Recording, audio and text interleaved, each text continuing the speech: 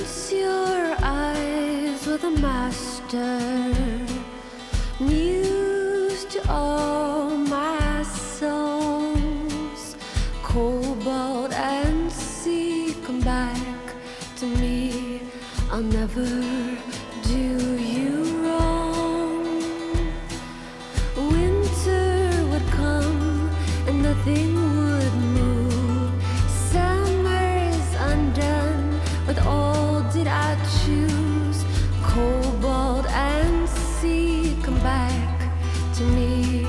I'll never do you wrong. I was your pearl, and I knew that you lied. I was your pearl, and I knew that you lied.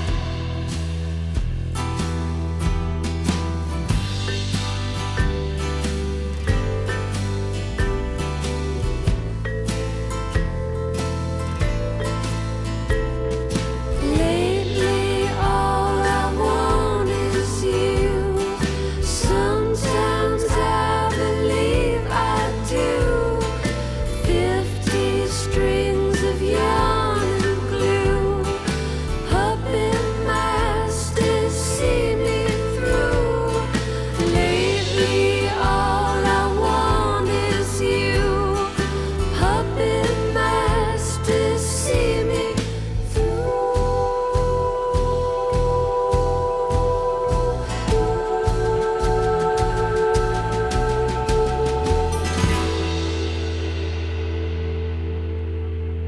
Scissors in hand, a knife at my strings. An odd way to go, but I've seen stranger things. Oh, I grew the finest wings over the water. And on my old menagerie, a bottle that you made stood me. Cobalt and sea, come back to me. I'll never do you wrong. I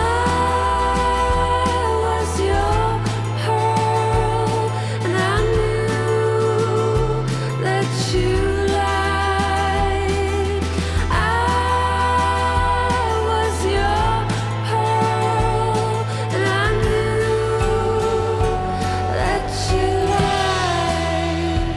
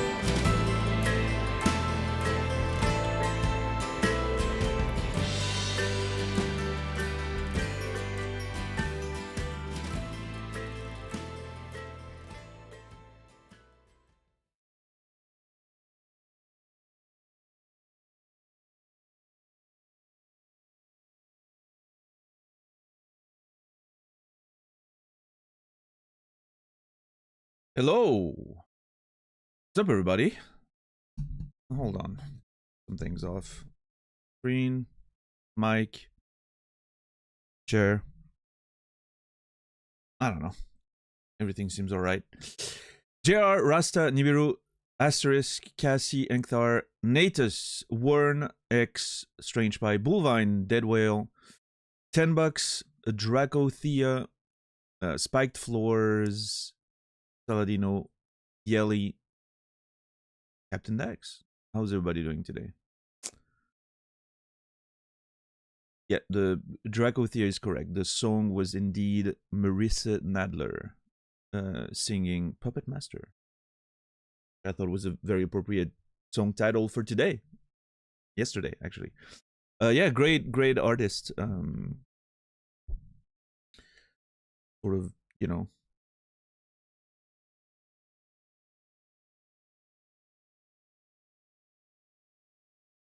dreamy folk, you know. Highly recommend her shit. Really good.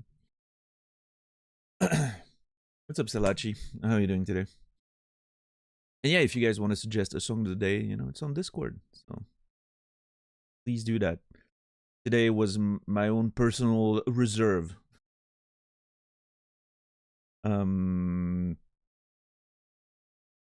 Let's see. All right. This, that.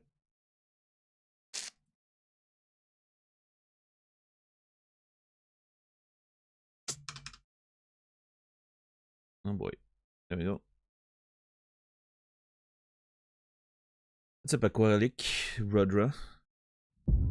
While looking up a title for the YouTube voids, I learned that the name for a person collecting dolls is a plangonologist?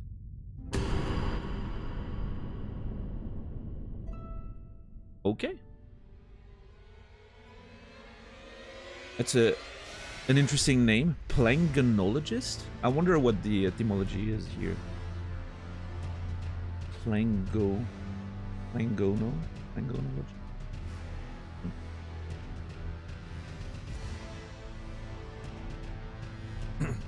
Well, it always reminds me of do you guys remember the Tommyknockers, the Stephen King book? I'm mostly thinking about the movie adaptation of the Tommyknockers in the 90s, I believe. The lady that's collecting dolls, I think she was a police officer, right?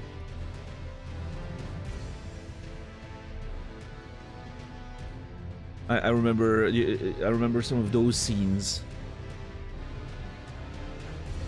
Plangon is the Greek word for doll. Well, there you go. Plangonologist. Saluvis is a plangonologist. That's a very charitable way of defining the character, I feel like. But just call them dolly butterers. Yeah. Well, you know. What's up, Lunigan? How are you doing today? Recently started Silo TV series, promising. Not sure if it's from a book. It is, yeah. By Hugh Howey. It's a series called Woo. The first stories in that series is called Silo. It's all right. Wool was a bit of a weird one for me. I liked the first story and the beginning of the second, and as I was reading the second story, I was slowly getting bored, and I felt like the world was underutilized, and I felt like it could have been more than what it was. Yeah, I don't know. Yeah, Silo, the Wool series ended up being a bit of a disappointment for me. But I think Silo in itself, like the first story, because it's like the first book in the series is like a few short stories put together, and there's a line through the whole, like every short story, so it's like almost like a novel with different parts. But yeah, I don't know. I wasn't fully on board with it after the first story, unfortunately. But I haven't taken interest in watching the show, but I hope the show's good. Yeah. Marionette molester, doll diddler. Oh, we're all in for alliterations, huh?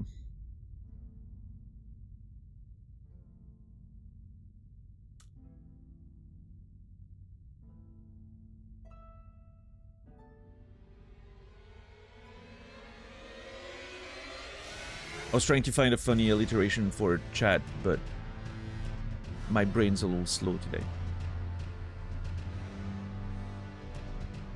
Puppet predator.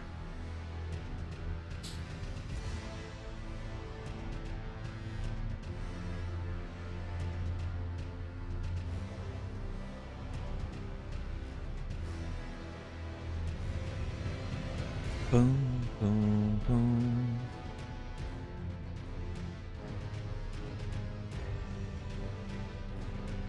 The best of. Yeah, I don't know. I don't know about Silo. I don't. We'll see. Keep me updated on how you like it, Grodra. Maybe one day I'll give it a shot. I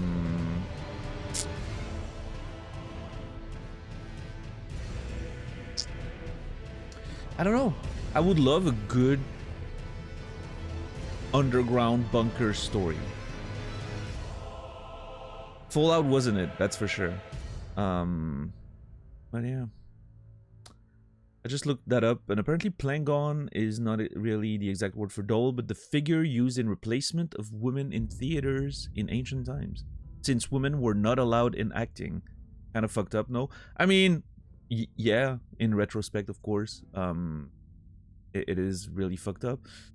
It's one of those things, right, that, you know, seemed normal for the time.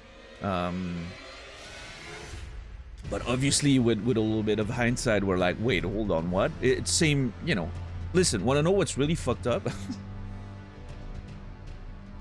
you know how late women got the right to vote in a lot of countries, including Switzerland, somehow? That's fucked up. It wasn't the ancient times. It was literally like last century.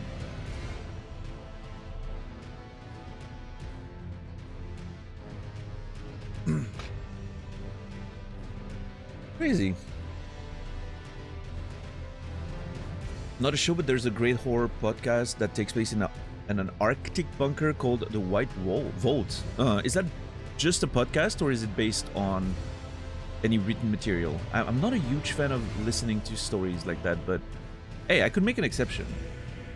One of my projects that I need to return to at some point, which is the unofficial third part of, you know, the trilogy that I started working on with my publisher. Like my first two novels, while not technically real sequels to one another, are still part of like a sort of an unofficial trilogy.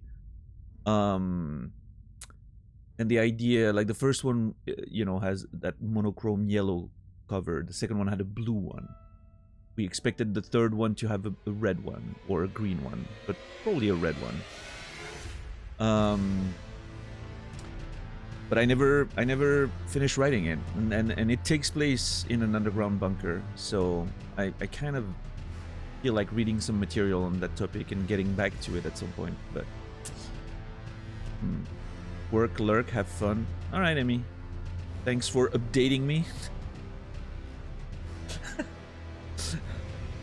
I don't know why I'm giving Emmy so much, you know, so much shit for. I don't know.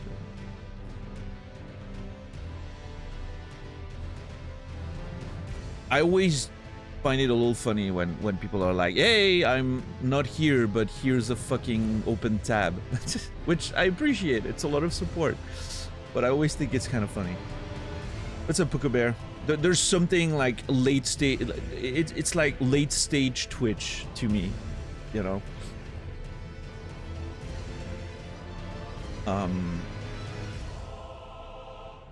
There's something about it that's like, you know, a bunch of people.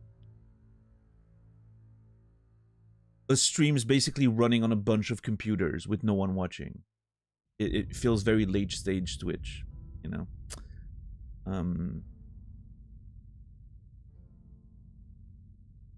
And again, I realize the value of a lurk like that, and I'm not dismissing it. I'm just saying, like, if you really think about the concept, it's kind of interesting.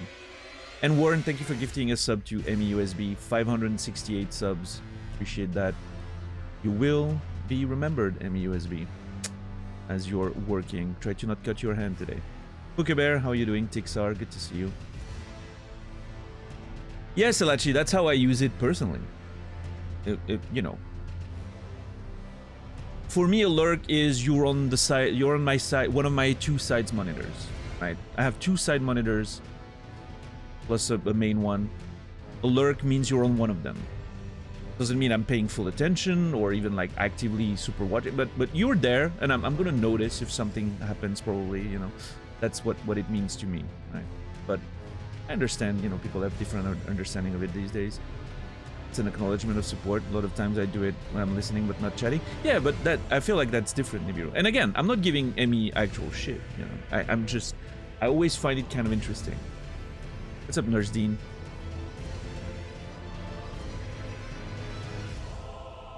As in, it's one of those things where obviously, you know, it helps. It is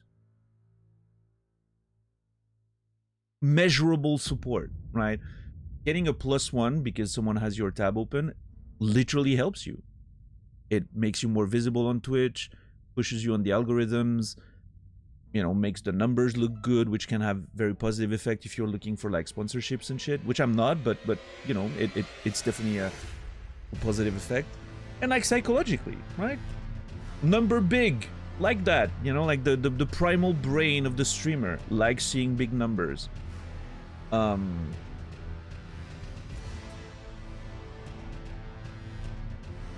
But yeah, it's one of those things, you know.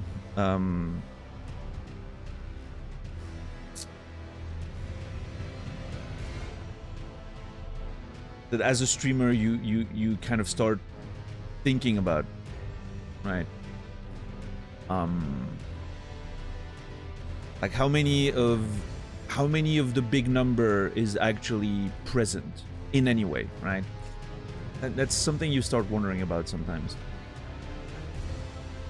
What's up, Camille? What's up, Philinor? After taking a sabbatical from a computer and TV use for a month, the experience of watching a stream here and there seems odd to me now. I get it, yeah. A lot of streamers have view count hidden while they stream. Yeah, I'm one of these people, but I check my data after the fact, you know. And you know, sometimes if a day feels particularly weird in terms of like chat engagement, either high or low, sometimes towards the end of the stream I will like take a peek, you know, to see like, wait, how are we doing today? Is my feeling of my impression coming from chat? Because after with a bit of experience, you kind of get a feel for how chat is doing, and that usually translates to numbers. But sometimes you are surprised. Sometimes you are surprised, one way or another. It can go both ways, really. I watch while I farm in WoW. Usually pop in and chat. Yeah, Draco. Well, yeah. What? Same question as Warren. Are you playing classic WoW or are you playing retail? And Twitch wasn't around when I was playing WoW. I would have spent so much time just lurking on streams and grinding. I mean, I still do that in other games, but yeah, Tixar, I had a stint with No Man's Sky at the beginning of this year. I think around February. It was cool. I really liked it. Yeah. Warren, thank you for gifting a sub to Philinor. 569. Nice. Gifted subs. Philinor, you will be remembered. Thank you. How do you define lurking? That's what we were just talking about. I agree with Salachi's definition. To me, a lurk is defined as I have you on my side monitor. I'm not fully watching because I'm doing something. I'm most likely not chatting, but I'm paying at least half attention to you, right? That to me, that's a lurk. But the meaning of the word has changed. A lot of people today use lurk as you are opened somewhere in my tabs. right? On mute or whatever, right? That's, and I think it's a fair definition. It's just I'm not used to it personally. I'm an officer in an AOTC guild. I'm not gonna lie, I have no idea what AOTC means. It's a bird died. Ahead of the curve raid achievements. Ah. Attack of the Clone. Yeah, that's where my brain went, which I, you know, certainly wasn't what it meant here. I see, Draco. Nice, nice. Gotta get those mounts. Yeah. Heroic rating. Right. Yeah, my last experience with WoW was, I mentioned that the other day, but during Lich King, original Lich King. After we killed Arthas, I was done. That was the end of the story for me. I uninstalled WoW and I never logged in again.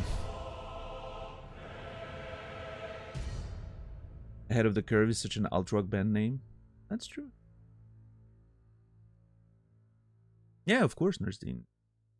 Love lurkers. And again, I want to make sure, you know, that I'm understood there. I love lurkers of any kind. If you open my tab in a window and you never watch, I understand that it helps.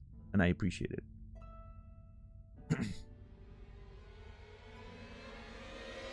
But yeah, there's that's what I'm calling like late stage Twitch, you know. It's when most people on any channel aren't actually watching or even like listening to the show, you know. That's late stage Twitch right there. All the views are made up, you know.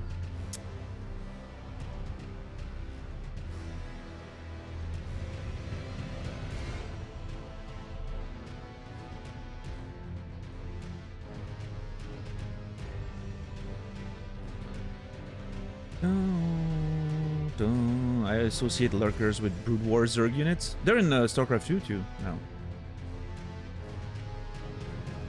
Honestly, surprised it's even possible to grow organically on Twitch. I am yet to see evidence of that. I'm not gonna lie. I am yet to see evidence of that. Depending on what you mean by organically. It often feels like most of my growth since I came back to streaming was due to raids, which I don't really define as organic, but I guess it counts.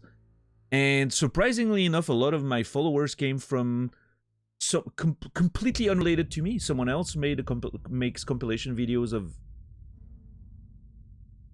Disco Elysium on YouTube, featured some of my clips on there, and that got a huge amount of views, and I got a shit ton of followers from that.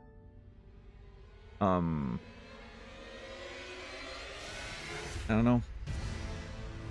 I think networking does help a lot more than people think. I think you overestimate the effects of networking at this point in Twitch's history. It used to, yes. Networking used to be king. It's not anymore. There's way too much.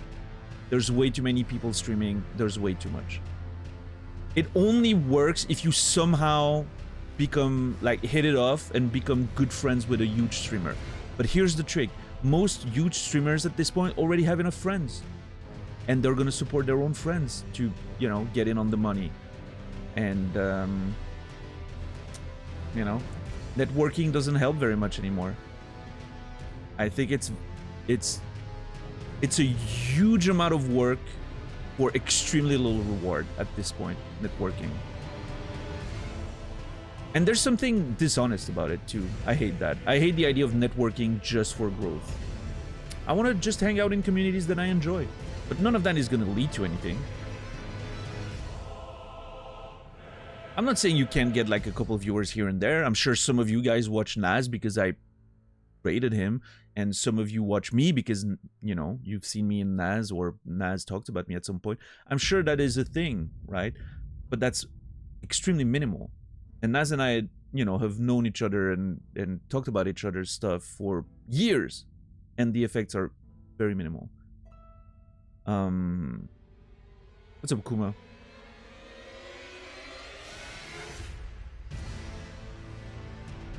I mentioned my favorite stream size. I had some dude tell me that's better than most people streaming. That's an empty fact. Gives a shit about the million. Yeah, no, I mean, here's the thing, Dax, right? It's technically speaking, I'm in the 0.5% top channels on Twitch. That is a reality. The more interesting reality is it's not enough to make a sustainable living. Because Twitch is extremely top heavy, right?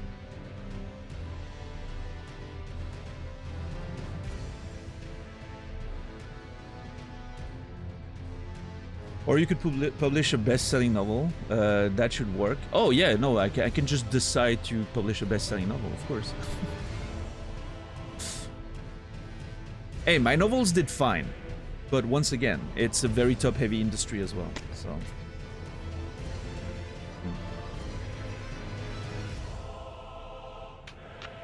But yeah, I mean, to go back to the organic stuff, you get organic growth a little bit on Twitch. It's a thing.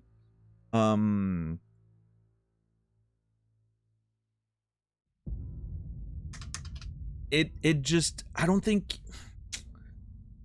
think it's very hard and it takes a long time to reach a point of like exponential growth. Which there is a point, I don't know exactly when it happens, but there is a point when you reach a certain size when it starts being exponential. Like the arbitrary line where that is, I'm not sure.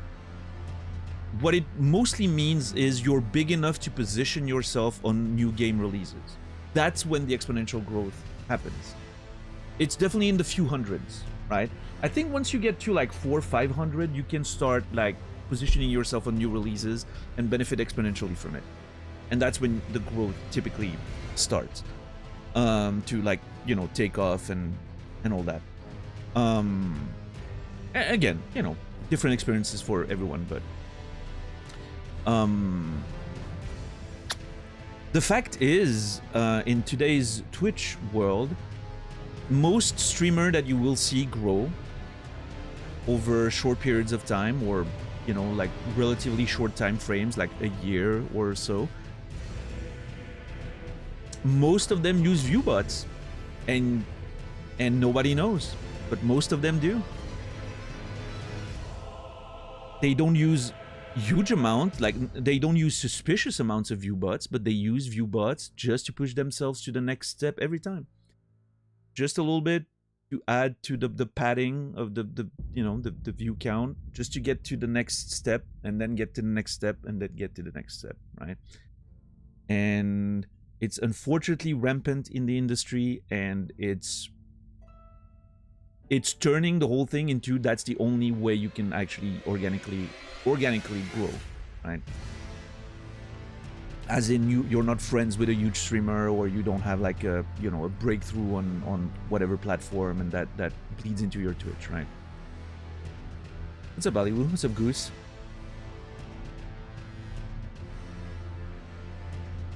No, I get that, Goose. I understand that my timing means that once I end my stream, a lot of my viewers just, you know, go to bed. But, you know, it is what it is.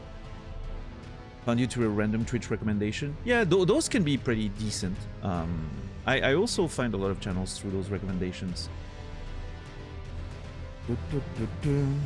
How or when did Twitch transition from gamer only to more IRL? Was it always like that? Well, that's a funny story, because originally Twitch was just a streaming website called Justin TV with different categories, of which gaming was one. And then the gaming category got so big that they created Twitch as a result, to have like a separate gaming-only platform, you know, slightly separate from Justin TV, but it was still the same company, right? And Justin TV kept like all the random streaming things. And then Twitch got so big that, you know, like the variety of streaming started happening again. And I would say around 2015 or so is when we started seeing more and more other stuff. But I think mostly the pandemic is when everything fully, you know, switched to now. Twitch is mostly not a gaming platform, right? That was during the pandemic, I think, because a lot of, you know, just random people started streaming, and random viewers started coming in with different interests and all that. So yeah. And the funny thing is Twitch, you know, is still very much gaming oriented overall, like at least culture wise, but you know, obviously the biggest category on Twitch is just chatting, so. Gotta add slowest player on Twitch to your official tagline. What do you mean by official tagline? It's in my about section. I don't think it can get more official than that.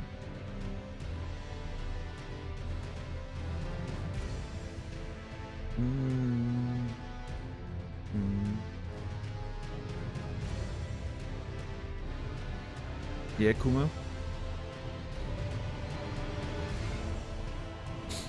Yeah, I mean, we all start with low numbers. I was lucky enough that when I started streaming back in the day, I already had a bit of a community around me. So I never streamed to less than 20 people, I don't think. I was lucky enough for that.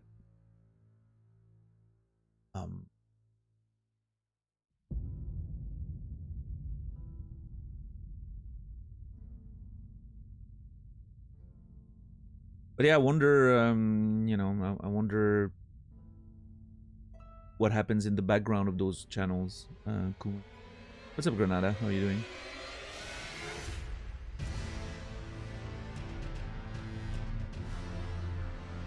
Yeah, Puka fair enough.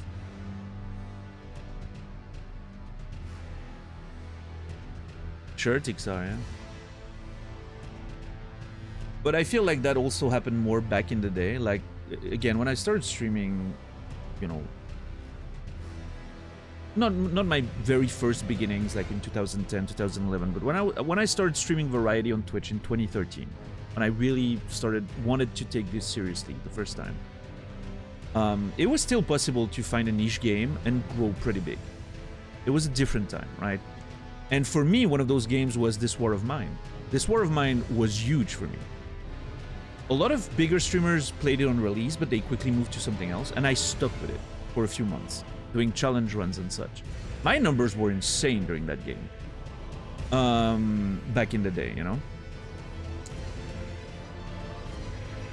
I don't think you can do that anymore these days. There's so many people, so many big channels, that any game, even the most random indie niche game, is gonna get a whole bunch of 1,000+ streamers playing it for at least, you know, the release of it.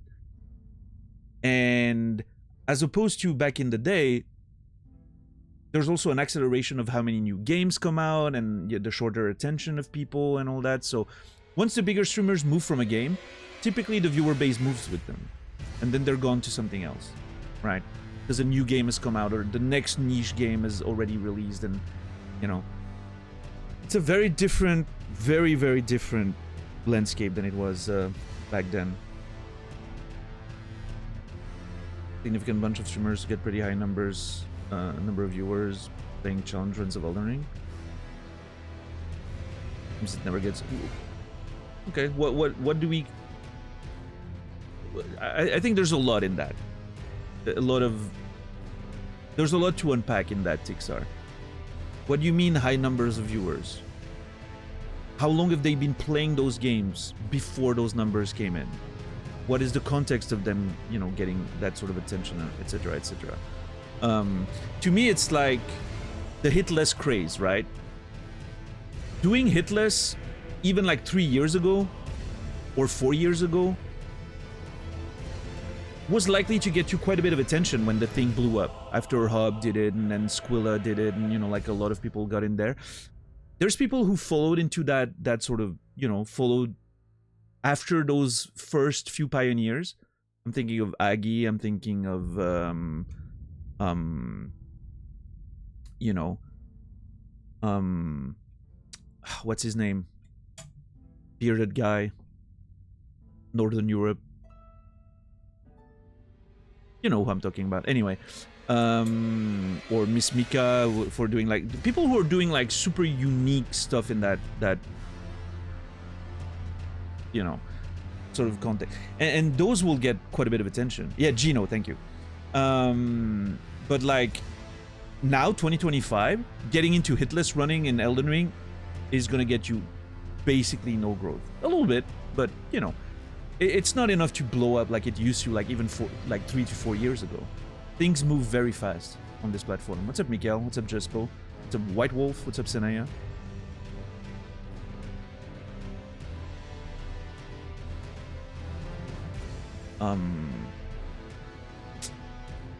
Yeah, things move pretty fast. But there's always going to be breakthroughs. There's always going to be people who are going to do something unique, and somehow the internet catches on to it. And then it blows up, right? It always happens, and it's going to keep happening. Yeah, but also Gino was doing that like 3 years ago. You know, 3-4 years ago, he was already doing it. I remember watching him like 3 years ago trying to do like blindfolded Dark Souls 3. 3 years ago. So it's not like, you know, it doesn't pop out of nowhere, right?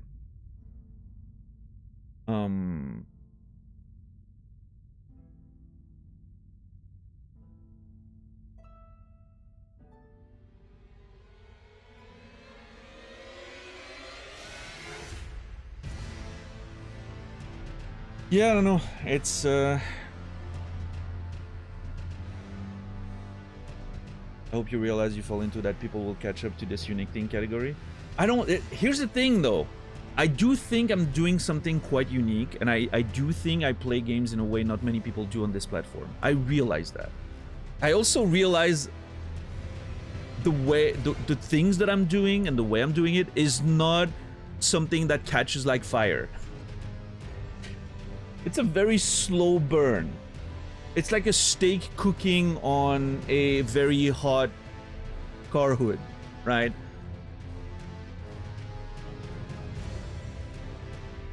So I think my growth is as slow as the way I play games, unfortunately. All it takes is a good YouTube video? I don't think so. I wish it was the case. I'm very certain it's not, though. Listen, I've seen people get YouTube videos on the lore of those games hit hundreds and thousands of views. Hundreds of thousands of views. And their Twitch numbers have literally not moved. Not even by one. And they're still streaming to 20 people, right? We wish it was that simple. It's not.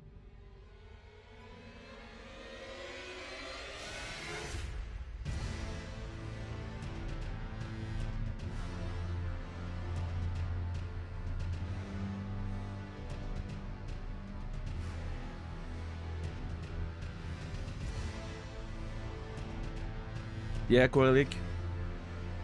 I'm willing to bet there's other parameters at play there, but we're not going to get into that.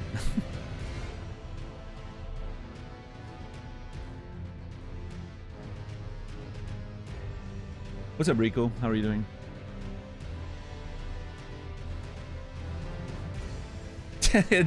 That's not the point, Aquarelic. It's about target audience. It's about target audience.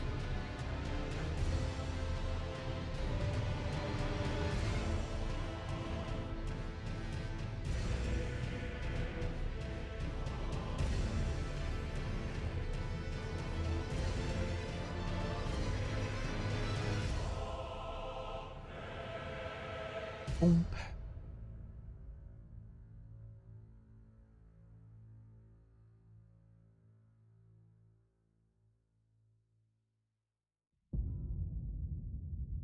But hey, again, I'm not dismissing the work she's done to grow her channel. Don't get me wrong. I'm just gonna, I just, every time I say the same thing, and I'm not just saying that, you know, for the case of Miss Chalice, but a lot of people who blew up in recent days, everyone always takes those examples and they're like, oh yeah, he did it this way. That's what you should be doing. And I'm like, do you not realize that millions of people are doing the same thing? He just, you know, happens to be the one that, you know, grew out of this. And then the other millions of people did, you know, the exact same amount of work or more and got nothing from it. All that energy that you have to invest for potentially no benefits whatsoever. It, you know, it's a lot of work.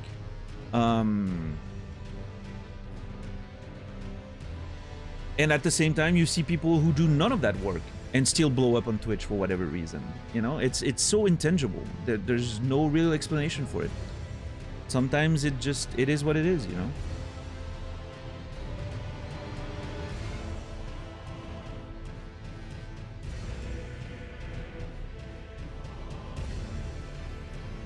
Sure, Tixar. But then again, how many people stream with a webcam and see absolutely no growth whatsoever? There's people out there with much higher quality streams than mine. Webcam-wise, sound-wise, everything. And they get absolutely no attention whatsoever. I don't know why. I think they're better streamers than me. I don't know why they're not getting my numbers or more. It's unexplainable sometimes. You know, there's no rule, there's no trick. It is, you know, it's just a thing. Like, it's incomprehensible how the internet works on that front. What's up, Shepard? How are you doing today? And there's streamers who don't have a webcam whatsoever, barely talk on their mic, that blow up overnight. Sometimes, I don't know. They don't have your sparkling personality. That's how you would describe me. Yeah. A sparkling personality. Maybe it's the stash. I don't know. Maybe it is. It's just luck, pretty much. I think that's my point. I don't think luck is the right word, sorry, but I think there's randomness, right? There's randomness to it, Tixar. It could be part algorithms, it could be part just a clip that blows up on a certain platform, it could be... Who the fuck knows, right? Like, it's unexplainable. What's up, Nero? How are you doing today? Jesus is the one. Damn, I'm glad if he's the one for you. I hope you and Jesus have a good time. You and God's zombie baby, or whatever the name is.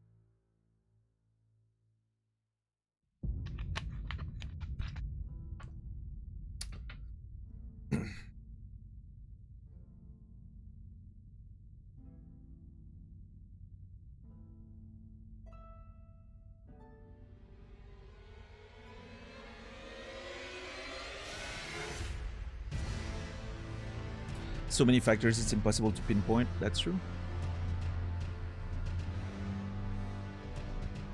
Oh, thank you for the trivia, $10.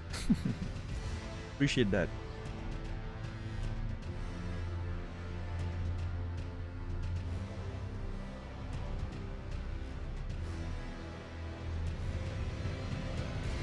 Dun, dun, dun. Hey, I don't know the context there, so I'm not gonna, you know. I'm not getting involved in that one. What's up, Jode?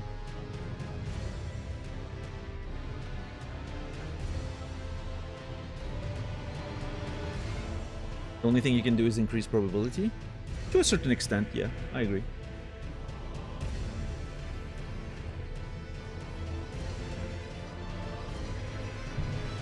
I think it's one of those things where you can make yourself ready for when opportunity comes, right? And what I mean by that is you can see, like, if you take a random streamer who's just doing his thing, doesn't care very much for growth or whatever, is just doing his thing, and suddenly he hits gold for whatever reason, but he's not ready for it. And all the views come in and all the numbers come in, but the person's not ready to, you know, make anything out of it.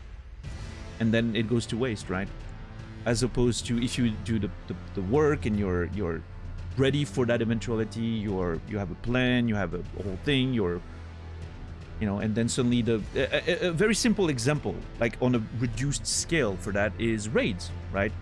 Sometimes you see huge streams raiding into random small streams because they want to make someone's day, and the person takes 5 minutes to notice the raid has happened. I'm sure you've seen it happen before, because they're so not used to looking at chat, because they don't get anyone talking in there, and they're not talking themselves, and they're just playing the game, and it's just like the sound quality is terrible, and then they start talking when they notice the raid, and the mic is peaking, and it's a terrible experience for everyone. everyone disappears. No gain was made whatsoever, right? As opposed to someone, and I'm always going to take the same example, Orphanator. Orphanator is the best streamer on this platform that streams under 10 viewers. I guarantee you. I've seen a lot of them. Orphanator is the best under 10 viewers streamer on this platform. Dude has impeccable sound quality. He's always talking. If you're the only person in his chat, he'll make you, like, he's gonna talk to you for hours. He always has something cool to say. He's super interesting to listen to. He plays games, you know, in a very, like, he likes getting, you know, like, completing games as best he can.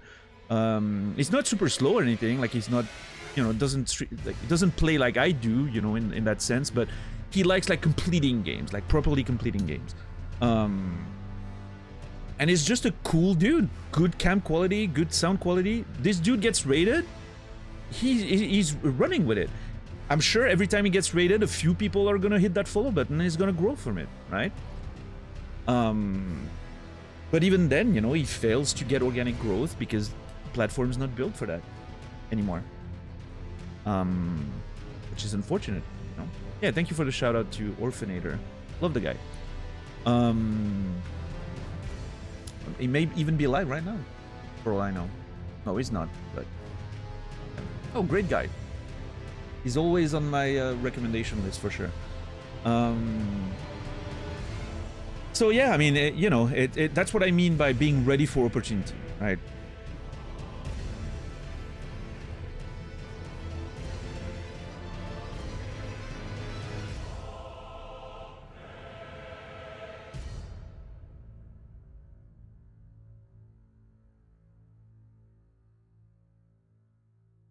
Leaning into your own success is probably much more likely to help than copying someone else's. Yeah, I mean, and that's why, Nibiru, when, you know, a lot of people say, oh, this worked for this person or this worked for this person, and I'm like, yeah, well, that's great. That is not something I can use, though. And I'm not saying that to be dismissive of people trying to help, even though, I mean, we're having that conversation now. I never complain, by the way. Just to be clear, this conversation didn't come from me complaining about my numbers of my growth. I don't even know how this conversation started at this point. Oh yeah, we're talking about, like, you know, like empty views on Twitch, and that late stage Twitch is a bunch of people with 1,000 views but nobody actually watching. That's the future of the platform.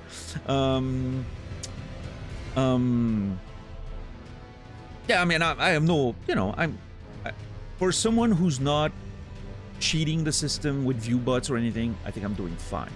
I think I'm doing just fine. I wish the growth was better for the perennity of this channel. You know, I wish this channel got to a state where I'm comfortable looking at it like a long-term plan, right? That'd be great. That'd be fantastic. But I can't complain. You know, I think I'm getting way more support and attention than I deserve. So,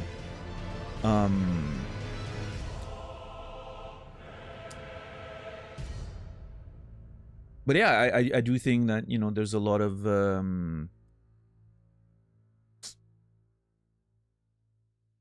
people who find success in many different ways, and none of it is usable for you, right? You can't just, oh, this person got big by doing YouTube shorts. If you do YouTube shorts, it's gonna work. That's not how it works, you know? Just like not everyone doing YouTube shorts finds success doing YouTube shorts, like on YouTube, simply, without even thinking about the translation to the stream, right? On a different platform. What's up, Garrus? I always mention the same person, but I have a friend who has millions of views on TikTok. Millions! Each fucking TikTok he makes for a certain period of time was getting hundreds and thousands of views. Every time he goes live, 15 viewers. That's it. Yeah.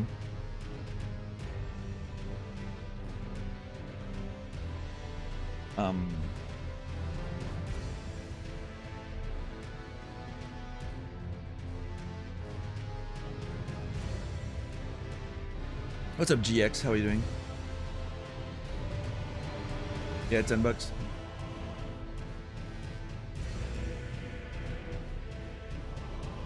Yeah, I mean, that's the thing, Kuma. And again, I see that in a few different ways.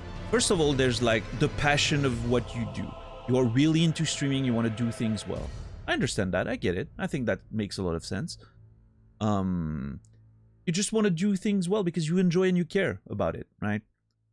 Am I real? I don't know, actually. Philosophically speaking, I'm not sure. Are you? But, and also, Kuma, I think, again, it goes with what I said, being ready for the opportunity, right? That person with a full setup and all that is ready for the opportunity if it comes knocking, right? And I think that means something. That's important. I'm an AI, yeah. Do you want to know the best recipe for a carrot cake, Nasrallah?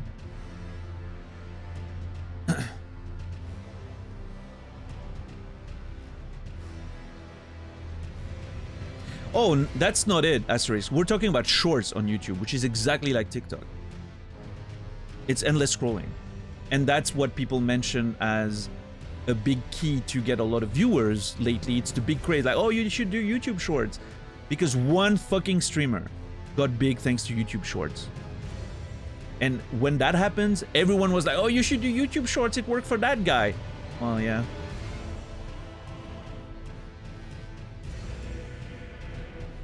I was always very skeptical of that. But also hated the fucking dude. And turns out I feel very vindicated these days about it. People are finally seeing through, and I'm like, anyway, I'm not gonna get into, you know, not the place to trash talk anyone. If you know, you know.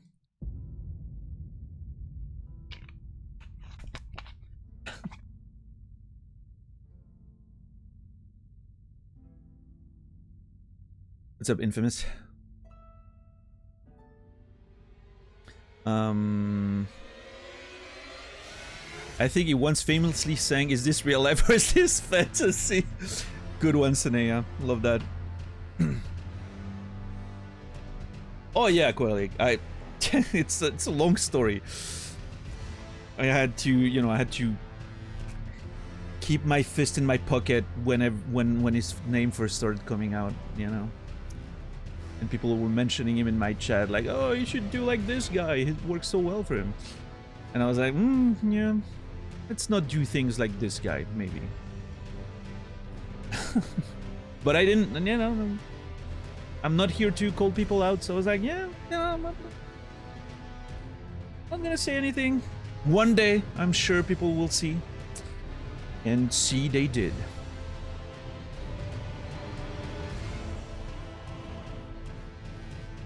There's a few other names like that I'm never gonna mention, but, you know.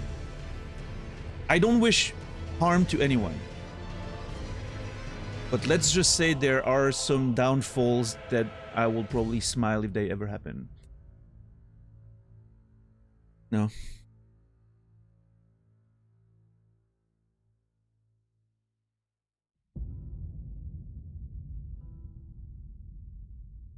What is that famous line? Like, I don't wish death on anyone, but there are some obituaries that are more pleasant to read than others, or something. There's a phrase like that. I don't remember the exact words, but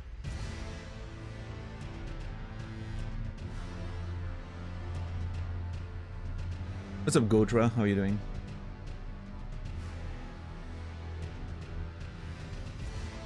That is true. That is true.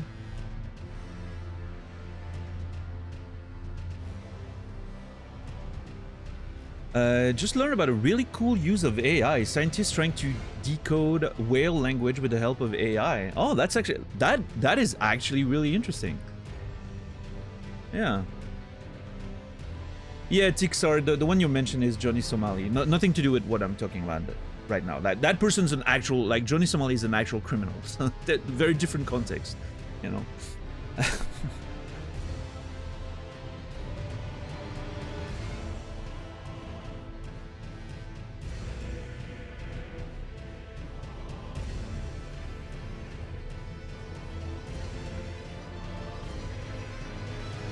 My favorite use of AI is pointing my phone at plants while on a walk and having it tell me what they are. Yeah, that's some AI usage I can get behind. It's harmless. It's you know, informative. That's good. I like that.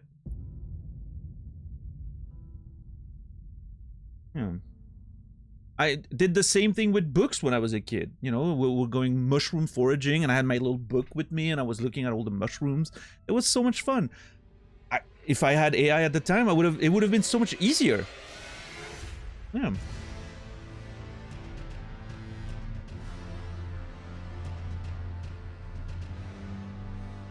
But yeah, so just to clarify, and that's not an attack on Kuma or anyone, but we don't have to actually mention people. We don't need to give more attention to people who don't deserve it. Just saying, you know. If you know, you know, right? I think that's enough. If you don't, thank your lucky stars that you're not exposed to that kind of stuff. And again, like the Johnny Somali situation is very different. That's like actual criminal behavior. Not at all what I was talking about. I'm just talking about, you know, people who were, you know.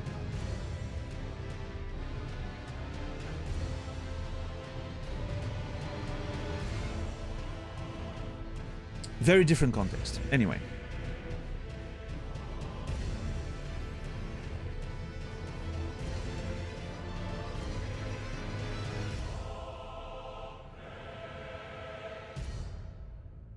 There's been a rise of AI created forging books that give wrong, harmful information.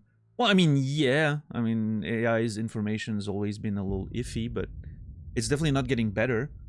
The whole thing happening on Twitter these days is both terrifying and hilarious at the same time. I'm very thankful to Credo for pointing me in the direction of that whole thing. That was a, you know, again, terrifying and hilarious at the same time. But yeah, I mean, that is unfortunately the future of that kind of AI usage, right? People are gonna temper with it to further their own interests. It's not there to be objective. It's there to, you know, line the pockets of the already billionaires. That's what it's for. Don't get fooled. Sheeple. What's up, Brainy? How are you doing today? Yeah, AI is fine. When AI is actually used as a tool, it's fine. And that's the key. When it comes to art, unfortunately, AI is not used as a tool.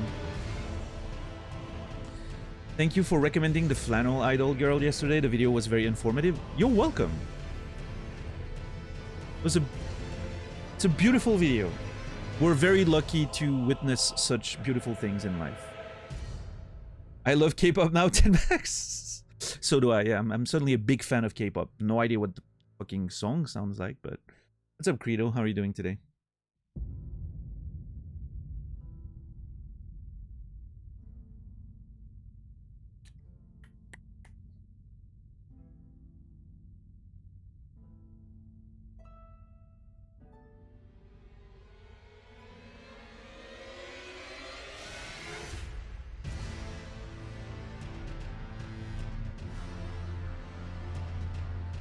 I wish there was a way to completely opt out of AI Google results. Yeah, that'd be fucking great, wouldn't it?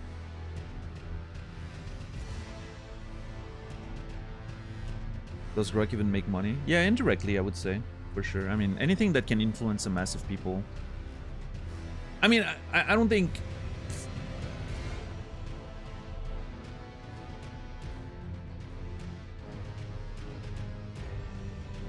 If it's not, it can definitely be used for that. You can, you know, you can fine-tune your AI algorithm to push people towards certain things, right? Influence. Influence matters.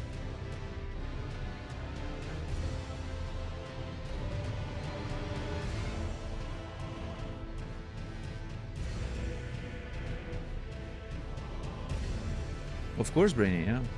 Yeah.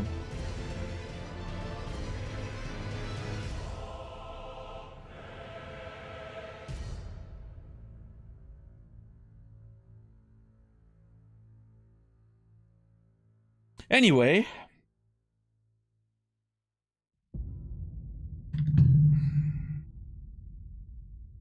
How about we play some Elden Ring?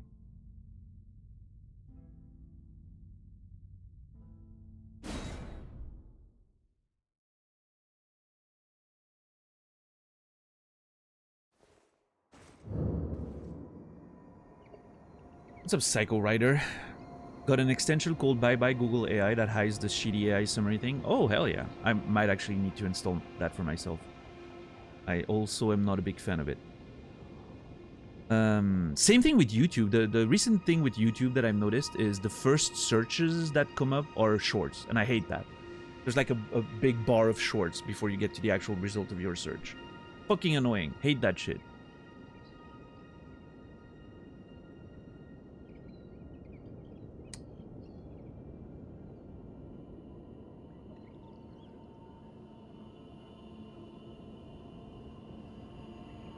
Alright, Saluvis. Begging for another lesson so soon. What's up, Glegor? How are you doing There today? remains much to be done. Make it quick. I want a drywall tutorial, not a short. I love that, Cassie. I love that this sentence tells me such a big story. Like there's so much to unpack in that one sentence. I love it. I feel like I know you better after this.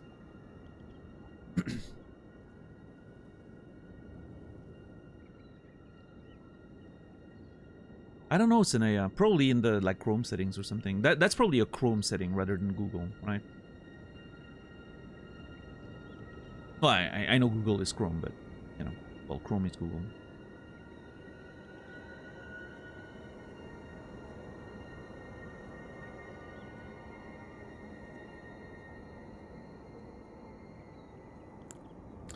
About the scheme. Perhaps you'll be interested in a little scheme of mine.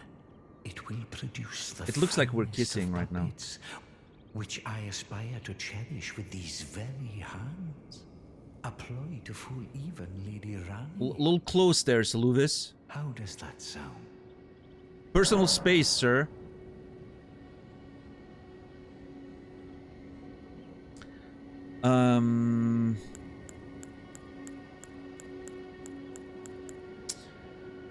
I think I didn't.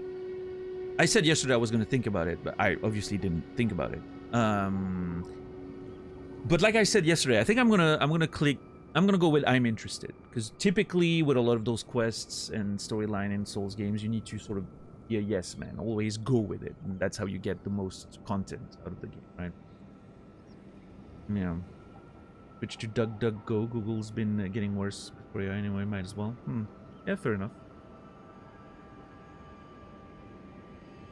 Yeah, Entaro Tassadar.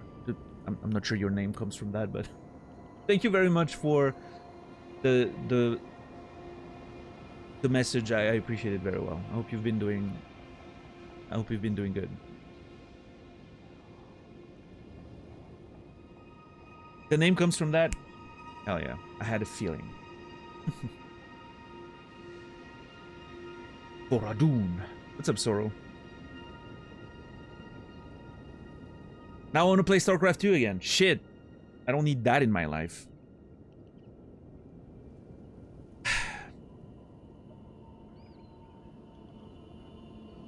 Tell him you have a girlfriend. He is gonna try to turn her into a doll. Also, I don't. Do we have a girlfriend? Technically? I don't think so. I don't think we have a... I don't think anyone in the game right now is... Melina? Yeah, but... Well, no, I haven't seen Melina in, like, weeks at this point. So, I don't know. I don't know if she's still around. She's abandoned me. She's ghosting me. Clever. Well, actually, no, she's not a spirit, unlike some of my summons. The joke would have worked better with Latena, right? She's ghosting me. Long distance. Yeah, we're long distance with Melina. Low maintenance, long distance, you know.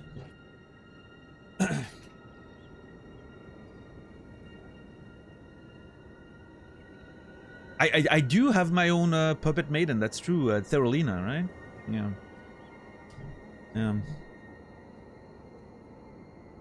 All the homies are getting boyfriends now? Oh, really, Draco? What?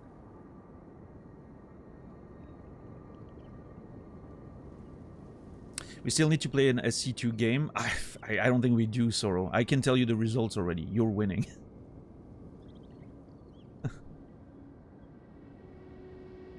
We could play together.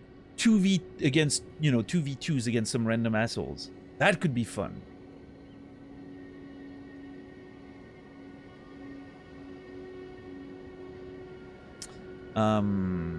Were you good at SC2? I was okay during at one point.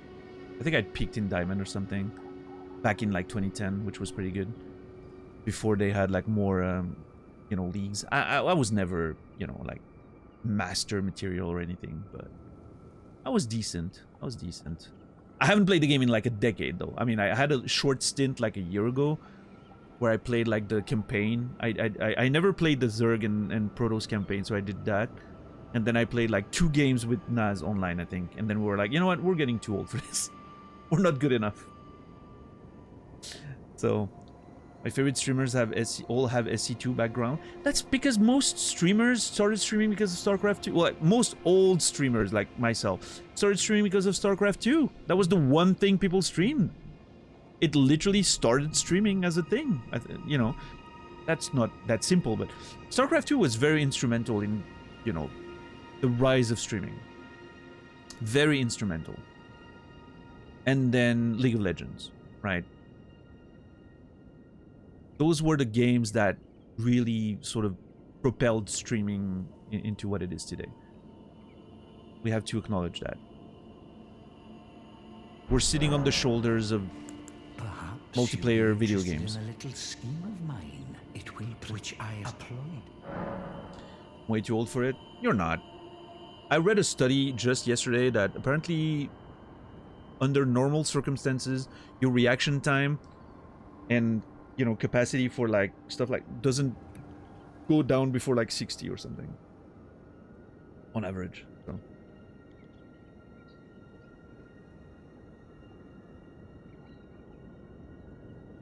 I played Zerg, Pastu.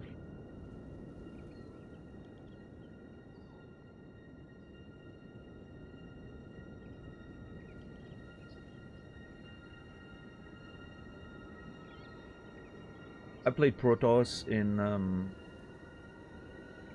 StarCraft 1 and then Zerg in StarCraft 2.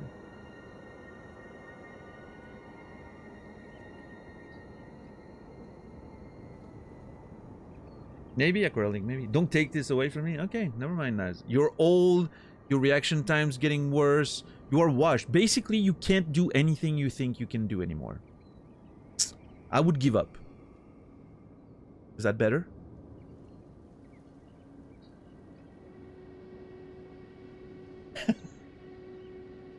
Do you feel validated? Hey, Eriko? Rugby team? Do you think the rugby led to some... I'm legitimately asking, Rico, but do you think like the hits in rugby and all that could lead to like small scale like brain damage that could explain some of it? I'm like legitimately asking. I'm not making a joke or anything. Because we know that's a thing like in football and stuff like that, so... Like American football, right? For sure, yeah. I was thinking maybe that, Rico, right? Like, I was thinking, like the repeated hits take a toll on your nervous system and all that, which probably has an effect on your reaction time. Yo, Brendan, thank you for the raid. Got a raid and run, of course. Have a good one. Thanks for the raid. That's it. Have a good one. Fishboy, good to see you. Agent Coconut, good to see you as well. How are you guys doing? Hey, an Asian drunk ninja. Yeah, Seluvis is probably... I mean, he doesn't seem to mind. Look at him. Yeah, nervous system damage is absolutely major. And the funny thing is, apparently, I'm not an expert or anything, but I've read some things that even like emotional, like, turmoil and mental health issues can lead to permanent, like, long-term nervous system damage because of like the overstimulation and whatever is happening in there. I'm again not an expert. I've just read some things, but. Yeah, Rico? Yeah, I mean, playing sports should be relatively safe, right? You can't, obviously you can't prevent the accidents and all that, but... What's up, Fox? How are you doing? The good news never end.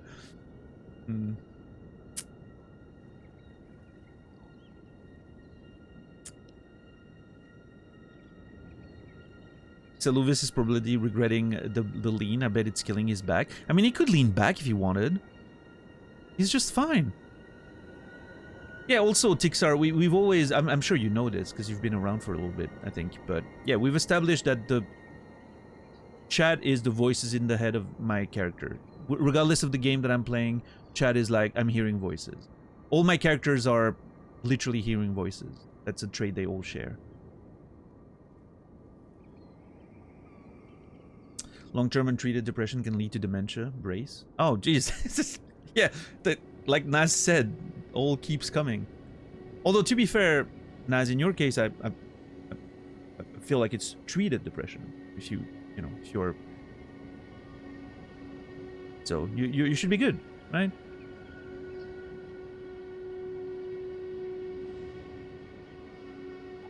Some traumatic events can turn your hair white in a matter of days. All right, I'm gonna tell him I'm interested. If the treatment was working, okay, well.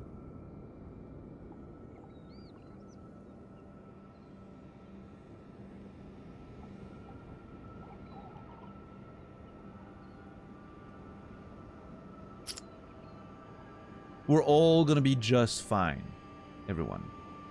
We're all gonna be just fine. That was a wink for those who are just listening.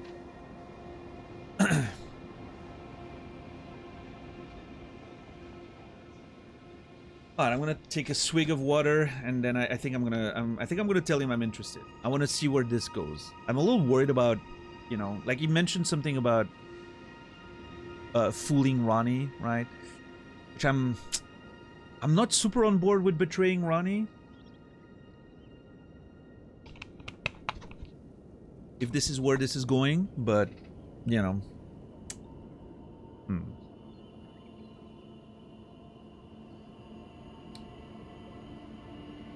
It will make replaying games in their nursing home extra fun. Yeah, I'm holding out for the day when I'm 90 years old and my memory is completely gone, where I can replay Outer Wilds. That's gonna be fucking rad. Hey, you gotta hold on to the little things, you know?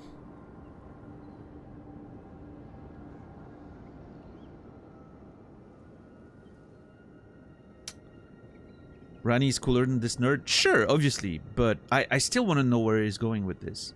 Maybe there's a way to double-cross him, right? If he wants to do something against Rani, maybe we can bring it to Rani and be like, hey, this guy wants to, you know...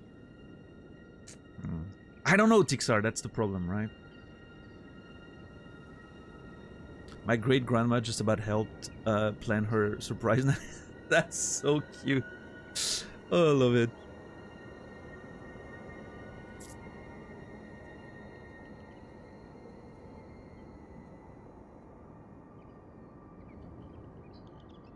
Hey, when you're 90, you know what you like.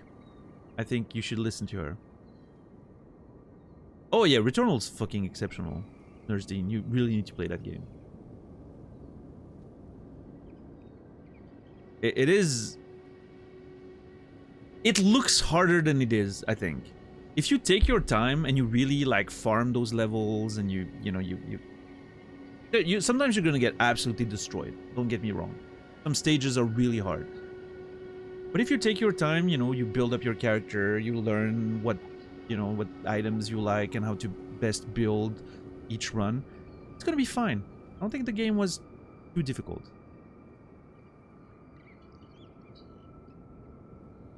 Alright, I'm interested. I knew I had you pegged. You're just like me. Whoa! Then I'd like you to procure something. A rather unique starlight shard that glistens with amber. With that, my special draft will gleam with nectar sweetness. And even a demigod would be slave to its charms. See, I don't like that very much.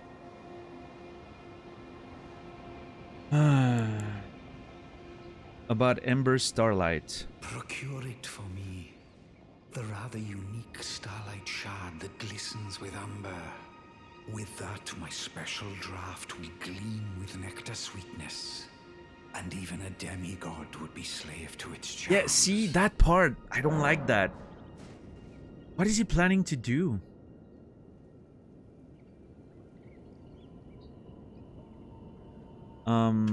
Let's see.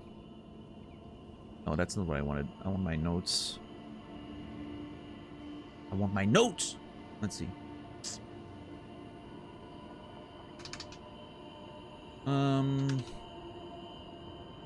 Oh, never mind. Hold on. I said I was interested. He told me to find an Ember Starlight to help him produce a special draft that could what did he put it? Seduce? Procure the rather unique. With that, my special draft will gleam with nectar sweetness. Nectar sweetness. And even a demigod would be slave to its charms. Could enslave even a demigod. What is he planning to do here? Question mark.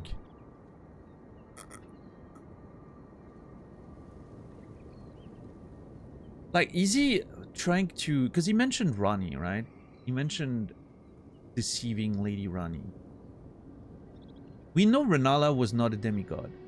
But Rani is a product of her and Wait, was Radagon a demigod? Or a god or something? Is Rani a demigod or not? I'm confused about the whole... Because a demigod would be, you know, produce of a normal person and a god or a demigod, right?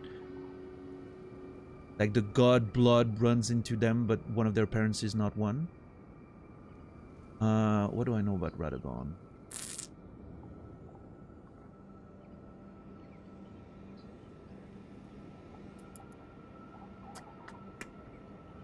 Radagon. I don't feel like I know very much. There.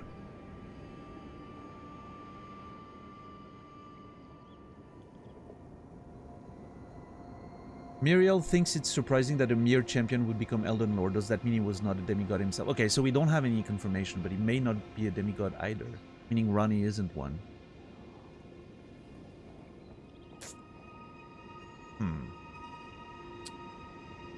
What's up, Vashel? What's up, Grim? Oh, I'm always just talking out loud. Yeah, no. I will... None of my questions are ever actual questions. What's up, Azaver? How are you doing?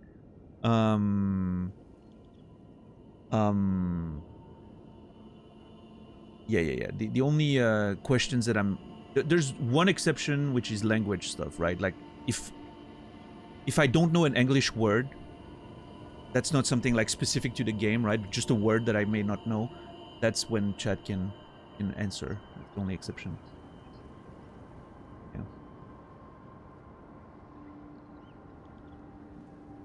Yep. I'm just, you know, I'm talking out loud so you guys know what I'm thinking of.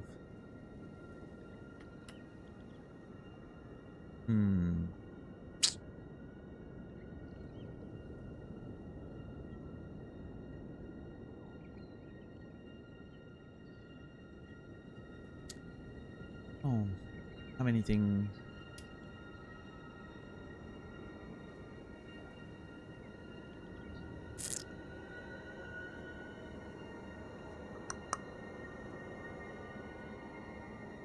I'm reading my notes on Radagon and Rani and Renala, but... yeah, nothing comes to mind. How are you today, Grim, by the way? Hope you're well. So you were playing Hades yesterday. Hope you've been enjoying that.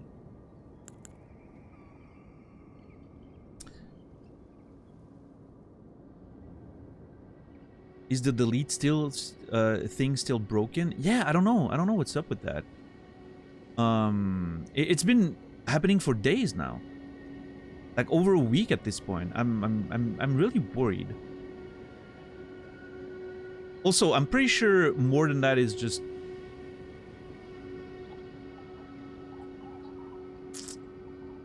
Okay, it actually deleted on my end this time. Pretty fast. On Nibiru's deletion there. Yeah, I don't know. Lurking and listening? Hell yeah. Oh, I appreciate you. Thank you. I wonder if I need to buy out his shit as part of the maybe progressing his quest, but I mean, for now we have more stuff to do for him, so we'll just do that, I guess. I wonder if this is related to it.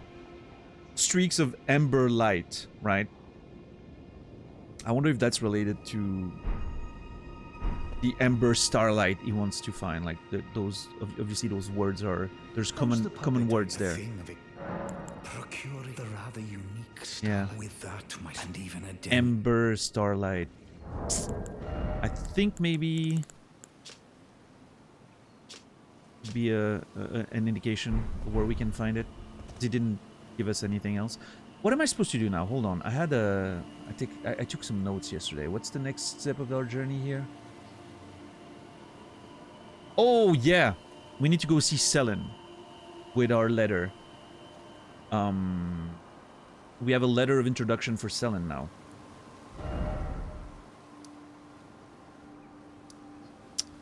That's great. I'm gonna check on Pedia as I always do when I make something. Every time I do some progress up here, I always want to check on Pedia, see if anything changes down there. That was a cry for help, Nibiru.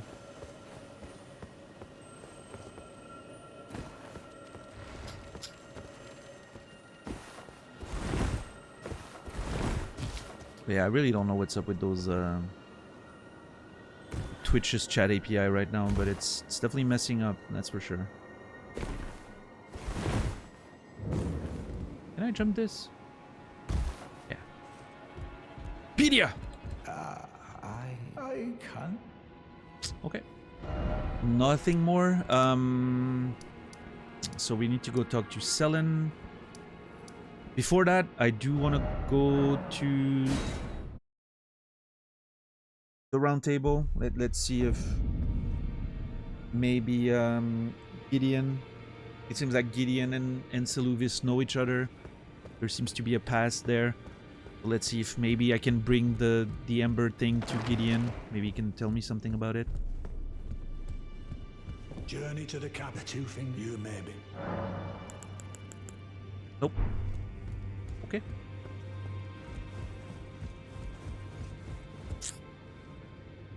No progress here. My boy Roger still sleep. Oh no!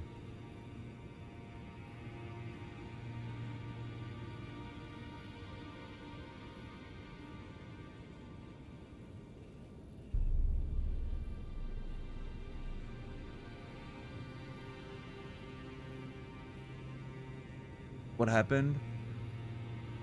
I don't know. He said the other day that he, you know, he felt like he was about to go into a deep slumber or something. Hold on, let me, I think I took some notes. Yeah, he told me he felt like he was on the precipice of falling into a long, fathomless slumber, and that this would be bad for me somehow, and he wanted to get the apology out of the way. And I said, is he about to die? Yeah, apparently he was. Roger will be remembered. See, Grim is better at doing this than I am. She seems to understand my gimmick better than I do.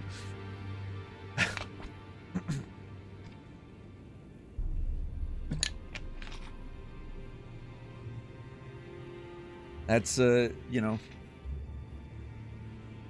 people who really have their finger on the pulse of social media, you know? Oh, I saw you got your account back, by the way, right? Congratulations. I'm glad that was sold.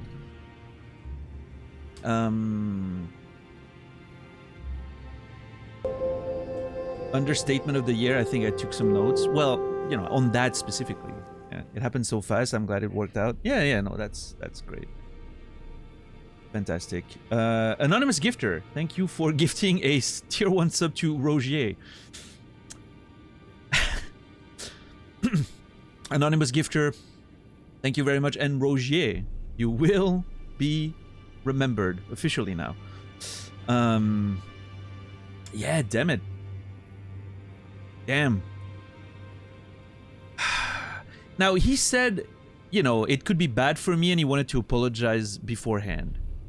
What I'm suspecting is that somehow Rogier is gonna haunt me or something. I wouldn't be surprised if he started invading me, right? Like in the Souls games, people die and then they invade you. That's kind of almost like a gimmick. It's a trope in those games. So I'm thinking maybe Rogier is at some point gonna fight us, you know, in spirit form or something. God damn it, Rogier. The bell bearing, the pointed hat, traveling attire, gloves, and trousers. There's more. Hold on. Okay, one thing at a time. Let's look at what we got already. Rogier the sorcerer's bell bearing, found upon his perished flesh. Offered to Twin Maiden Husk at the round table to gain access to new items. That's basically a store, right? Glintstone Sorcerer's Rogier's pointing hat, a sign of a heretical practitioner. Oh, a sign of a heretical practitioner. Strengthens Glintstone sorcery skills. It's like Big Hat Logan, like the hat of Big Hat Logan in Dark Souls. I like it. Rogier spent his entire life behaving with utter detachment. No one noticed the anger, grief, regret, or fear that existed along with it. Oh no, it's so sad!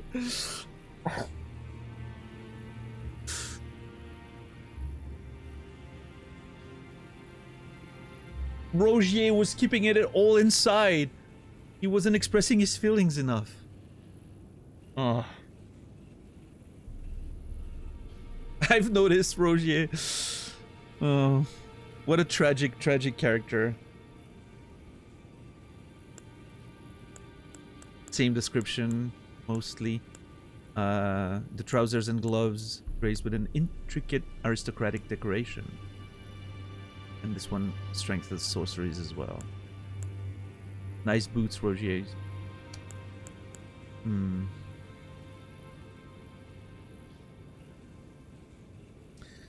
Alright. Well, came back to round table to find Rogier dead on his chair.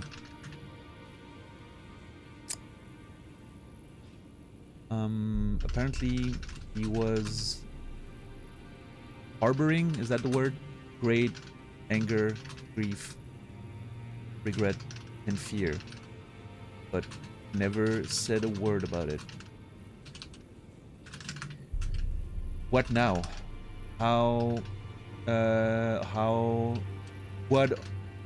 What of his prediction that this would be bad for me? Alright, Rogier, damn. Poor boy Rogier.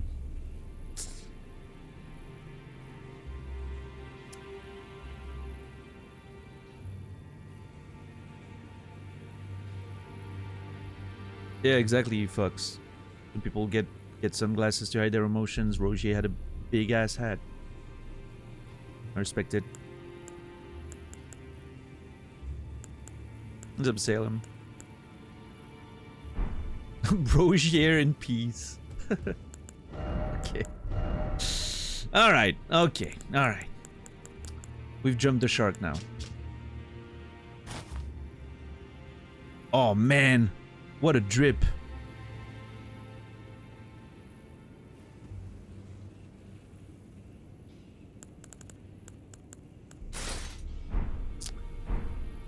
Yeah, no, I mean, I'm telling you, people are falling like flies in the round table. Actually, no, never mind. Flies are almost the only living thing in this place anymore.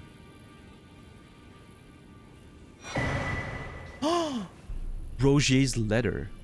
Oh, fuck. Okay, hold on. Letter written in a trembling hand.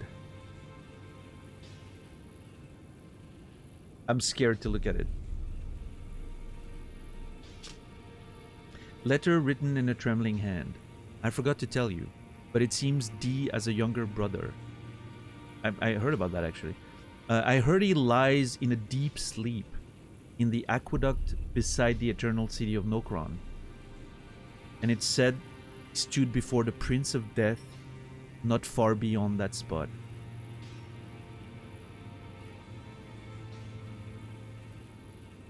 Okay.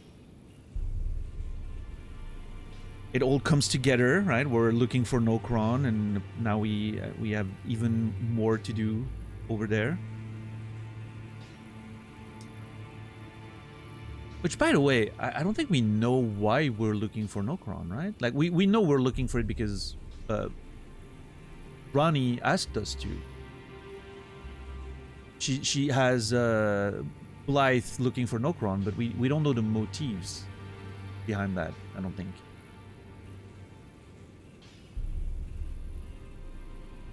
It's crazy that even with all my notes, I'm like, it's a struggle to keep up with the amount of information in this game.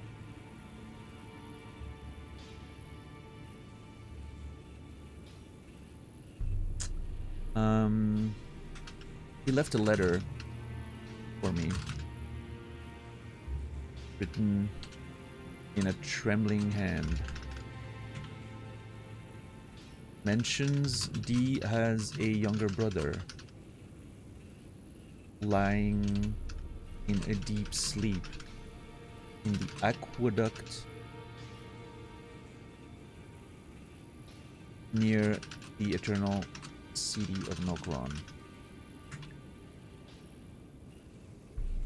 It said he stood before the Prince of Death. Oh, you guys don't see the notes, my bad. Not far beyond that spot. Prince of Death. Do I have any other reference to the Prince of Death? I do. Godwyn, the Prince of Death. Found a pustule for the visage of the Prince of Death, who used to be called Godwyn. Was the first demigod to die, buried under the capital at the Erdtree's roots. Why did we find this in Stormvale? Yeah, we found that one in Stormvale near that corpse, right?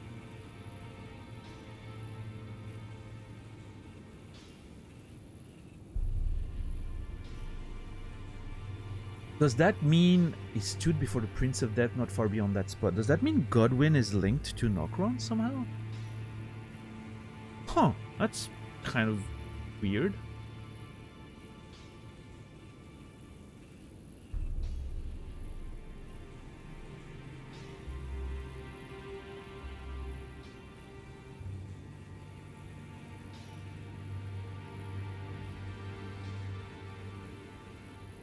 So, the only thing she said, Ray Rune, is that we're searching for a hidden treasure.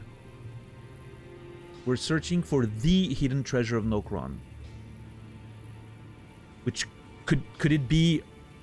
Okay, hold on. Could it be linked to Godwyn? Maybe Godwyn's real corpse somehow? No, because that one's under the roots of the Erdtree. Well, I mean, that could be the location of the city, technically. Although, based on the map, it doesn't look like it's near the base of the Erdtree, but... I mean, it could be linked to you know, something with Godwyn or something... Okay, hold on. Oh shit, hold on. Rani was responsible for the plot to kill Godwyn. And we know Godwyn now is linked to the Eternal City by way of that whole D's brother situation. Why did Ronnie try to kill Godwyn?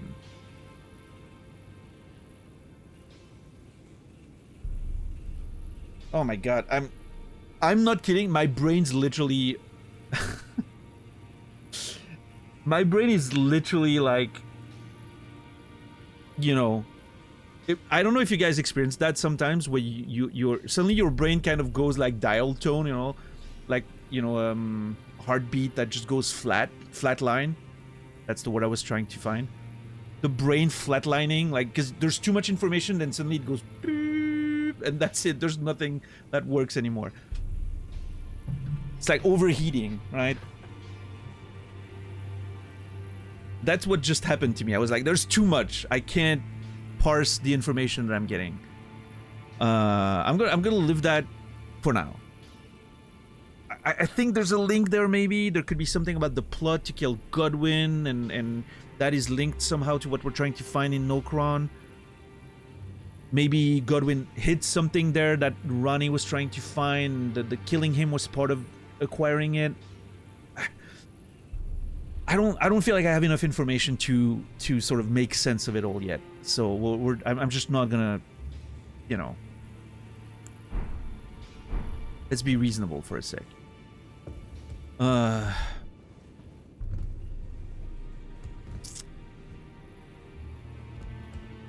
God, the lore of this game is just... What a fun time it is to try and put everything together with the notes and all that. I was talking with Nasrallah yesterday about the fact that I'm at this pace. I'm gonna be playing this game for a year and a half before we finish it. and listen, there's a very real possibility that the game is gonna slow down as we make progress, because the bosses are gonna be more difficult. There's gonna be diminishing returns when it comes to the bosses, with how my over leveling benefits me, right? Like right now, some of the bosses I kill fast because I've over leveled early on with killing those bosses I wasn't supposed to, right? But there's going to be diminishing returns there. At some point, you sort of start capping, right? Like, you know, the skills, soft capping everything, and then every boss is going to one-shot me, and I'm not going to do that much more damage to them. So there's chance, like, further down the line that we're gonna start spending, like, entire weeks on some boss fights. That's gonna slow the pace down. So, I feel like a year and a half seems like, you know, a pretty reasonable prediction for how long this whole thing is gonna be. I mean, we're already, like, 3 months in. We started in April. We started on the 6th of April. We're already 3 months in. And we have killed 2 main bosses. Oh boy.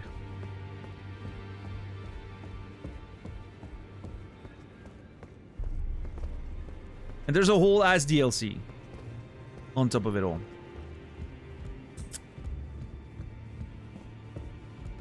I fought the Blackblade Kindred for 4 streams, Kuma, I believe.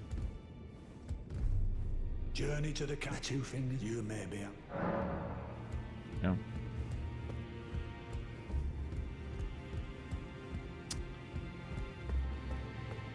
Oh well. Hey, I'm in for the journey. I'm having a lot of fun with it. I can't wait to keep taking notes, and I can't wait to see how many, you know, what the size of the notes is going to be by the end of it. And Greetings. I don't know, it's exciting. I love putting things together like that. And then the gameplay is interesting on top of it. Well, I took you no matter to lay out your The exploration's fun. It's a good time. A good time. Okay, nothing new here. Check on Nephili, and that's it. Renala and Godric are the 2 bosses I don't even know where those key items, like where am I hiding those things?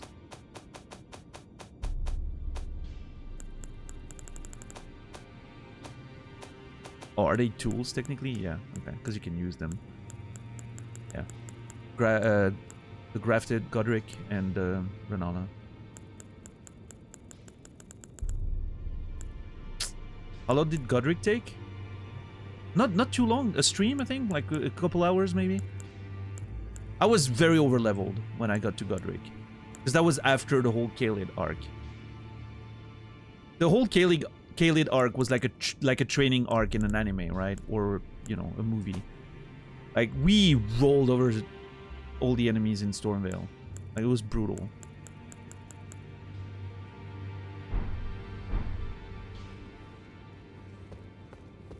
in this ash, it reminds me. Nope, she doesn't have anything new to say.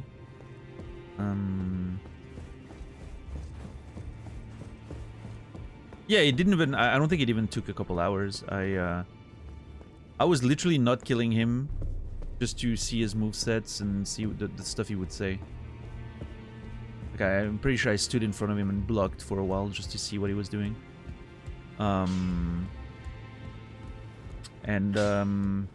Yeah, no, I really liked the fight though. The transition to phase 2 was beautiful.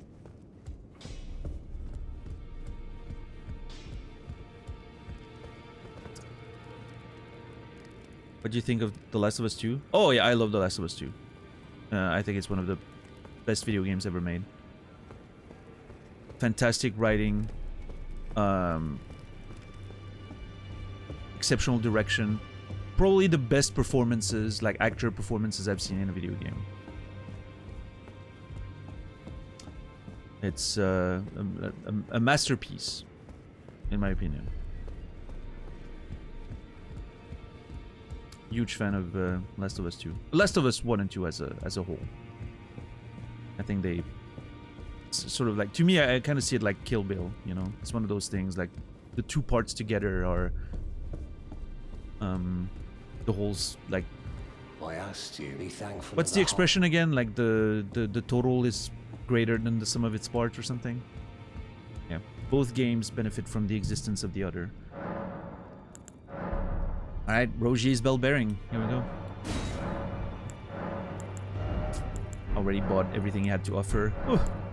I can't even buy Rogier's things to remember him by. What a sad state of affair. Hey, we will always have Rogier's sword. Rogier's rapier. Very cool sword.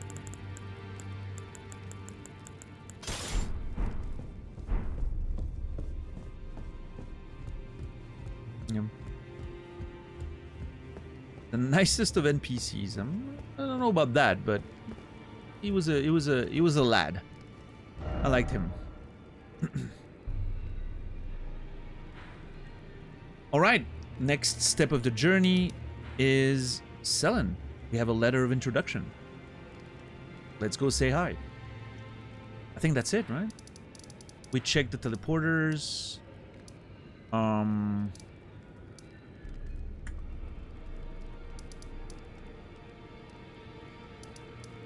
Yeah, I think that's it. Selen time. Let's go.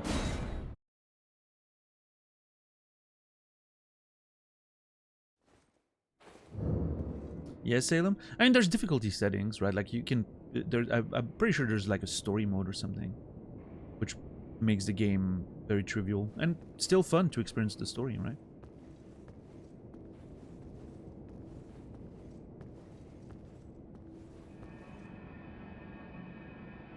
Oh, what is that sound? It's apparently.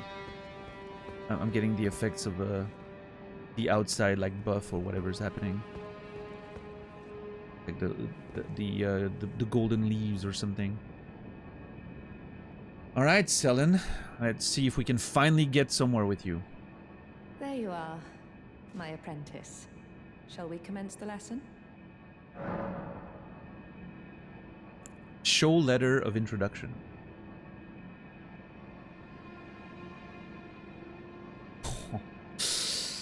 Oh boy, let's see. I have a feeling she's not going to be happy to hear about Saluvis, but... Well, well. Saluvis is not a name I ever wanted to hear again. But fine. If it will help you, my apprentice, I offer my knowledge. The stars alter the fate of the Carian royal family, and the fate of your mistress, Rani.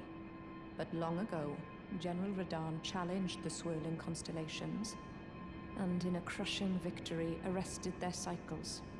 Now he is the force that repulses the stars. If General Radahn were to die, the stars would resume their movement, and so too would Rani's destiny.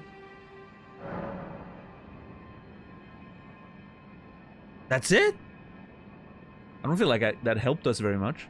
I mean, it was interesting lore. You wish to continue the lesson? Very well. Okay, let me sit down and talk to her again.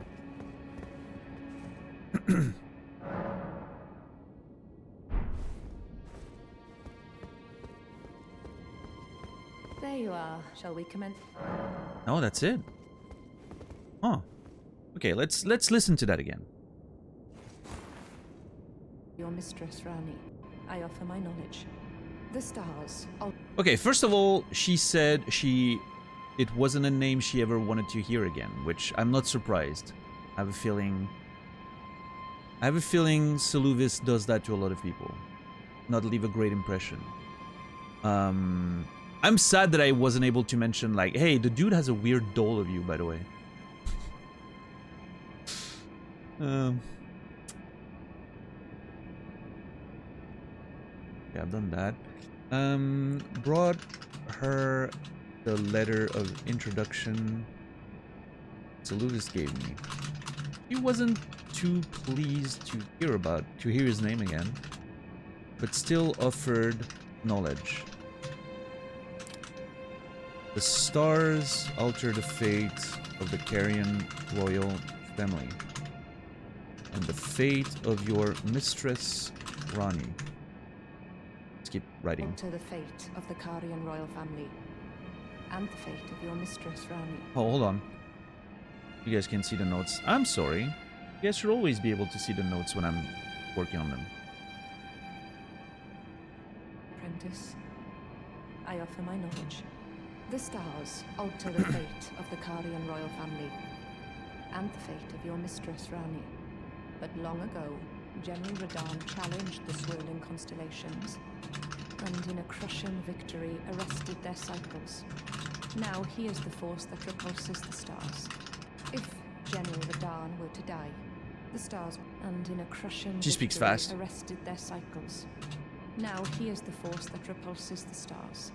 If General Radahn were to die, the stars would resume their movement, and so too would Rani's destiny.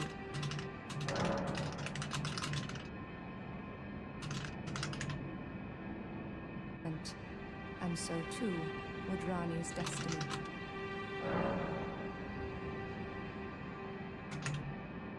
Did I get everything Would right? resume their movement.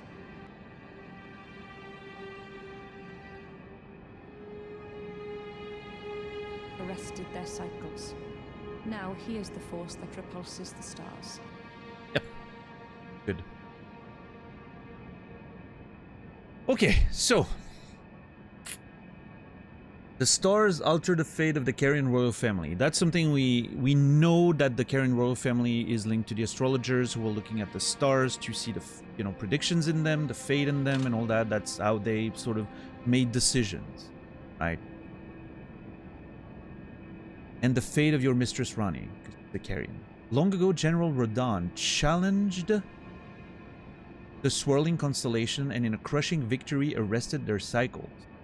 Okay, hold on. How does one challenge the stars, and how does one beat the stars? Like, how does that... There's something mythological about this that I'm not sure I quite understand.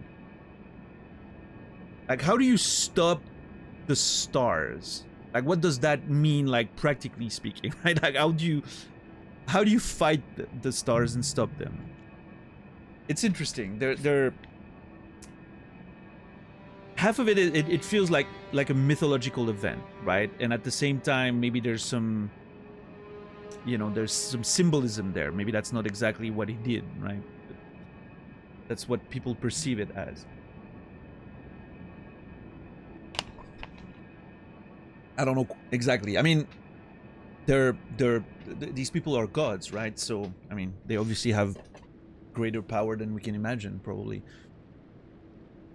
Now, how am I supposed to defeat someone who stopped the cycle of the stars? That, I don't know. That seems like a big challenge, but,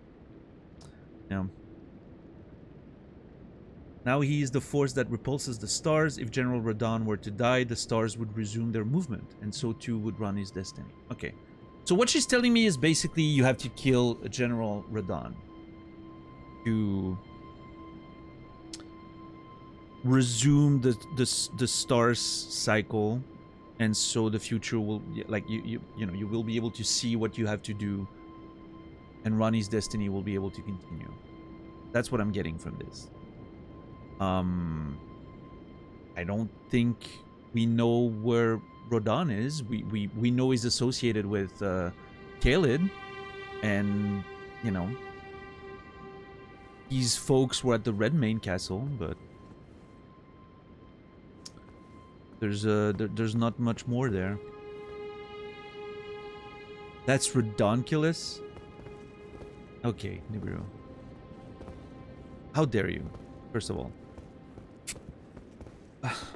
What's up, Anubis?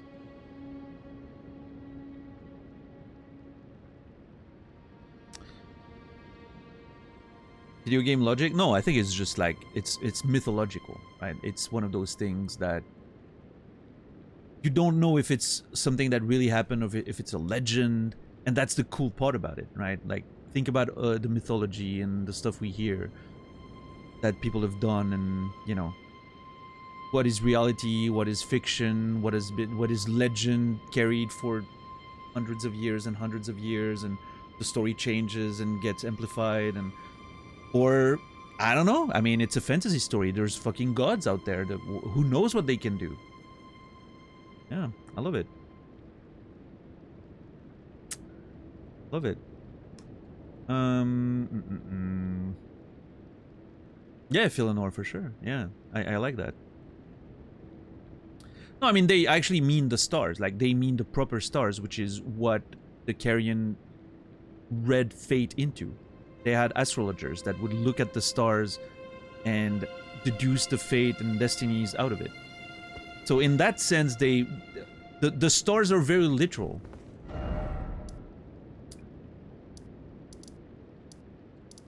In this case. But by extension, it also means fate and destiny. Yes. They're basically the same thing. So that's what the astrologers used to do.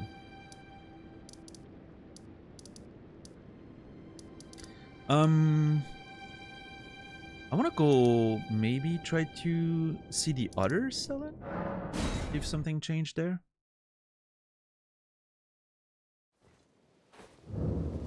Did they know stars are suns?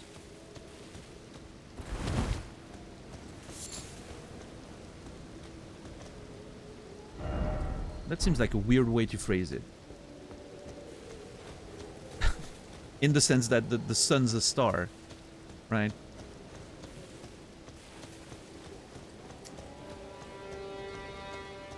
Yeah, well, I don't know. What do they know, like, scientifically speaking? Are they aware of what a star is? I don't know.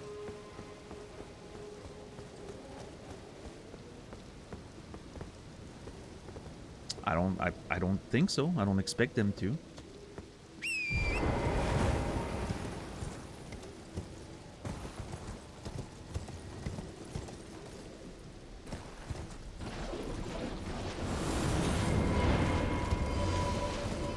Oh, geez.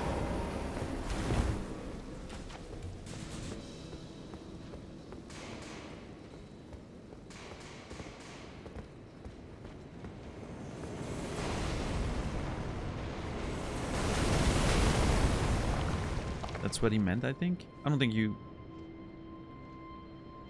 understood that correctly. I know what Nurse Dean meant, but it's the other way around, right?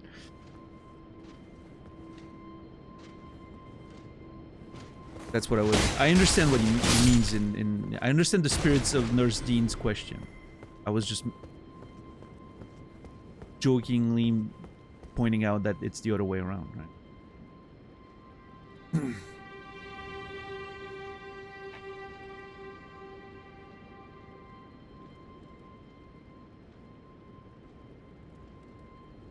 I think another one's coming down. Hold on, I need to put my bottle of water down, pick my controller back up.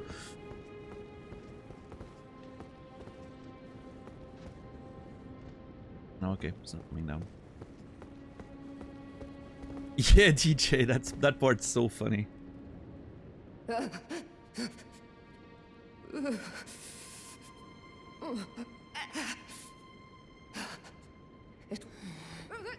Nothing new here. I mean, none of that really helped me.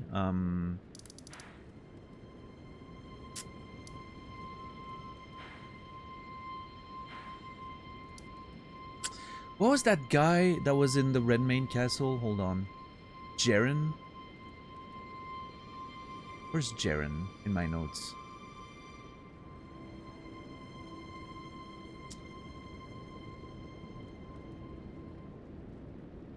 Scientifically, I understand the sun is a star, but from their perception, they're just looking at a star as some separate entity. Yeah, no, sure.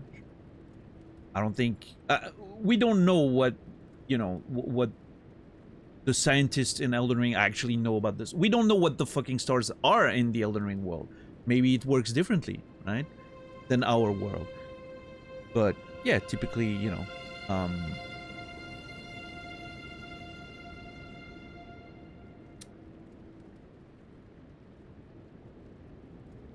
you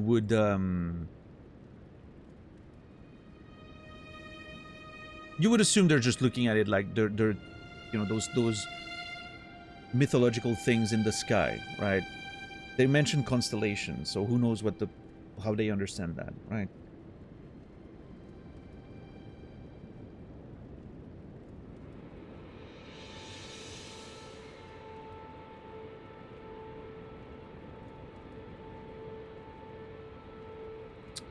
Anyway.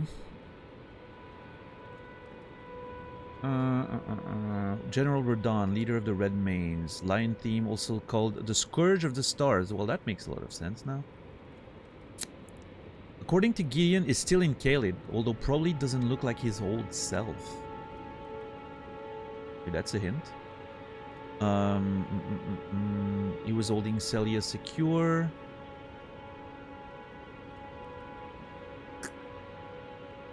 Was taught gravitational technique by his master, an Alabaster Lord.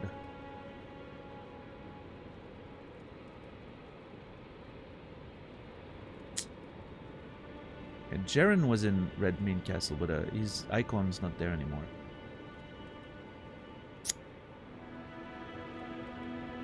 And the stars align. They held a festival to honor the last battle of General Radon, demigod and shardbearer. Those notes feel so old now. It's so funny. Like it's almost 2 months ago that I took those notes. Like I barely remember taking them. I'm like I do not remember what all this was referring to.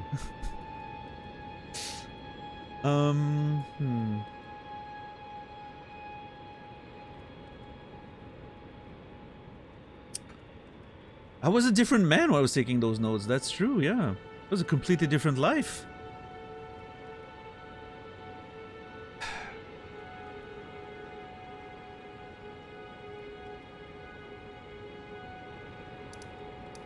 Yeah, who knows, Dean, right? Like, I mean, it's a whole fucking thing.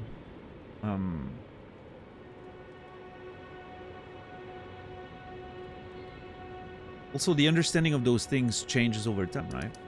Look at our history and what our people in antiquity thought the stars were and the constellations and...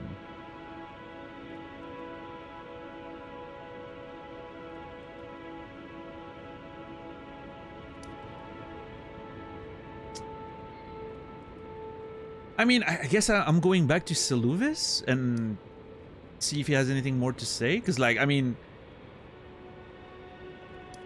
The only sort of... What I'm getting from this... But I wouldn't even know that. Okay, hear me out. And here's the thing that I'm thinking. If I never went to Caelid, for whatever reason... Because the whole Caelid thing we did so far is completely optional. We got teleported there. There's a chance we could be where we are in the game right now without having ever setting foot in Caelid. Which means we would have no clue. This would have been like the first mention of Radon for us, right? We would have no clue about it. His connection to Caelid. You know, we would have no clue about any of the fact that... Well, actually not true. Gideon told us that he was still in Caelid. But, you know. Actually... Okay, hold on. I'm gonna go talk to Gideon. That actually makes more sense. Maybe Gideon can help us. Yeah, Caelid's a big place. Like, I have no fucking clue where to even... Journey to the capital. The two things you may be. About Radahn. General Radahn, the famed Red Lion and Scourge of the Stars, is a ferocious warrior. He fought Melania and her rot to a standstill in the Caelid wilds to Limgrave's east. That's a hint. By my reckoning, Radahn remains there, even now. Though, I doubt he much resembles his former self anymore. Okay. I could have been more accurate in my notes there than... I don't think I wrote all that. Where's Caelid? There.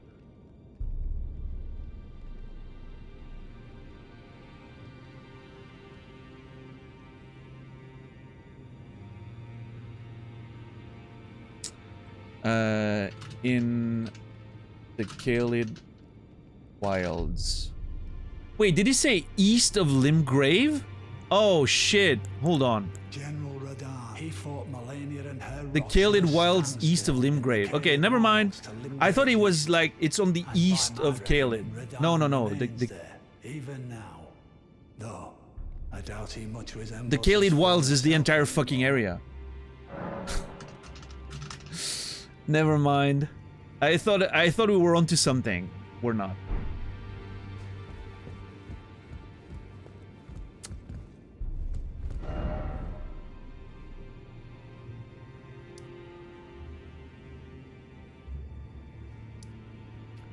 Maybe Philanor, I'm not sure, yeah. Straight out of Caelid. Okay, let's go back to Saluvis then. This is a whole fucking thing. I mean, worst case scenario, we just go to Caelid and explore? Question mark? I mean, we had plans to do that anyway, because we need to get the second half of the medallion, right? So, like, worst case scenario, we can just go there and explore.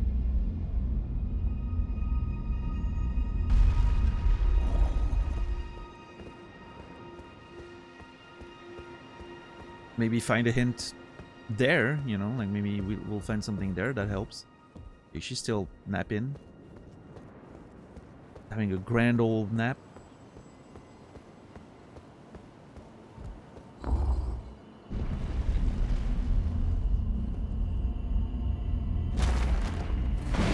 Got it! Oh my god, I finally got it.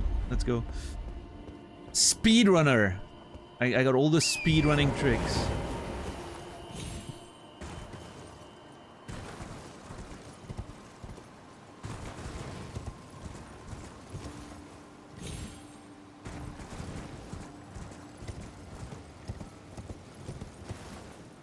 Oh shit.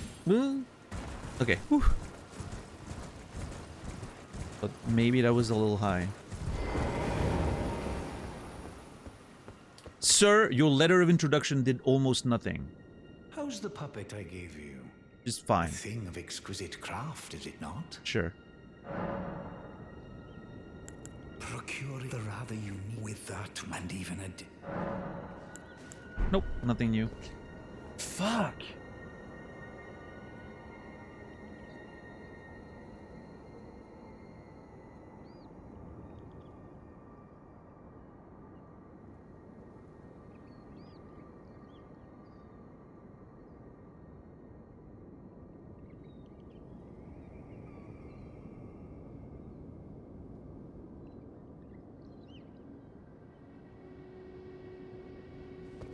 Begging for another letter. That'll make...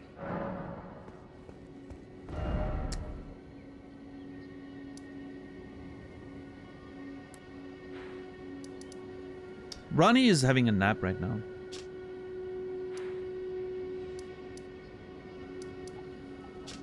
I mean...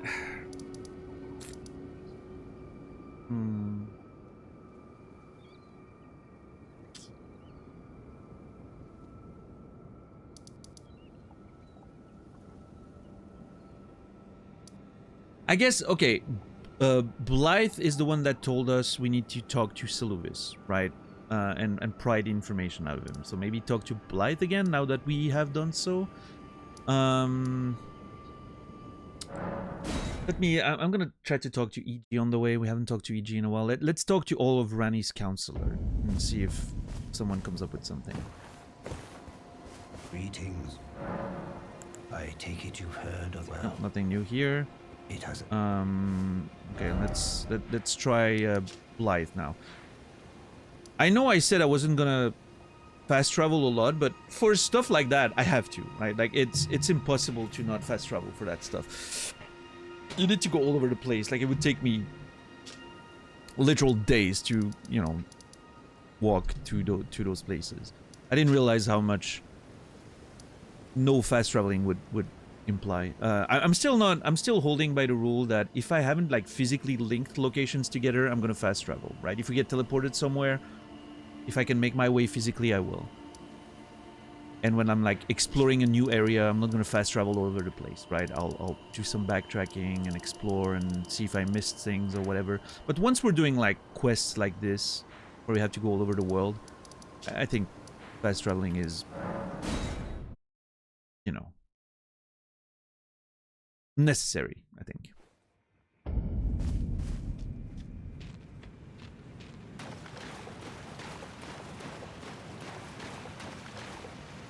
I'm gonna do what feels best for my, you know, immersion. It's a nice compromise between immersion and practicality, I guess. There you go.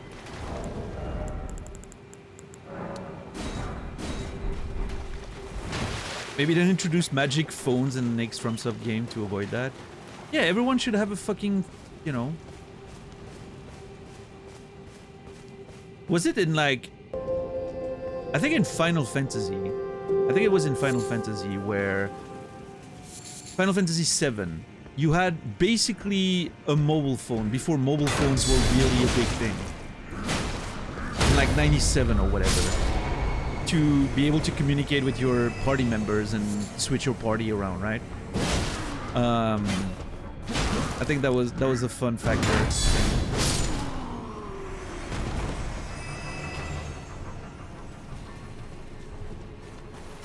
I don't remember what the name of the item was. Yo, Soro, thank you for gifting a tier 1 sub to... Here's some love. Oh, hey, thank you. Here's some love. I appreciate that. Thank you for the 34 gifted subs, Soro, and here's some love. You will. You remembered. Thank you. The legitimate question. Oh yeah. The part of the very strict rules, Dean, unfortunately, are that some questions cannot be asked because it you know. You could through your question you could point me in the right direction accidentally, right? And I've mentioned that in the past. I'm not sure if you were around already, but in a perfect world, we would be able to allow Twitch to speculate and, you know, ask questions like that and all that, because only people who legitimately don't know, as I'm sure you are one of these people, but only people who legitimately don't know would participate, right? But here's the thing. Unfortunately, Twitch isn't a perfect world. And people who know the answers will pretend they don't, so that through questions they can influence you in the right direction. You know? No, you don't have to apologize. There's really nothing to apologize for. I'm just explaining why we unfortunately have to enforce those rules, right? It's a shame. I wish we didn't have to do that, but you know, like unfortunately some malicious people will pretend they don't know just so that they can, you know, spoil shit for you and backseat you and all that. But hey, as we always say around here, getting deleted means nothing. You can still participate in chat. It's just it's protecting my experience. That's all it does. Everyone got deleted around here. We even started a little tradition at the beginning of this playthrough, which we haven't kept up with, but if please, everyone who has been deleted on this channel could raise their hand in chat, I would appreciate it.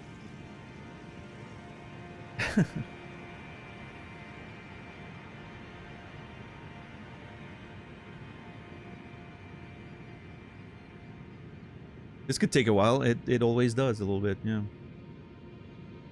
Everyone's been there. It's a rite of passage. You are now officially a member of this community, Nurse Dean. Congratulations.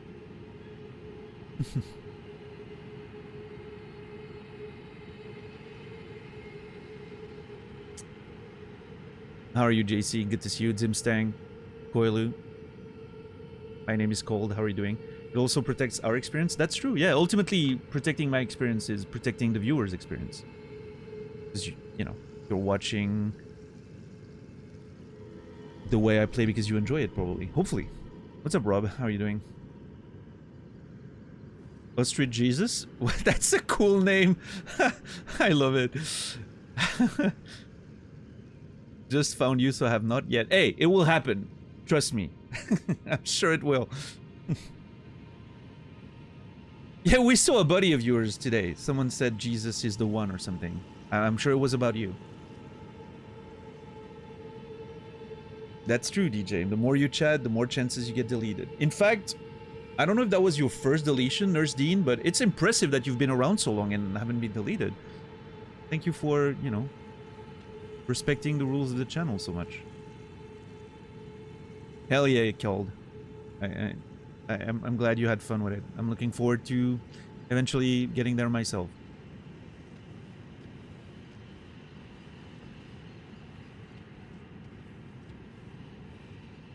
Absolutely, Nurse Dean. Absolutely. And again, there's never any hard feelings. We understand. We all understand, the mods, myself, the community. Everyone gets that it's hard to never overstep because the rules are so strict, right? That's why we never, you know, there's never any hard feelings or issue. No apology is even necessary, you know. We're just happy when people understand. Sometimes people get really fucking, you know, bitchy about it. That's when the problem starts. When someone's like, well, that wasn't a spoiler, you know, that kind of shit. That's what pisses me off and the community also, you know. It's just like, you don't get to decide that, right? Not your rule, you know, not your house, not your rules, so to speak, you know. But also, good point by, I don't know who made that point, but we do have a Discord that you can join for the most reliable live notifications every day when I go live. And there's a spoiler channel. If you're a tier 1 sub, you can read the spoiler channel where people talk about the stuff they can't talk in this chat. And if you're a tier 2 or 3, you can participate in that spoiler chat. It's a little reward for the people who are supporting me, you know, go the extra mile, I guess. You get a bit of extra benefits. And you can, you know, you can have all the spoiler conversations you want in there. I'm never reading it, so I don't know what's happening over there. So, yeah. Hell yeah, JC. Fantastic. Good to hear.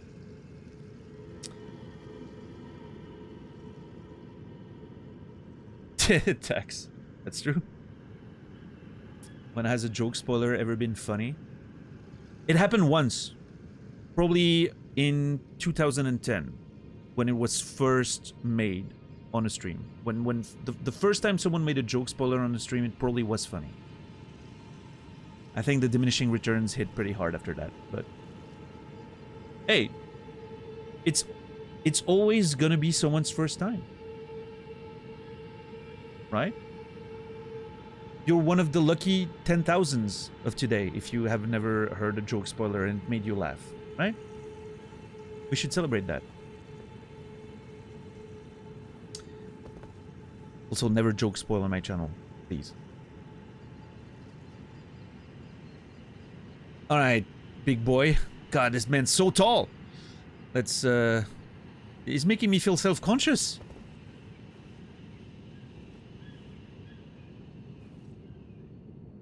I'm 5'11" for real, I swear.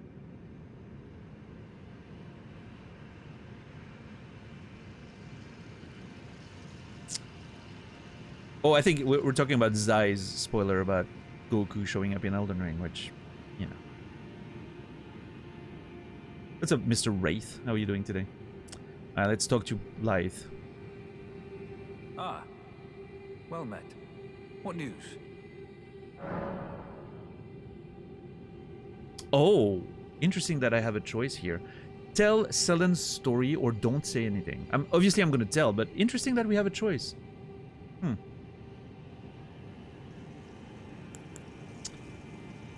Obviously I'm gonna tell. You know, again, my baseline, unless it's like a real decision that I need to think about with immediate and understandable consequences, I'm always gonna go with the, you know, first option, right? Because that it pushes the story forward.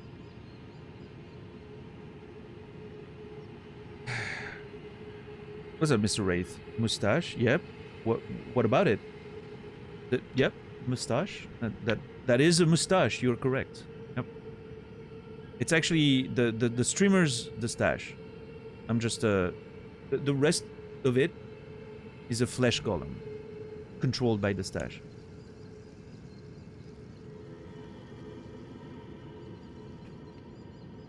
I have a feeling this person's trying to communicate, but I'm not sure. Like there's a few hints at a form of communication, but I'm not quite grasping it. It's like a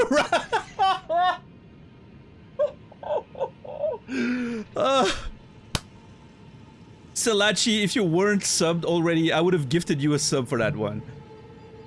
This is the funniest joke I've heard all week. Holy crap.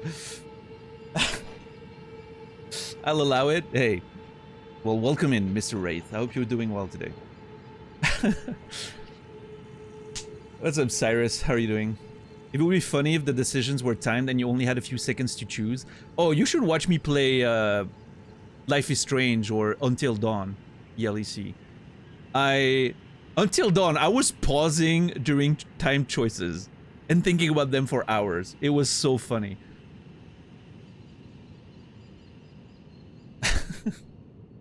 It was so funny. Yeah, thank you, $10 for the Bud channel plug. Appreciate it. Watch me play Neo? How about no? Nobody gives a shit about watching you play Neo.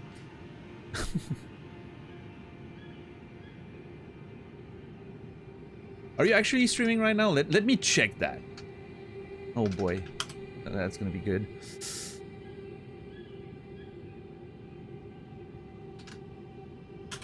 Let's see.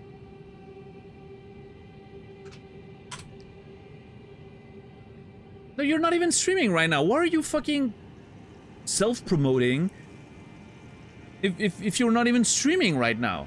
Like, where's the benefit in that? I literally wanted to watch your stream and give you constructive feedback. 'Cause that's what I do, you know?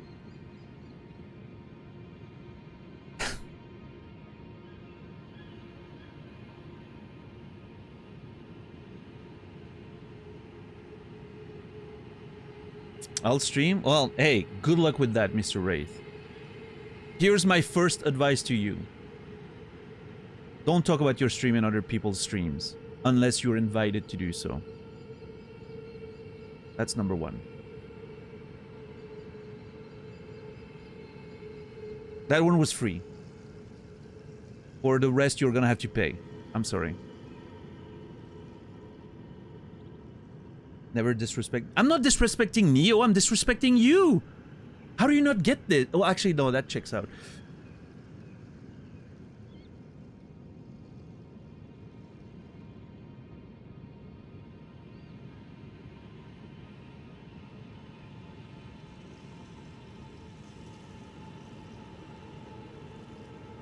I wish it was that simple, Rayroon, but from what I've learned being on the internet for so long, it's never kids. It's always grown-ass adults who don't have that excuse, you know?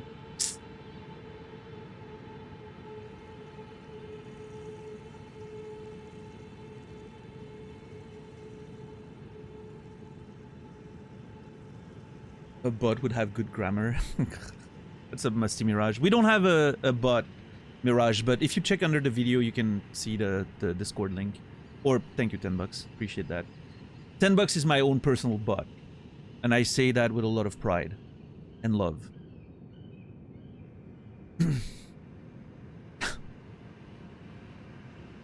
I love Neo. No, we got that. Yep, certainly got that. Yep. I bet. Oh man.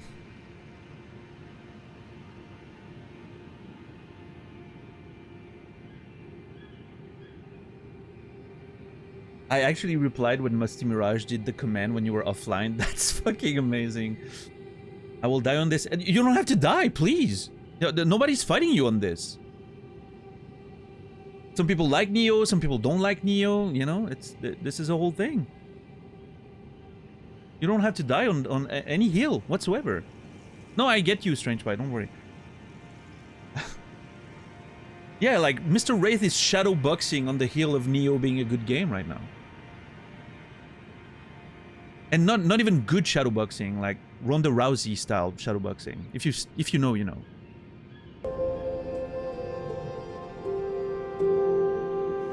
Yo, Quasi, thank you for the tier 1 36 months. That's 3 years, Quasi. Holy crap. Quasi Fuji, thank you so much for 3 years of support. Has it been 3 years already? Jesus. Why are you still here, Quasi? How did... Don't you have anything better to do? Yeah, I mean, it is. That's kind of crazy. Quasi Fuji, you will be remembered. Thank you very much.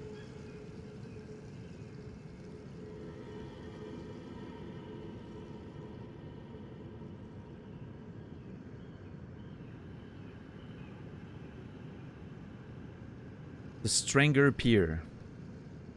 I'll challenge you. Oh my god, Jesus.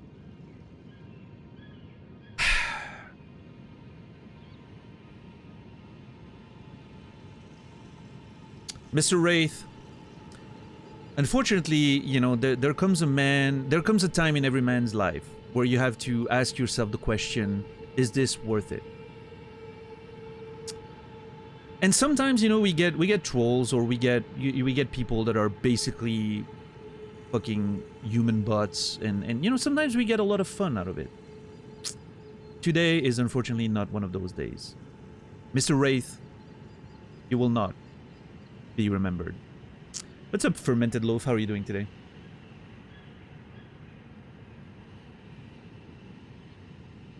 Don't piss me off. I won't have to. Powerful final words. Yes, I agree. What's up, Yael? How are you doing today? What's up, Wonga? Good to see you. That was an experience. It was something. I don't know if it qualifies as an experience, but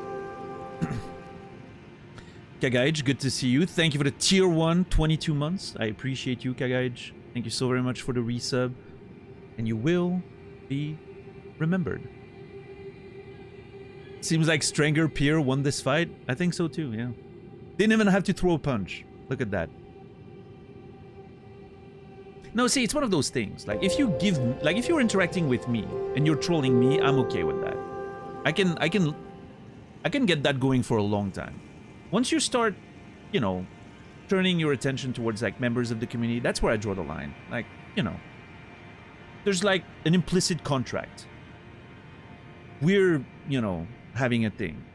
You don't go after the community. That's the line right there.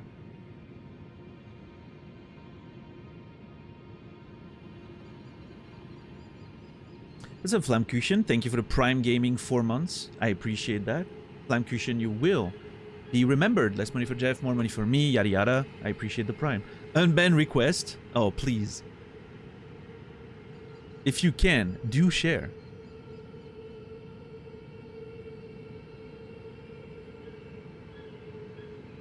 Has anyone played Neo? I played the first one, yeah. I thought it was okay. I did like Neo better once I started playing it as a 3D action Diablo-like, right? I did not enjoy it as much when I was playing it like a Souls-like, for some reason. Yeah, I thought Neo was decent. Yeah. I haven't played the second one.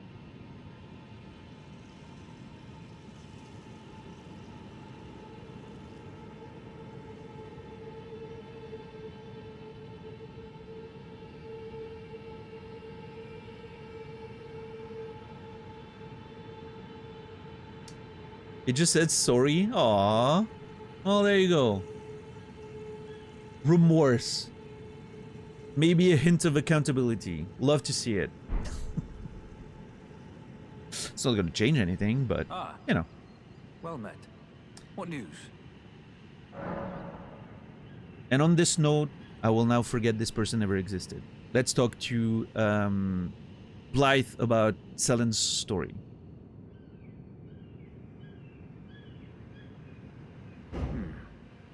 So Rani's fate is kept in stasis by Starscour's Radahn. That reminds me of something I heard. There's a festival being held at the castle on the southern edge of the Caelid Wilds, east of Limgrave. It's a festival of combat. And I heard that you can fight Radahn himself. He who's once called the strongest of all the demigods. Maybe it's just a coincidence, but I think it's worth investigating. I'll be on my way to this festival of Radahn then. Oh shit! Hey, it's the summer, we're going to a festival. This is very appropriate. Love it. Do I need to bring like... What do people bring to festivals these days? I'm an old man. I haven't been to a festival in a while.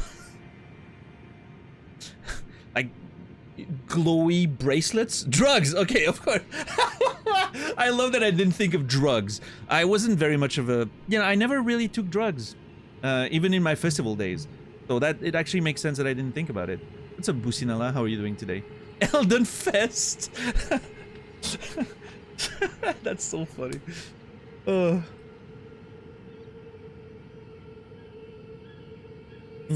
Love it. A tent, I guess, for the, you know, camping around the festival or something. Bring some aspirin. Sure. Arterial leaves. You know it. Some wet wipes, right? Just in case. Doesn't, you know, sometimes the showers don't work. Yeah. You're coming too, right? To Radahn's festivities. I'll meet you at Redmane Castle in Caelid. The way ahead is pleasingly simple. We fight, sword and fang. Okay. Hey, I'm not... Is that the tournament arc of Elden Ring? I love a good tournament arc. You're coming too, right? I'll meet you at Red. The way ahead is pleasingly simple. Okay.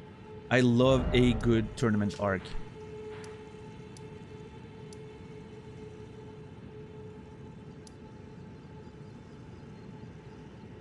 Obviously I'm not gonna teleport there. Because we haven't really explored Caelid. So if we're gonna go back to Redmane Castle and participate in the festival, we're gonna do it the right way. We're gonna travel there, do the whole fucking thing, explore Caelid properly, and make our way to Redmane Castle again. That was always the plan. We haven't really explored Caelid. We need to give it a proper crack. I think this is our invitation to do so, right? This is our invitation to finally go to Caelid proper. That's exciting.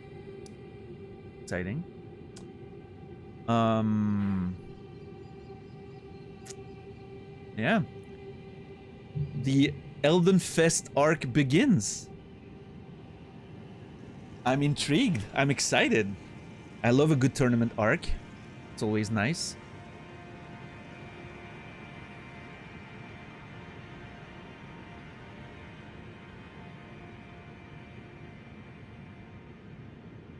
Is this the first time we're gonna go there on foot instead of being teleported? Yes. It's the first time we're actually gonna go to Caelid. Like, you know, physically, intentionally go there. I cannot wait. I am so excited about this. It feels like it's been building from the beginning of the game, you know? I love a good narrative, you know? Chapter 3, Raving at Eldenfest. Yeah, I mean, this is the... I mean, what would be the major arcs of the story so far? Chapter 1, the beginnings, Limgrave, etc., etc. Chapter 2 would probably be the Weeping Peninsula, right? That was a whole week-long arc. It was great. Chapter 3 were the unintentional Caelid escapes, right? Chapter 4, maybe the underground here. That took us about a week too, I think. The first time. Chapter 5... Stormvale. Chapter 6... Liurnia. And the Academy.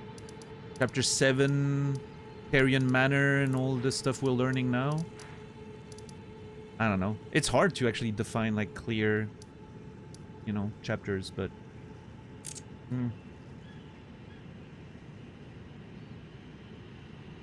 Yeah, Philonor.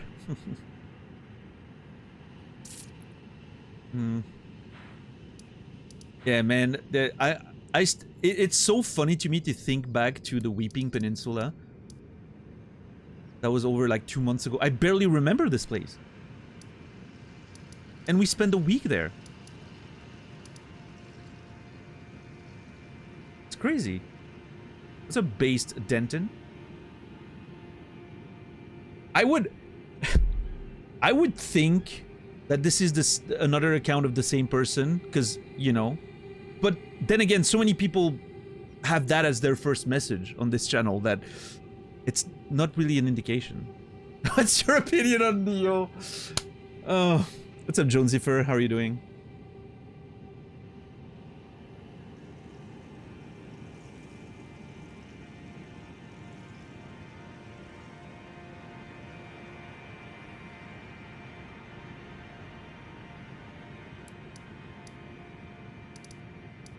What's up, y'all? Yeah, I don't know. What's up, y'all with you? What's up, y'all with you? How are you doing today? The name, yeah, the name's a Deus Ex reference. That to me immediately puts someone in my good books.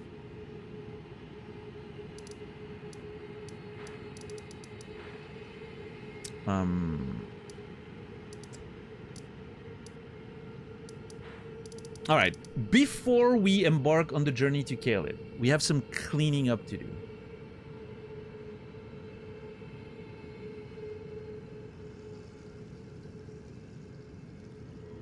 IDKWDYM.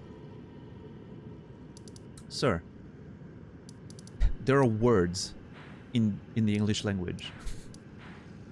No, it's fine. I don't care about abbreviations. People are joking because someone came in earlier and also said mustache as their first message, which is why some people think you may be another account of that same person. They got banned very quickly. That's why people are joking. If you're a brand new individual, welcome in. How are you doing?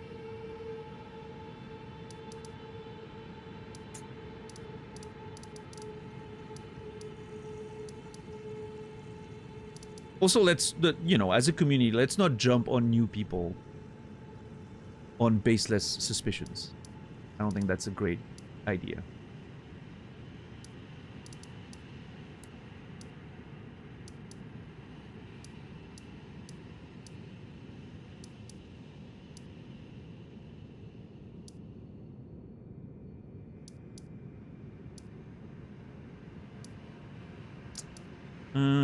Okay, so we need to do a little bit of cleaning up before we embark to Caelid, which means mostly talking to every NPC, named NPC, to make sure we're not missing any progress.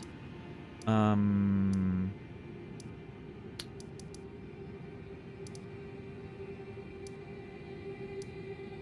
me talk to Selen again. See if can figure something out.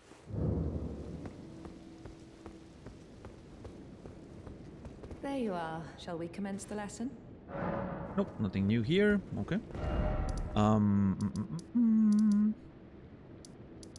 haven't talked to Knight Bernal in a while. Let's see. You beat this game like 4 times? Hey, congrats. I hope you had fun. Hello.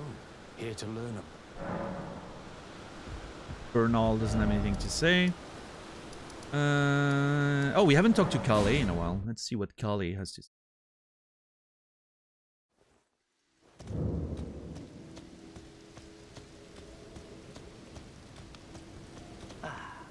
It's you again. Always a pleasure. Nope, nothing new here. Selen we've talked to recently. Kenneth Hyde, I believe we talked to not too long ago.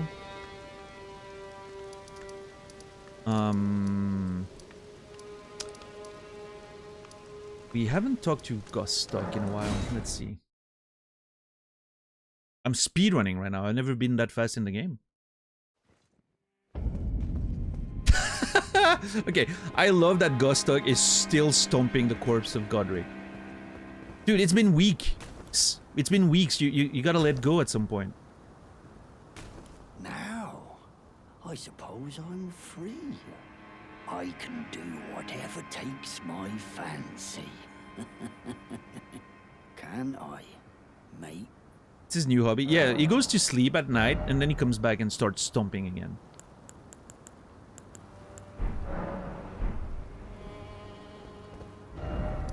Okay, nothing here. Another named NPC. I guess Muriel.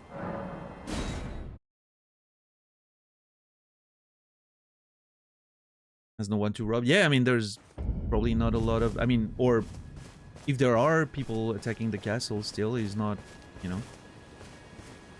He's definitely not...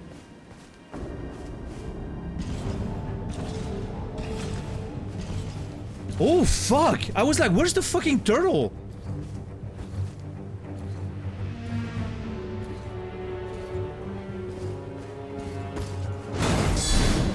Dude, I don't know how to fight those guys anymore.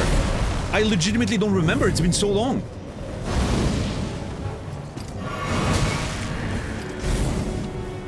Oh, wait. Do you mean bell-bearing hunters can be in churches as well? I have so much to go back to and check on.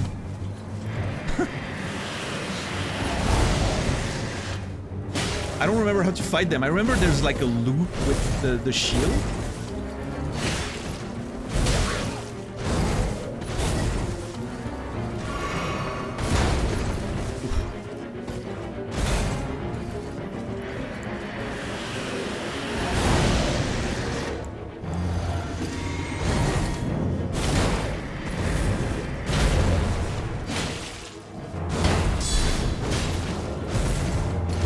I miss fucking barricade shields so much.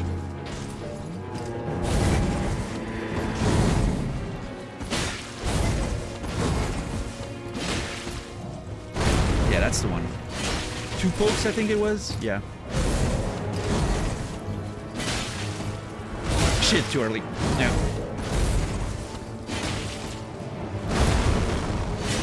And he has an AoE, I remember that, on the shield dash sometimes. Oh, I'm so fucked! Ugh!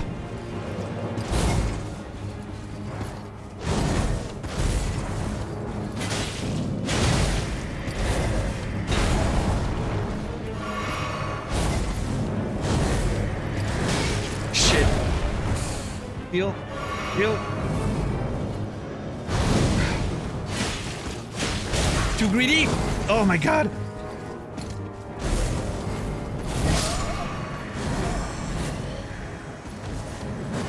So close! Ah! So close, dude! Ah! That is so unfortunate.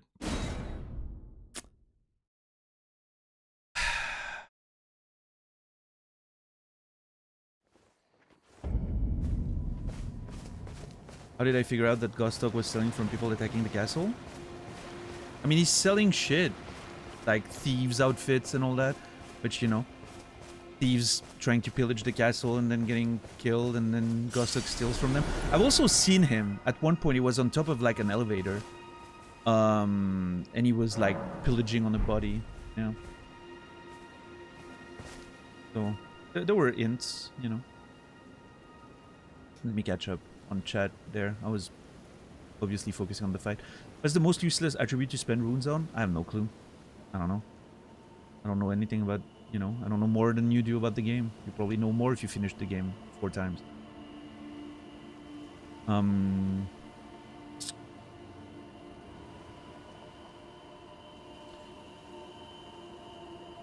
He was sitting on the ledge looking very enemy-y. Oh, interesting. Yeah, vigor, to me, vigor is the most useless attribute to spend runes on. I think the game is more fun if you don't level up vigor. Greetings. Do you need anything? Yeah, I don't know, Cole. I don't know. Those are... Yeah, no, we've talked those things before. Okay, let me fight that... Oh, God, I didn't know they could... I thought they could spawn in shacks, because we've seen a couple of them at shacks.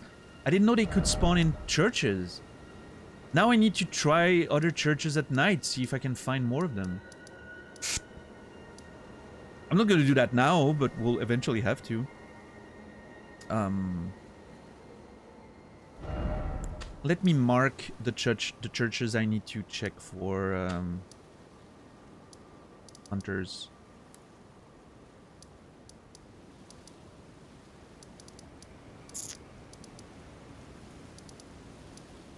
One here. There's one there. We'll have to check.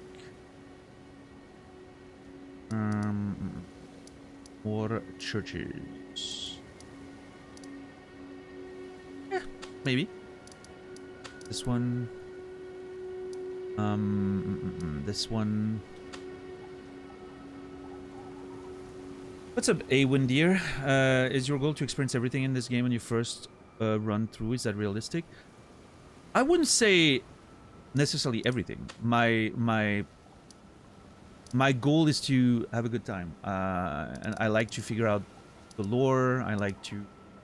This is just the way I play games. I play games slowly. I take a bunch of notes. I try to find out and explore as much as I can. I'm very meticulous, you know, and that kind of stuff. So, but there's no like, you know, yeah, if I miss something, I don't know.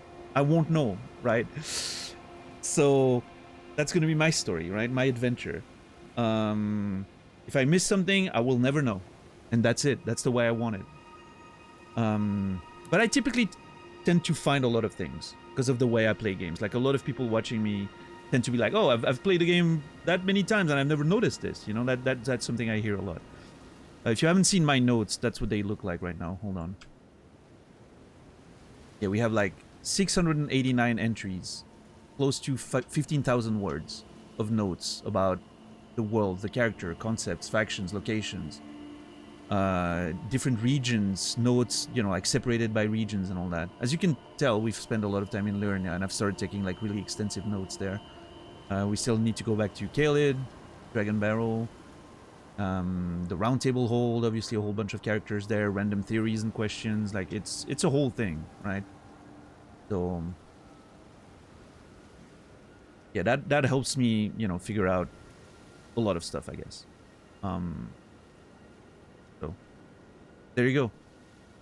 But I don't do that. You know, the goal behind that is not I want to see everything. The goal behind that is that's what's fun to me. I love putting the lore together. I love taking notes. I love just, yeah, really getting deep into the games that I play, you know. Yeah.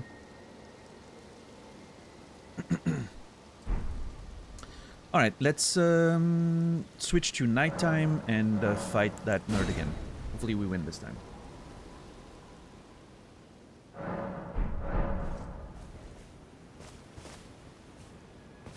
Sit down again. The game's just an excuse to take note, yeah. I wonder if my shield bash actually stuns him. I need to try that. Sir, shield bash. That didn't do a lot.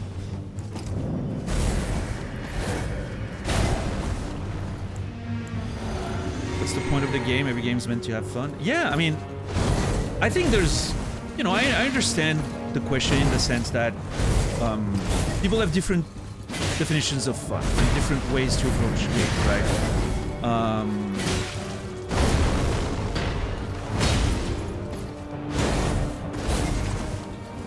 Like, I think the implication there is like trying to understand what's fun for me, right? Oh shit. I thought I was guarding, but clearly I wasn't.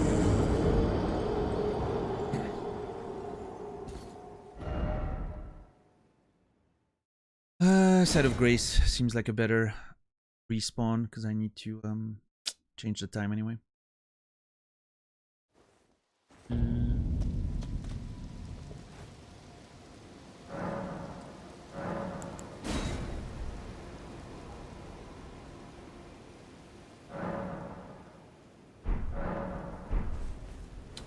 didn't think that was game info, but just common sense. Don't ever assume that common sense. Don't ever assume common sense. Right. You may think you didn't give any information, but if the mods deleted you, it's likely that you did, and maybe you didn't realize. And that's okay. Just accept it, right? If the mods choose to delete it, it means you said something that maybe I wasn't aware of that could be considered information. Maybe to you it seems like an information that everyone should understand by default, but it's not always that obvious, unfortunately.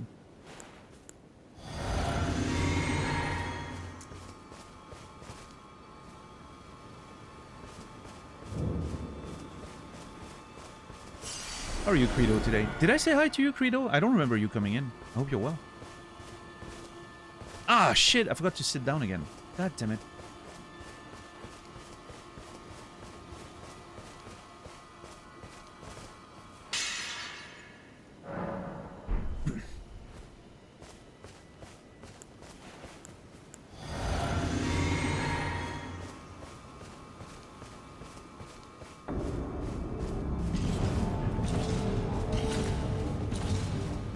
But yeah, no, to clarify, my goal isn't to, you know, do 100% or anything like that.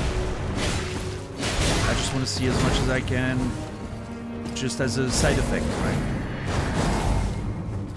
Of me playing the game the way I like. Ooh, that was low. Shit. Okay, shield. I want to try the shield bash again. God damn it, this dude's fast.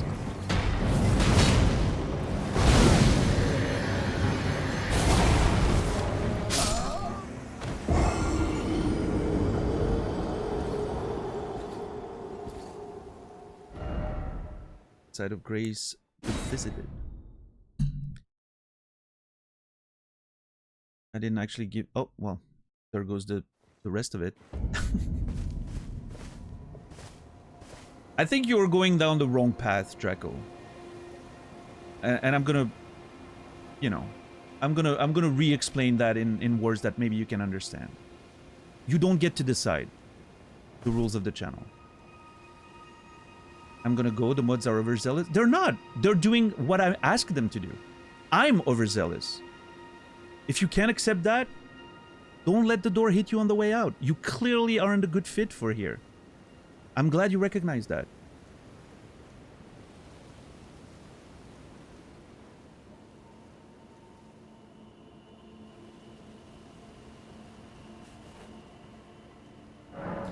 It's a bit iffy, Garrus, but it tends to happen like after a couple seconds. It takes a little bit more time than it normally does, but eventually it disappears, yeah.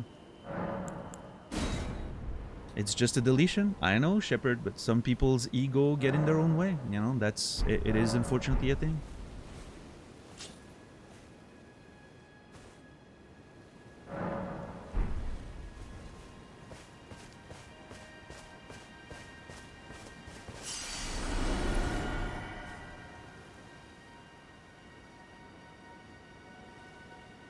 What's up, Ingredients? How are you doing today?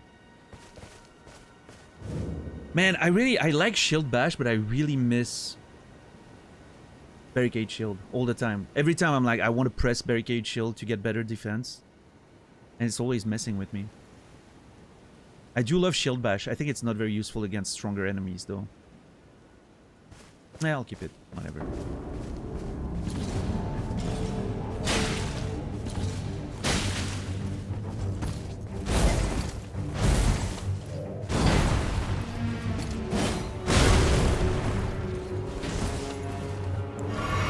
Yeah, as with most things on the internet, Salachi, the answer is ego.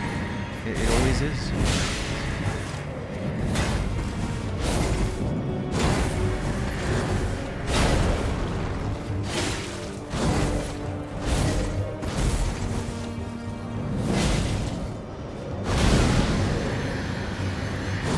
that's the thing, Asterisk. Even if a mod is out of line, there's no point in arguing. You're not gonna win that argument. Just, you know, if I'm on a channel and I feel like a mod is over the line for whatever reason and I don't like the vibe, I'm clicking the button. I don't need people to know why I'm leaving. I'm just, you know, I'm clicking away.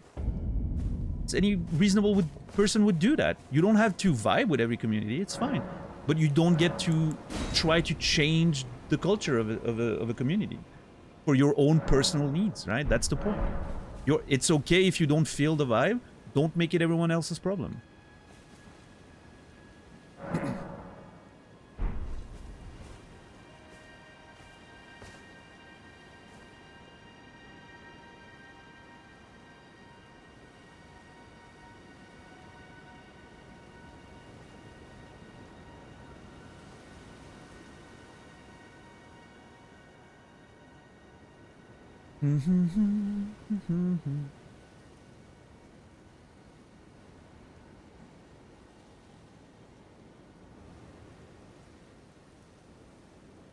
And just to clarify, in this case, yeah, it seems like it was actually information that wasn't supposed to be, you know, given, so...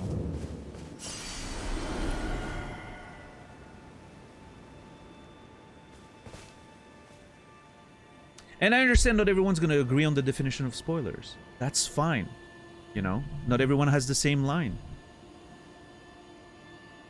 Again, the point is you're allowed to disagree. Don't make it my or my mod's problem. Our definition is the one that matters.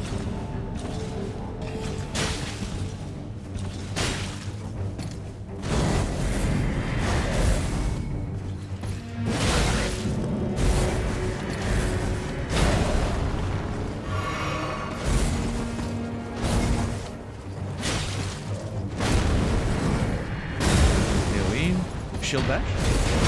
Yeah, when it hits like that, it feels so good. Protect and bashes at the same time. God, that thing hurts. Why was my first try that much better? My first try was that much better than anything else. And now I'm just failing. What's up, Cryptstick? What's up, Shaker Fries? How are you doing today?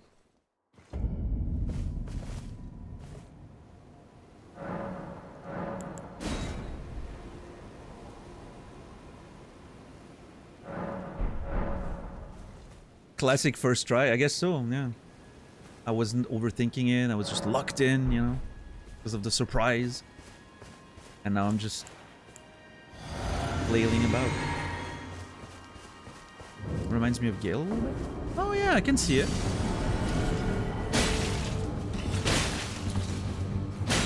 I don't remember Gale's moveset very much.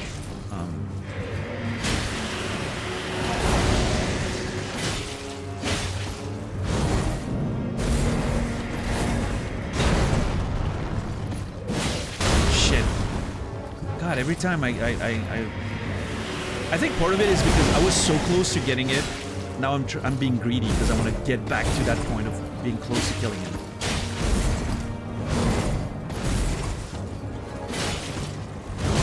Too early? Too early? Oh my god.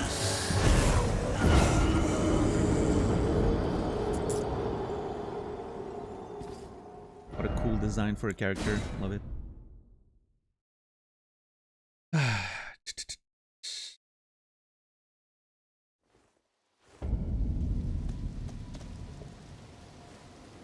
I could switch to my boss killing set, but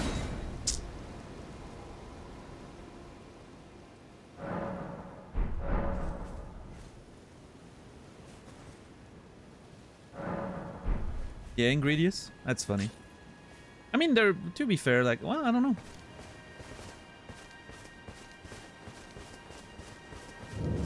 It's wild that it never happened at least randomly once, right?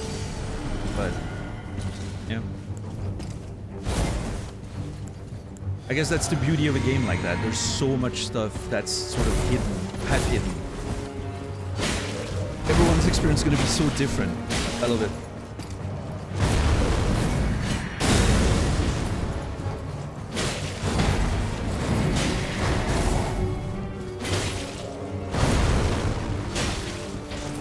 Shit. out of stamina. What's up, Outrun? How are you doing today?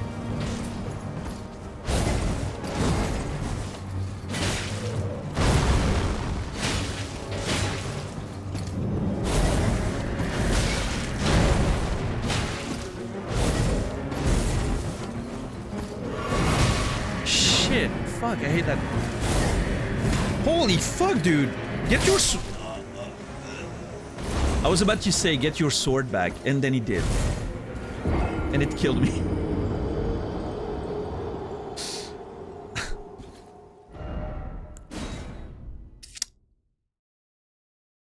Should I switch to the boss killing weapon? Nah, not worth it. I'll keep the boss killing weapons for like actual bosses, not just a strong enemy.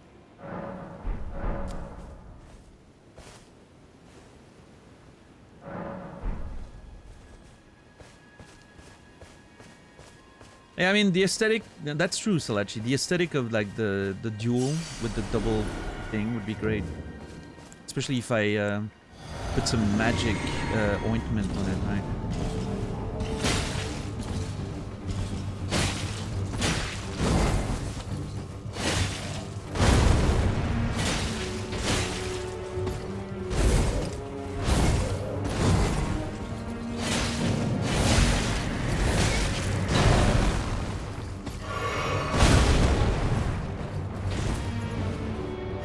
But yeah, I'm thinking back to the you know, like the, and I don't want to, you know, mull over the situation for too long, but I'm thinking back to the idea, and it's not the first time that it happens. People saying that my mods are overzealous, which I always find weird. Because like, if you have any idea of how Twitch works, you know the mods are only doing what the streamer asks them to do, right? The rules aren't made by the mods. I understand that some mods can go rogue a little bit, that, you know, I've seen that happen, but in this very case, the funny part to me is, but obviously I understand that it's not easy to understand that. The mods are protecting your ass. Because if I see the shit that was deleted, I'm gonna give you an earful. Like, I'm way less gentle than my mods when it comes to dealing with that shit. Like, if you spoil something for me or give me an information I didn't want, you're not gonna enjoy the conversation. That's gonna happen as a result. My mods are protecting your ass. Just say thank you and move on.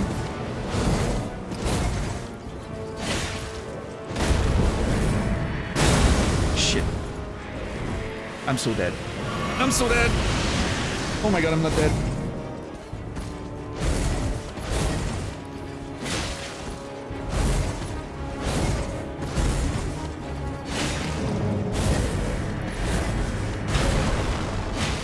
Yep. Enemy felled.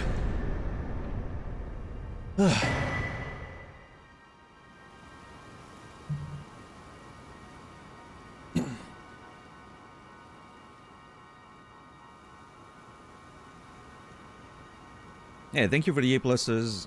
Appreciate that. Yeah, I finally locked in and got the, you know, the timing right on the dodges. The meat peddler's bell bearing. The meat peddler. Sliver of meat, lump of flesh, turtleneck meat. Okay. That's good. Those resources can be pretty useful. We don't have to grind. Oh man, you know what bell bearing I want? I want the bell bearing that gives you thin beast bones. So I don't have to kill animals ever again. And I can just buy them and, you know, create bone darts at infinity without having to kill anything. It's an uncivilized cat. That's a great name. Isn't that most cats though?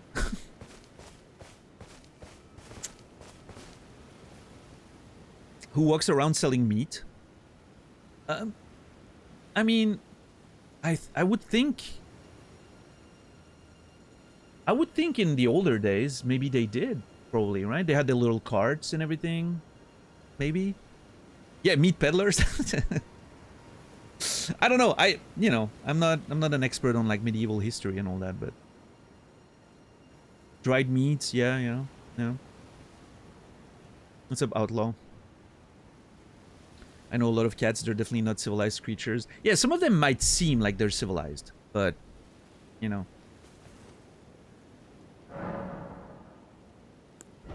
They may have, you know, names that make them sound more civilized than they are.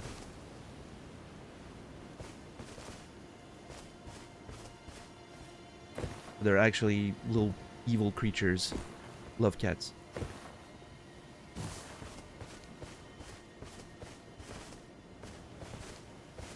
In the older days, you would go to a market. Yeah. Oh, hot dog vendors! Yep, that's a thing. They go around and they sell meat.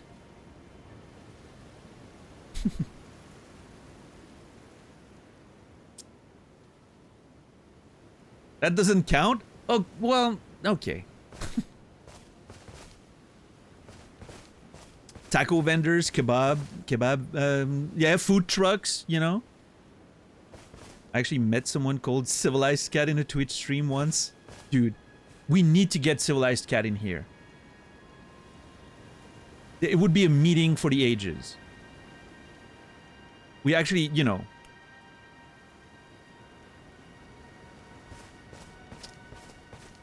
We need to do some matchmaking magic here. I mean, I know you've already met them. You said so, but still. I want to see it with my own eyes. Okay, so that was that. Next step of the journey.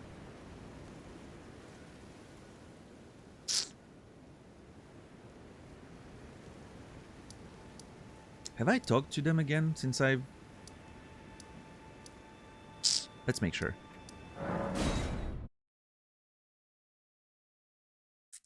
If they meet, they explode like matter and antimatter. A regular old cat fight. I don't know. I do like Uncivilized Cat. I think it's a great name. I don't know. I don't think it quite makes the list of my favorite Twitch usernames, but definitely an honorable mention. Every time I think about my list, I'm still sad that International Space Satan never showed up. The best username on Twitch right there. International Space Satan. I'm on the list, Shirley? No, fortunately, Sanaya. The list is a very prestigious list of very respectable usernames. What are your favorite hot dog toppings?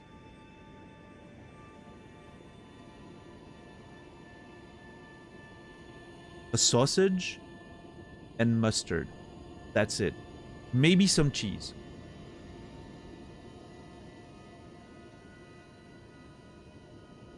Maybe some ketchup, depending on the day. But yeah, I like them simple. I've never had a chili dog, which I know is scandalous, but yeah. Yeah, those are my favorite Twitch usernames. Delightful Business Goose, Pump Action Pandas, Charismatic Minifauna, Eradication of Smallpox, which I still think is hilarious. True Dad Materia, that one's great. I hope Dad is doing well. Parasocial Anxiety might be my favorite one on that list. Parasocial Anxiety is so good. I'm sad that I didn't pick that name for myself. Dunder Milflin. Unfortunately, that name doesn't exist anymore, but it's so good. Magnesium-based wizard. Teddy is good as girl. I still am not sure how that one got in there. But Tactical Diaper Change. And Jimmy McBallslap. Jimmy's a great guy.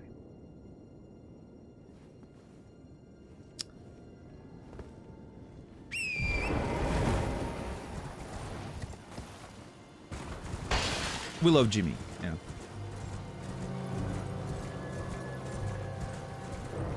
But yeah, no, my favorite Twitch username is International Space Satan. Which I'm very sad that they never come around my channel because I can't add them to the list.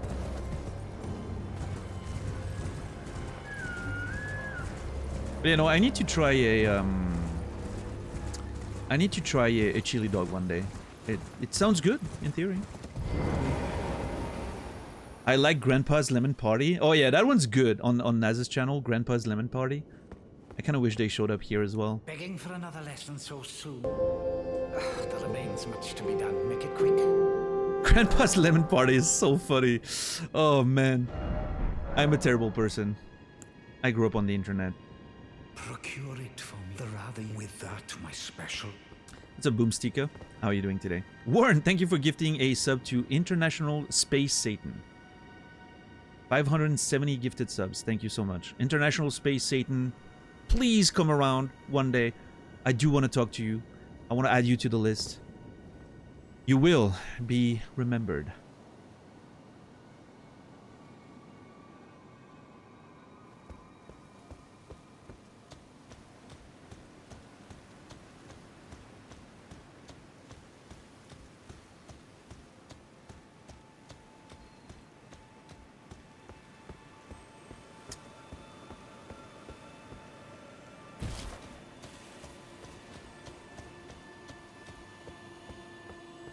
I know a guy that went by True Norwegian Bruce Willis.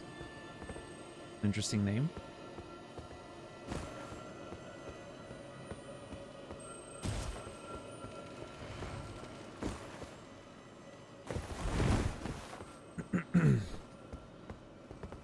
Yeah, Ngthar.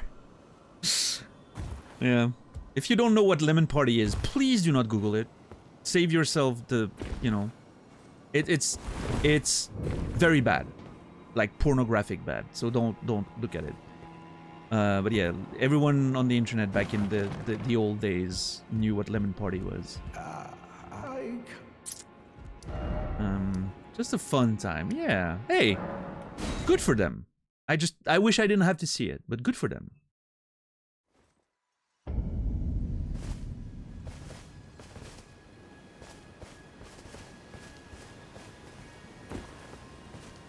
Greetings, my... Nope, nothing new. Google Tub Girl instead. Do not Google Tub Girl. This one's worse. Way worse.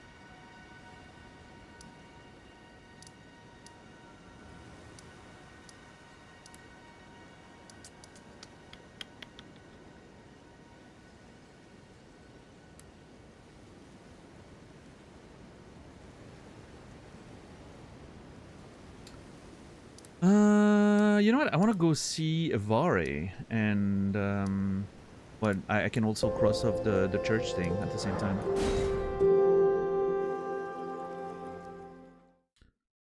Anubis, thank you for gifting us up to Herpes Free since 2003. That's a good name. Thank you for the gift sub. 5 total, Anubis. Well, Herpes Free since 2003. You will be remembered. Also, Anubis, you don't even have a sub yourself. What the fuck? You know, save yourself from the ads instead of you know. But I appreciate your support. Thank you. You don't see ads? Clever girl. Clever boy. Turbo. Oh, you have Turbo. Yeah, no, my bad. I didn't. I saw your logo right now. Yeah. You're doing the right thing. Turbo is great. I used to have Turbo for like so many years. Pretty much since it was implemented until like 2020 or something. Actually, when they raised the price of Turbo is when I unsubscribed. I think couldn't justify it anymore. But ah, shit, did I sit down again? I'm not sure.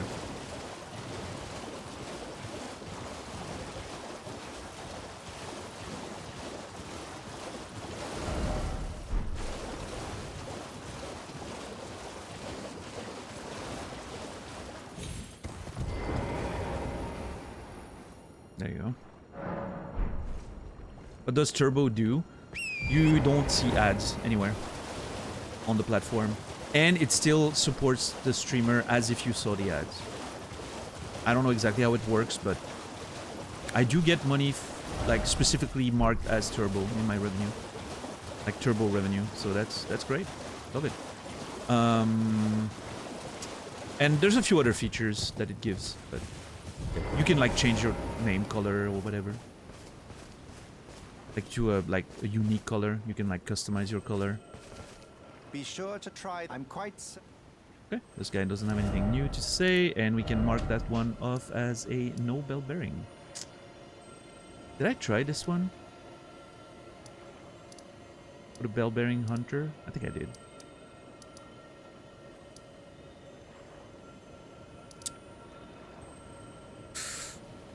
Okay, what's next? Try this one.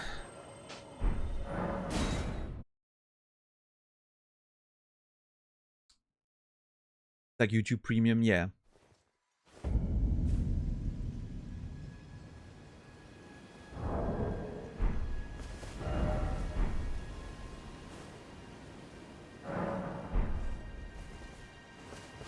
I wish Turbo had more features to make it like a better, you know, investment. But better proposition, right? Wait.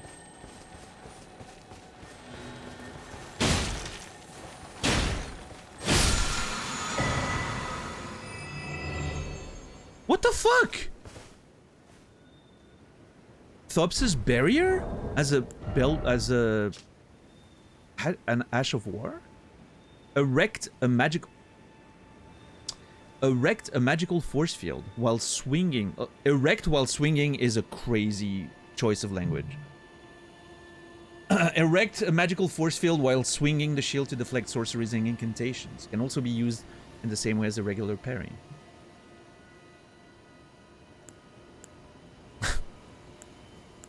That emote is so good.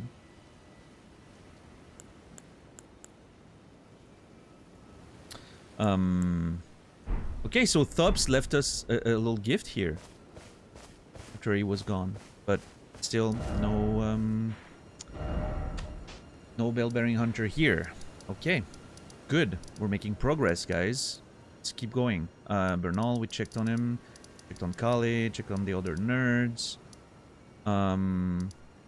Well, while I'm at it, let's let us finish checking on the churches.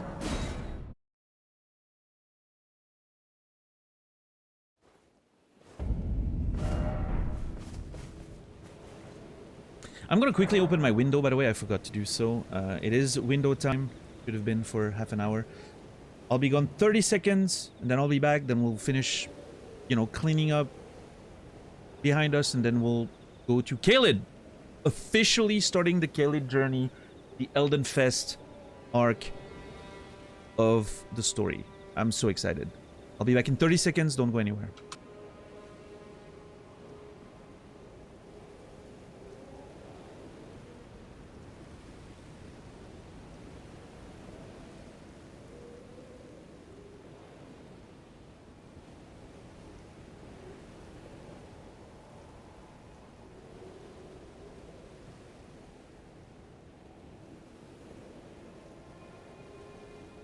Alright, I'm back. I forgot to check the weather, but it seems that the sky is clear because the fucking moon is gigantic in the frame of my window right now. My window is aimed right at the moon right now, and it's beautiful. You can see like the trees and like the moon, like just, the silhouette of the trees and the moon in the middle.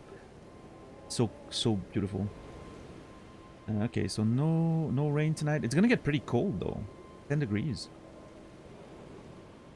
Probably gonna have to close my window later in the night, but for now, let's get some fresh air in here. I have a bit of a headache anyway.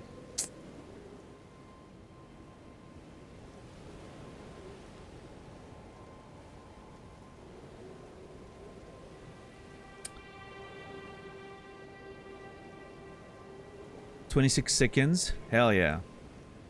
I'm getting better. It's a speed. That's the real speed run, is the window time every day.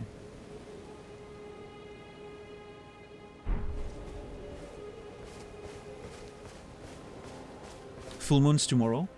Yeah, that makes sense. Was that thing always like that?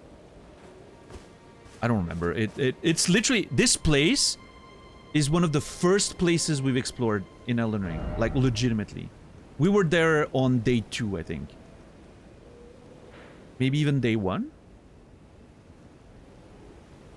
Day 2. Yeah, day 2. Day 1 ended when we got out of the tutorial, I think. Of the, you know, yeah, their character creation and all that. So this was on day 2. It was so long ago, 3 months ago. Yeah.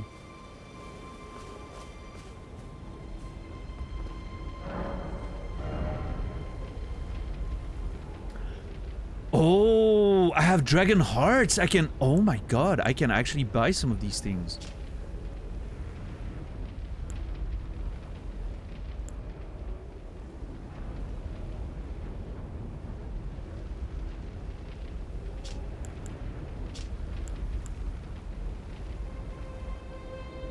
One of the incantations of the Dragon Communion. Okay, I think I'm gonna buy one just to have at least engaged with the Dragon Communion once. Maybe if that unlocks something.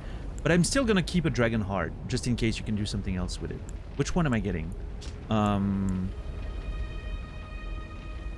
think Dragon Maw is pretty cool. Fire Breath, yeah, that's a bit basic for a dragon. Yeah, Dragon Bite seems cool. I'm gonna get that one.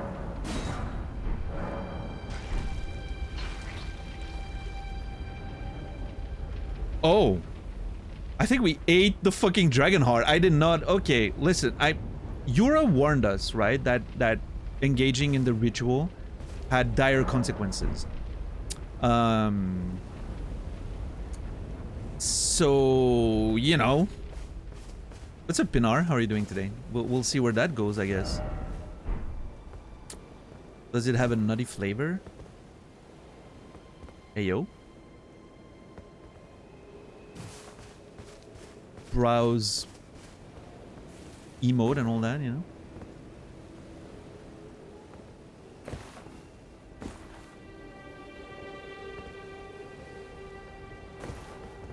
At least it was a hearty meal.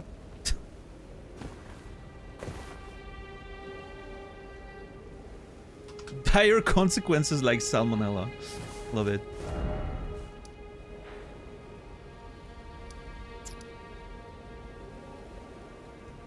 Comedians in chat. Yeah, jokesters.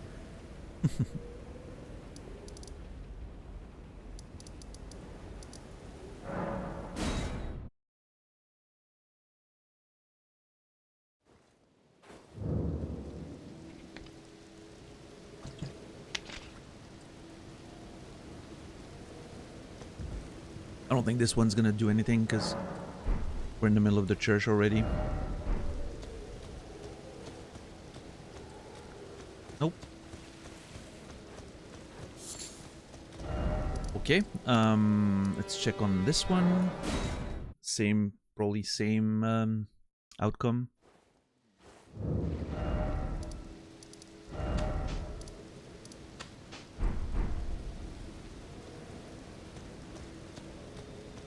Church of Pilgrimage.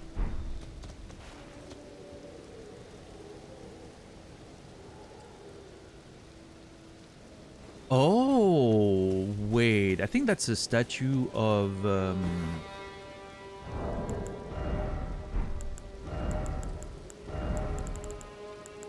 Radagon.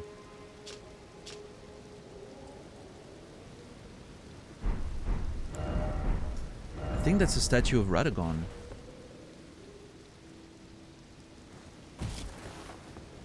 So they have statues of like the royal couple, right? Marika, Radagon, all over the place. Interesting that it's called the Church of Pilgrimage.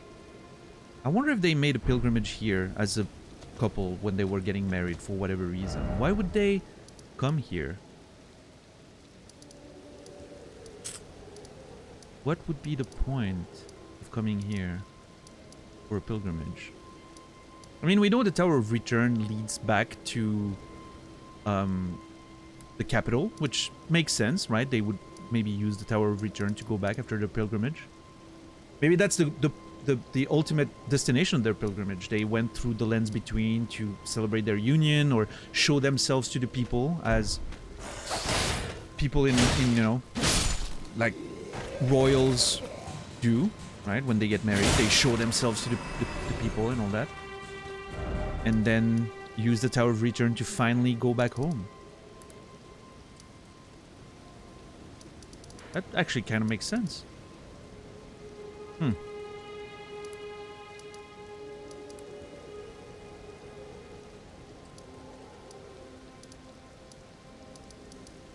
Yeah. Yeah, I think there's something interesting there.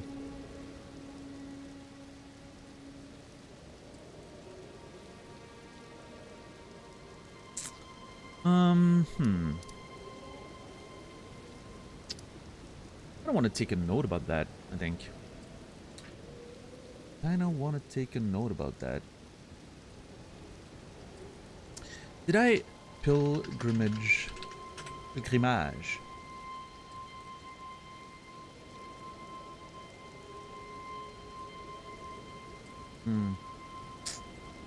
Let's see.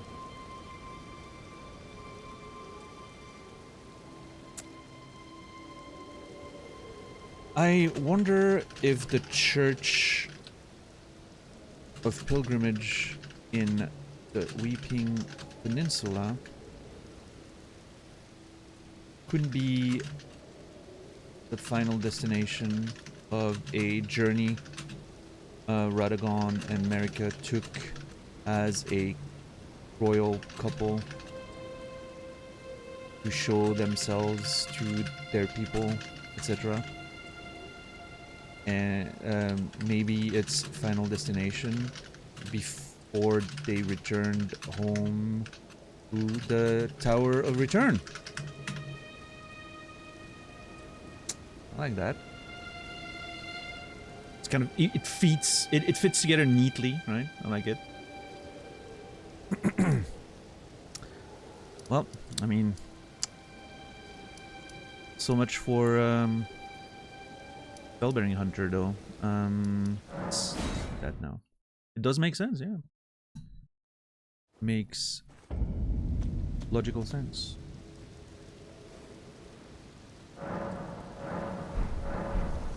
Are we still at night?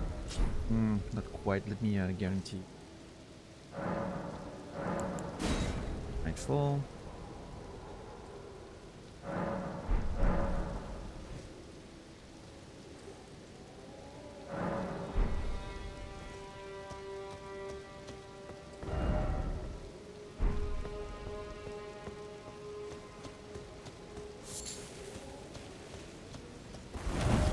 Church, other side of the village.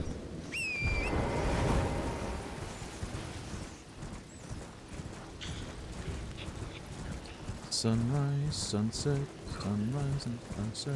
That's a Bright Eyes song in my mind. Sunrise, sunset. I haven't listened to Bright Eyes in decades at this point, I think. Okay, nothing here. We proceed. Church here. And then can it hide, I think, to make sure? But then I think that's it. Yeah. 25 years of Fevers and Mirrors. Yeah, it came out in... Wait, didn't Fevers and Mirrors come out in like 2001? Maybe it was 2000? I know the subsequent album from that one came out in 2003 because I was already listening to Bright Eyes when the 2003 one came out. I remember it. Yeah, I don't know. What a great album. Fevers and Mirrors. Love it.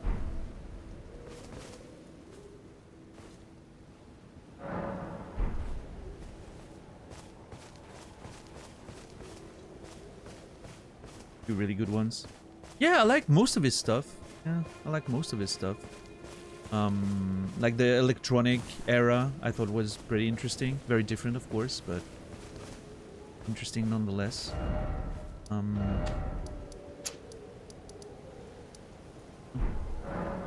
May 29th, 2000. Gee. What is time? Why do I suddenly feel old? Alright, can it hide? And then...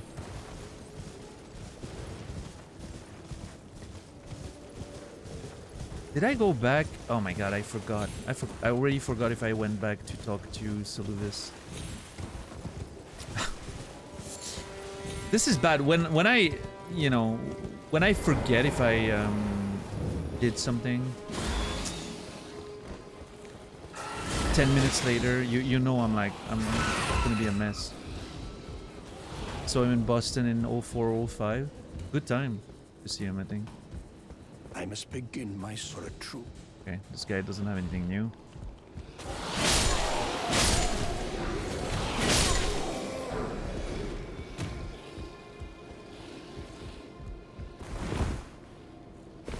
Oh, I thought I was dead. Okay.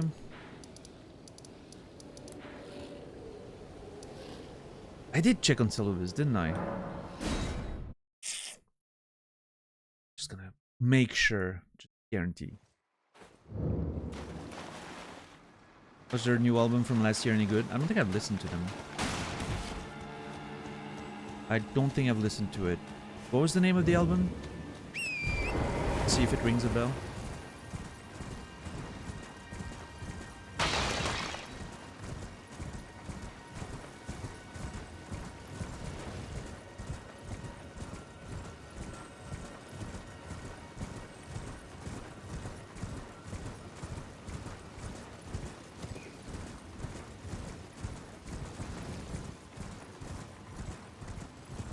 Five Dice, Old Trees. Oh man, I think I may have listened to it once.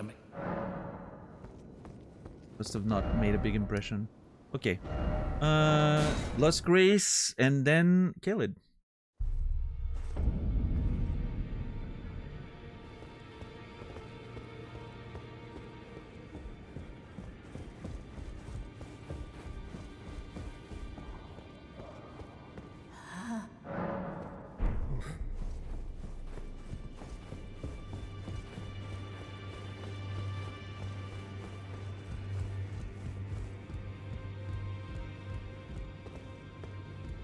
The music in this place is so good. Journey to the capital, the two fingers you may be. Okay, nothing new.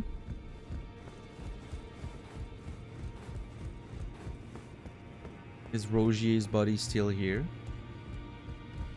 Oh shit. Someone cleaned him up. Rogier, you will be remembered. God damn it.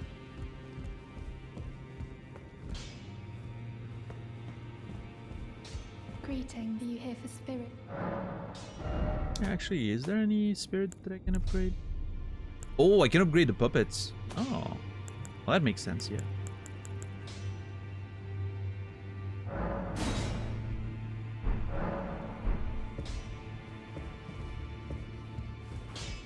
Well, I took you no matter. Lay out your own.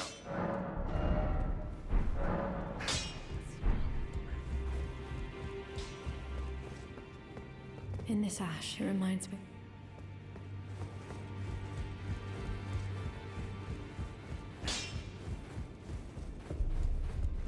All right.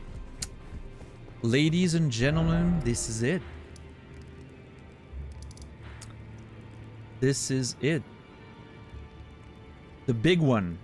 The journey to Caelid. The true journey to Caelid begins. Not the accidental one. We're actually going there of our own volition. I don't know if that's the expression, but what the hell am I doing with my life? What's up, Epato?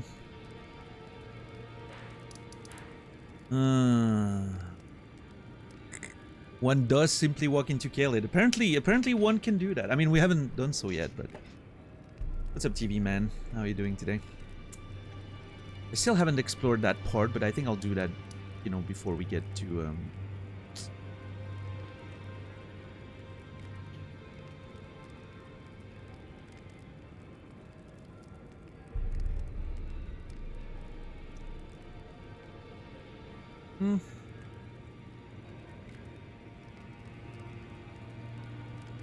Yeah.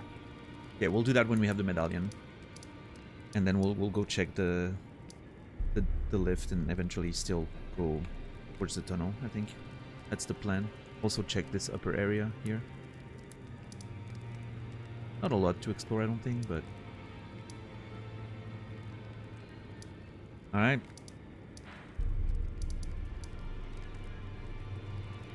The Saints Bridge is our landing point. Traveling to Saints Bridge, is that okay? Yep. Alright. God, wish me luck.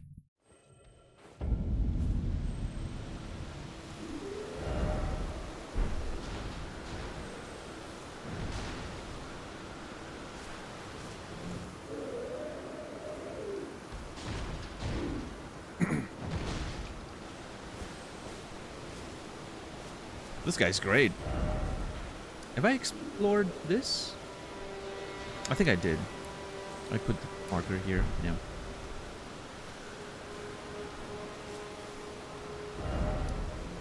Did I? I can't remember. I know I explored this because I found the catacombs there.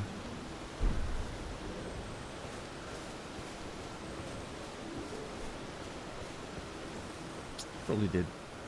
Does everything die once apply to Caelid as well? Of course. I think. The fact that you're asking scares me. What do you know?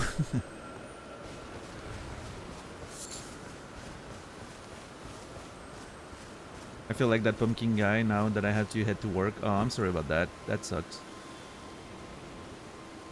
Actually, this place doesn't feel too familiar.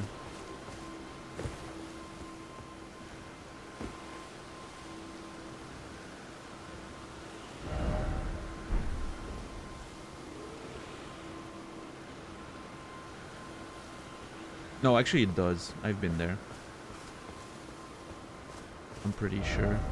Yeah, and then we landed down on the... Yeah, I remember. There was like a giant down there and everything. Yeah. We've been there before. Alright. I need to trust my markers on the map. Alright, here we go. We're crossing the bridge for the first time. God, this is... I'm so excited, guys. Actually going to Caelid intentionally feels...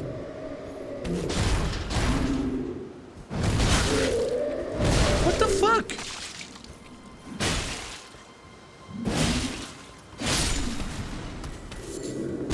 That was a lot of noise for someone who dies in like 3 pokes.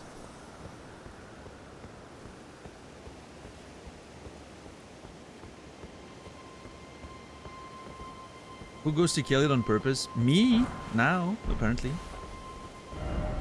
We have to head to Redmane's Castle for Eldenfest.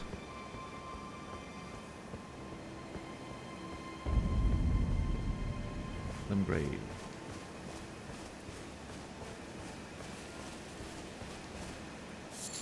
Oh. Smithing stone level 1. Oh yeah, technically we're still in Limgrave, so this part is probably going to be pretty easy, but...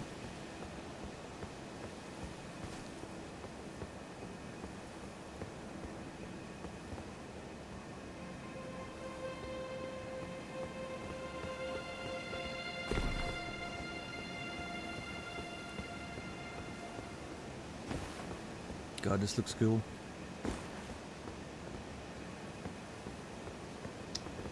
What a pretty video game.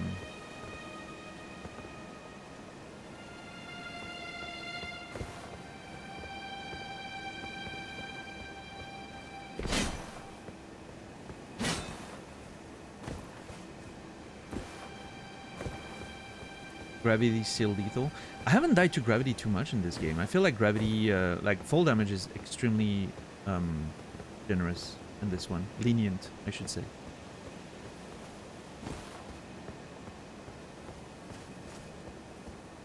Gravity is a choice. Yeah, just don't fall. What the hell? Don't let gravity be the boss of you. Just tell gravity to fuck off and leave you alone, you know? Have you ever watched like professional gymnasts? Clearly some people are able to just ignore gravity, so you too can do that.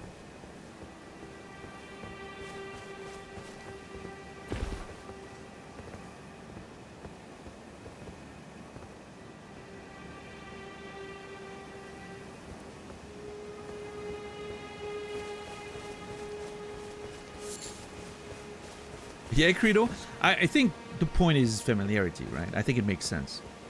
It is an interesting thing, but it makes sense at the same time. Imagine everything you would need to account for. You start taking, like, inventing, like, special gravity and all that. Also, I feel like a lot of fantasy, it kind of sort of implies that it's a different version of Earth long ago or something like that, you know. It's almost the implied notion in fantasy, I think. Oh, I have a little musician over there.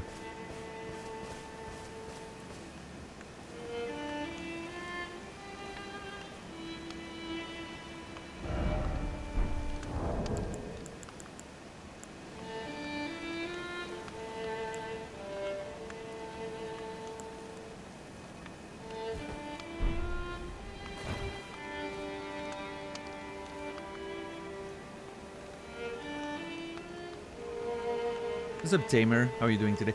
I really wish the ambient music of the area would disappear when there's like a musician like that.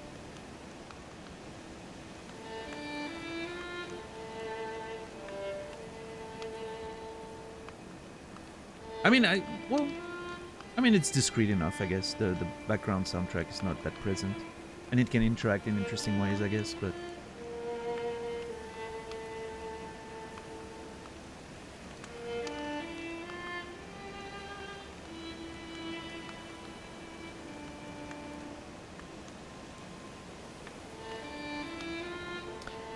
I thought about making games with no basis in reality, but it's actually quite difficult.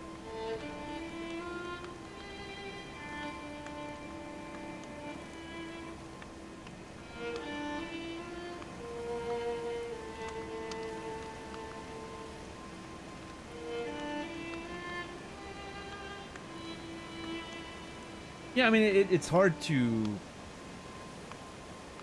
you know, it's hard to come up with something that is not based in reality, right? Because we're bound to it ourselves. Our imagination, our creativity, everything is bound to it. Without getting, of course, in the abstract stuff. Like Tetris works because it's abstract, but here's the thing: Tetris is still based in reality. There's gravity, pieces fall down. The way the pieces are developed is based in math, right? It's like the tetraminos, right? So, I don't know. I don't think it quite counts as not based in reality. Depends how you define that, I guess. But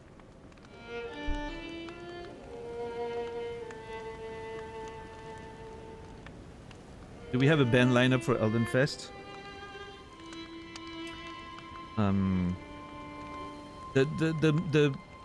The headline is Rodan and the Redmanes.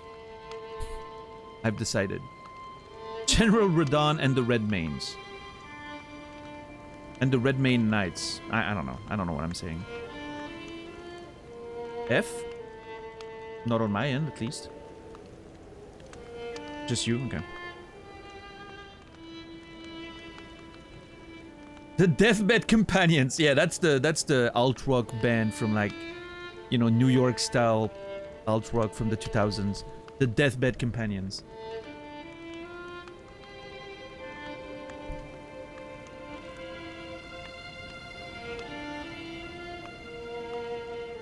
Clearly, this guy is practicing for Elden Fest right there. He has a solo gig on, like, the side stage, you know, the stage that's free outside of the main festival area.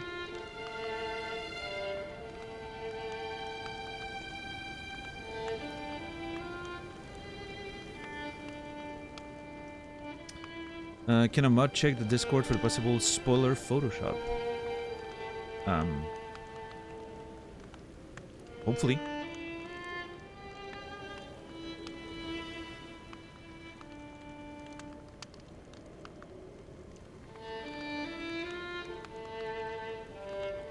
I wish his song was a little longer. Seems okay. Alright. Oh, dear. Nope. Yeah, mate. Hey, terribly sorry. Sorry. Are you here as a customer? Sure. I startled the poor guy. Aw. I didn't want to. Yeah, look at that. A normal halberd. Can be used to press a single enemy with continuous thrusting. Press a single enemy with continuous thrusting. Or swept at groups. Taking advantage of its great reach and cleaving blade, a versatile weapon for any situation.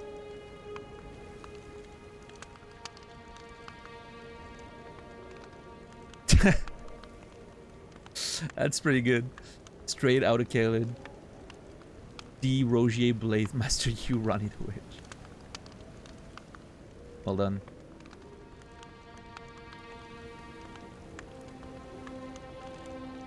Well done.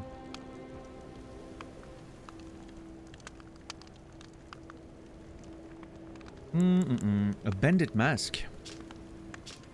Mask of black cloth that covers the mouth, favored by bandits for hiding their faces. Also provides some protection against poison. A note sold by a nomadic merchant. Contains information about flame chariots. Further details are available to paying customers. Sure. Do I already have a mask like this one? Or not? I do not. I'll take a cracked pot and I take a warrior's cookbook. Oh, that's it. I'll get the halberd. I don't think we have one. Yep, new items. Great.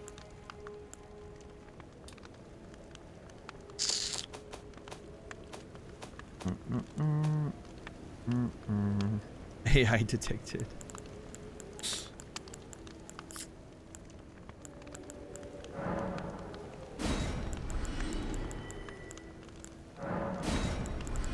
In this case, I wouldn't even be mad about it. It's just for fun, right? Nobody's making money out of this.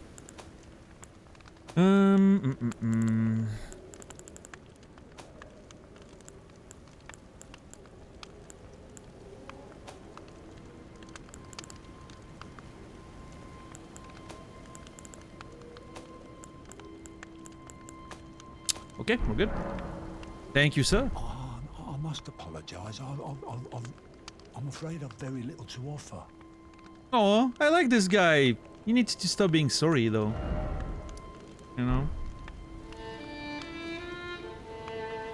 Melody of their song always reminds me of Come Get Her by Ray Srimmerd. I don't think I've heard that song. But I'll believe you.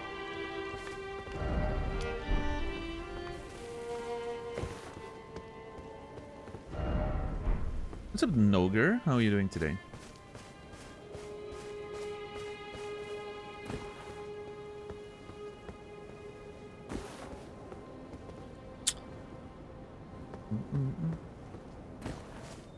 Overheating in New York. That sucks.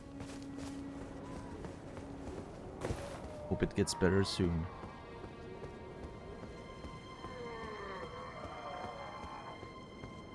Yeah, I guess with all the concrete, I'm sure the city like remains warm even when temperatures go down, right? For a bit.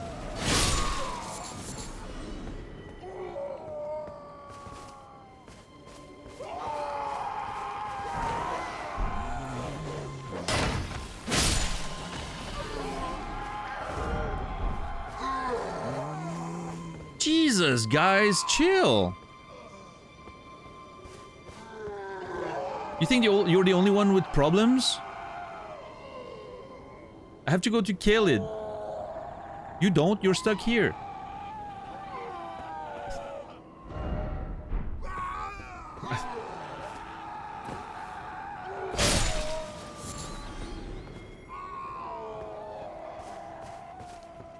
Vocalize your agony, yeah.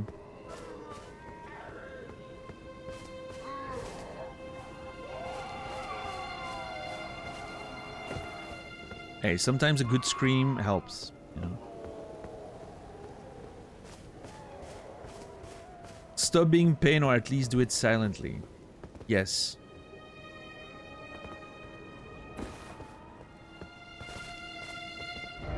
Respect my quietude, please. What's up, J-Stone? How are you doing? Okay, there's the... I need to check back on the... graveyard, but first I think I want to check that area down there. Let's be methodical about this.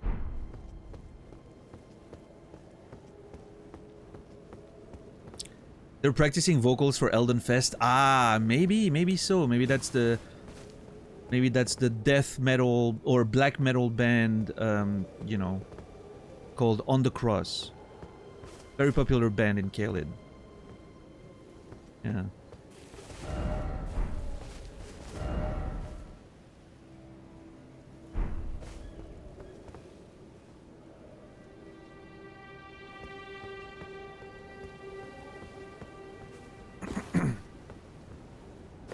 Black metal choir. Yep.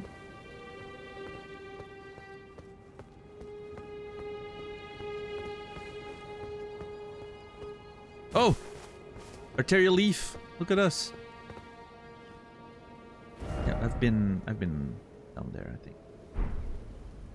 Yep, the shack. Wait. Yep.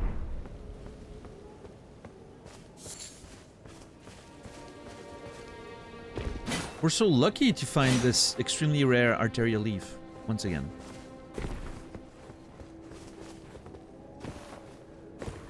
It's interesting. I'm just noticing that now, like, or getting reminded of it. But it's interesting that the people on the crosses are screaming during the night and not during the day.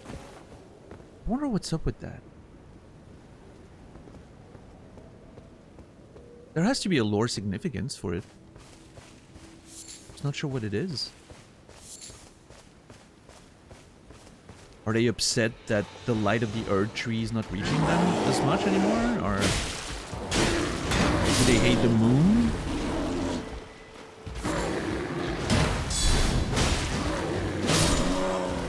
Are they scared of the dark? Like, what's going on there?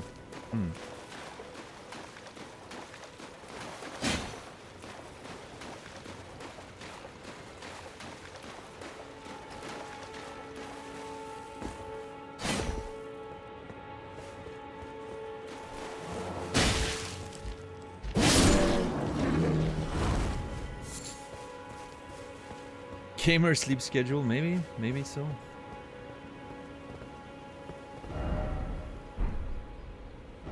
Alright, let's go around this, and then back there, and then down. Yep.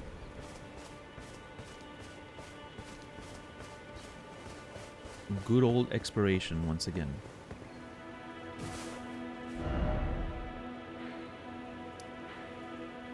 Oh, there's a fort here. Interesting.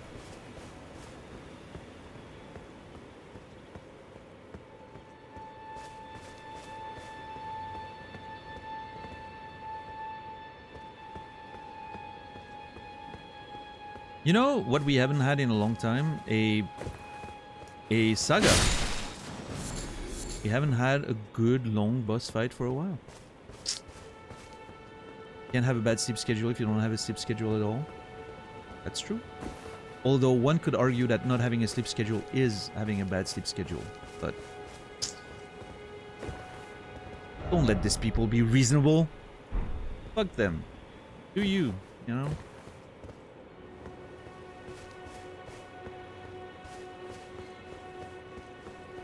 What do reasonable people do for you outside of, you know, killing your buzz?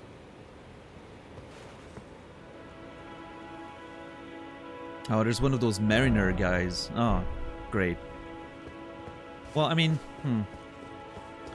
we're quite over-leveled for this area, so I think we should be fine. I don't think he's going to be very threatening. We'll see.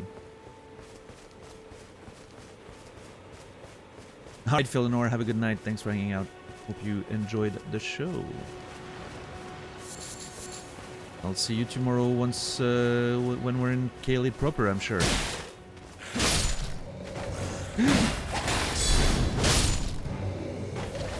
Shit.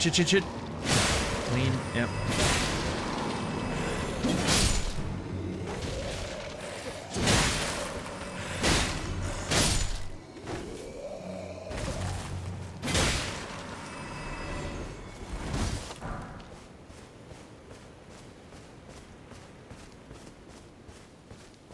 Nothing up here.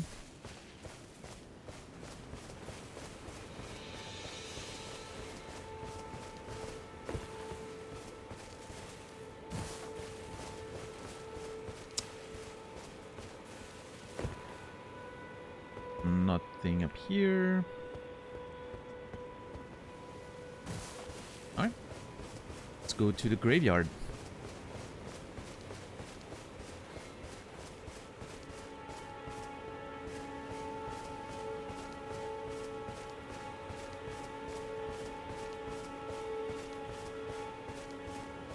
What day is it today? Tuesday? Wednesday. Okay. Oh shit, that means tomorrow's already the last fucking day of the week, stream-wise. God damn it.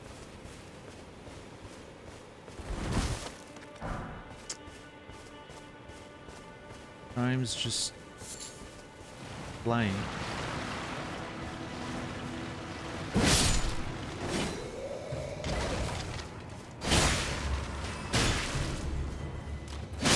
I'm gonna have to confirm with you guys next week, but there's a chance that Wednesday... wait, Wednesday or Thursday? Tuesday, actually. There's a chance that Tuesday's stream next week is not gonna happen.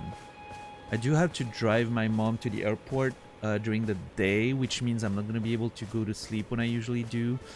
Which means there's potentially a chance that I may have to cancel the stream in the evening, depending on my exhaustion levels and all that. Hopefully not. I would love to be able to stream anyway, but yeah, I'm just warning you that there's a chance that next Tuesday is not gonna happen. But I'll you know, we'll talk about that on like Monday probably,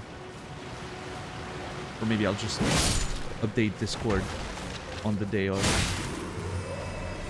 because I don't think I'll know in advance. I'm gonna try to, you know, sleep enough before and after.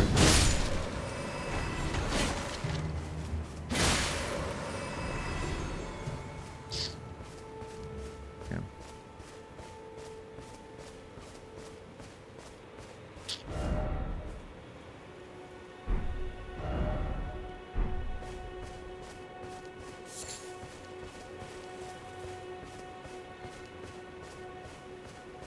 Beautiful fields of Limgrave. Love it.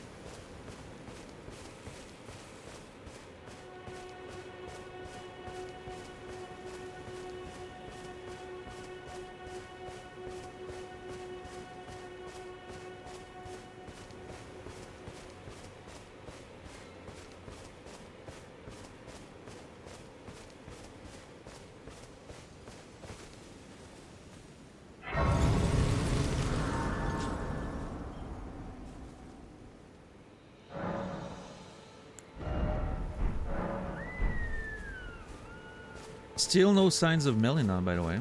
We haven't seen her in so freaking long.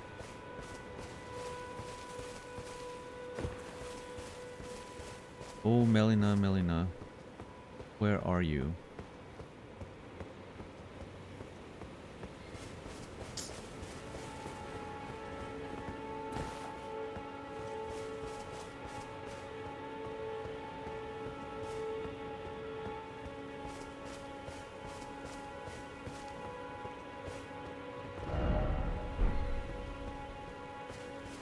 Church. Still maidenless, always. Long distance relationships are tough. They are. I agree. What? That one bird is lucky as hell. that my character apparently is incapable of, you know, swinging a spear in the right direction.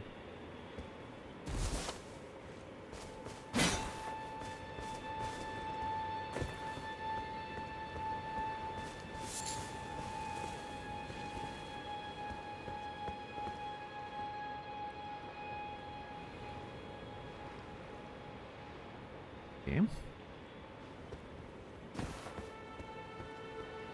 Interesting structure. It's like an old church with like a tree growing inside. Summon Water Village.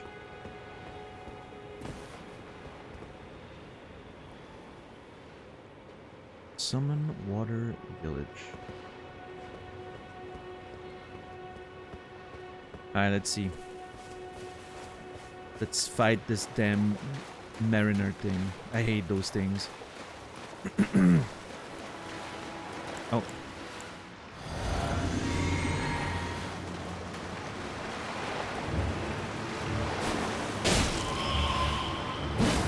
Okay. That thing's still tanky, despite being in a lower area. No, not to toot! No! God damn it.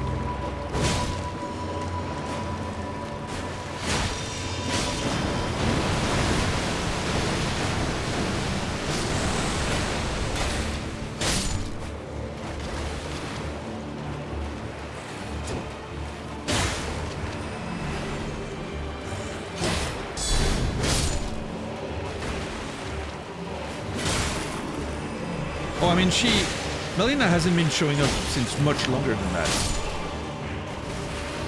I don't remember, I literally do not remember how long Melina, like, I don't remember the last time she showed up. I legit do not remember.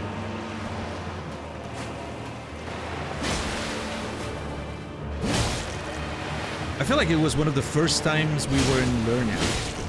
So it's been like a month, almost, stream-wise. Ow. I do remember what she looks like, I think. I would recognize her, right? I wouldn't be able to draw her from memory, I don't think, but I would recognize her. The fuck is that thing? Oh yeah, it's over there.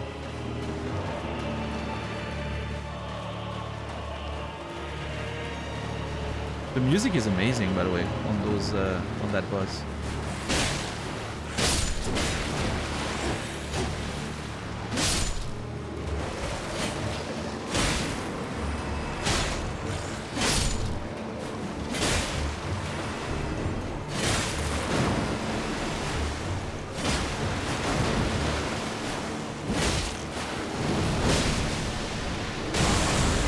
I shielded. What do you mean? No, kill! Thank you.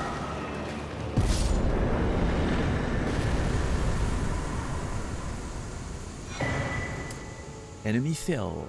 A death root and skeletal militiaman.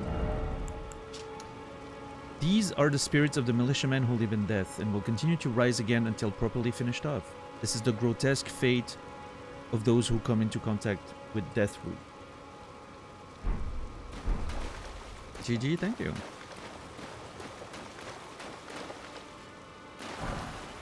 Then it's a different story. You bought the Finger Maiden because Melina didn't show up. I did no such thing. I bought the Finger Maiden puppet, Therolina, from Selvis to free her from the terrible things this guy was probably doing to her, okay? That's the only reason. We gave her freedom. Autonomy.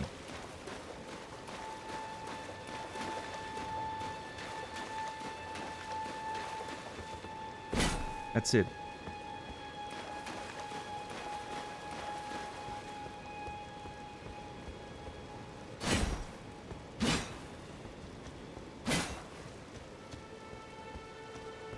That browse emote is getting some mileage for sure, yeah.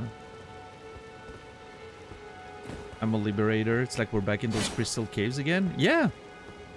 I'm on the right side of history every time. That is the lesson here.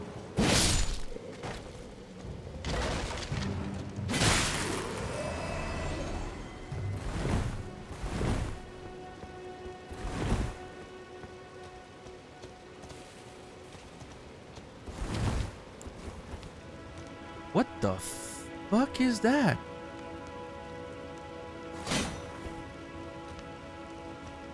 Hold on.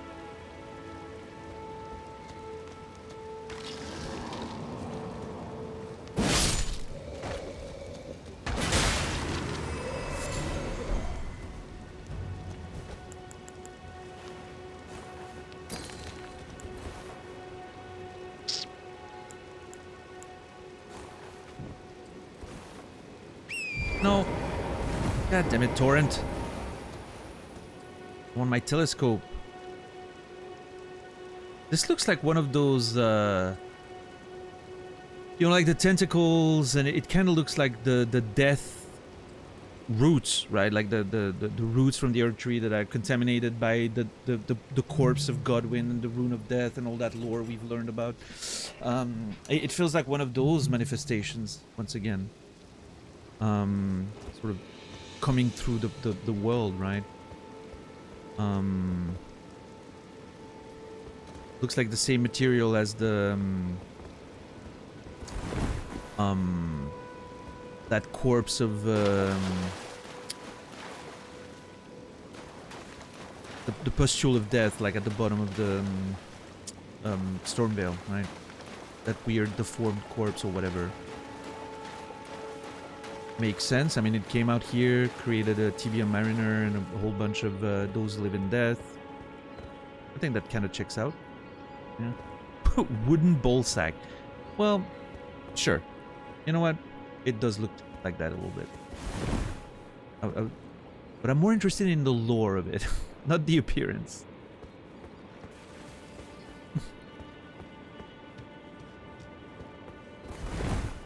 These nuts? Okay.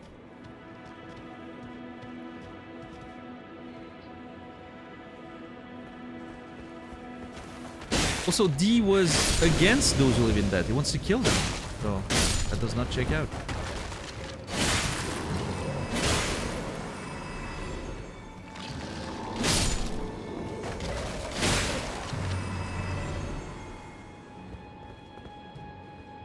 Interesting that there was a dead body here that didn't have an item or anything, I don't think. Did I pick it up? I don't know. I don't think it had anything. Interesting.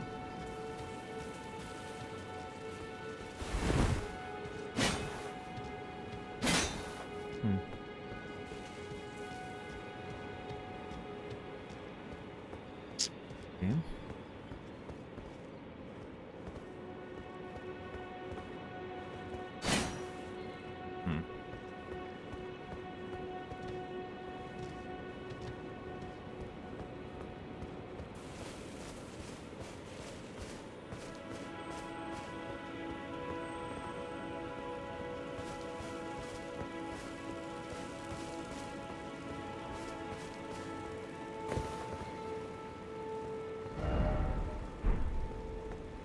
Summon water ruin. Oh, leave me alone, fucking mosquitoes, dude.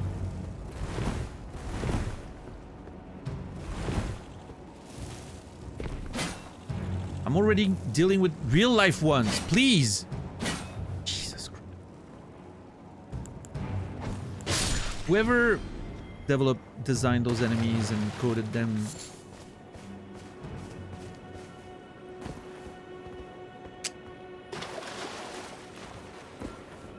I'm not gonna say it,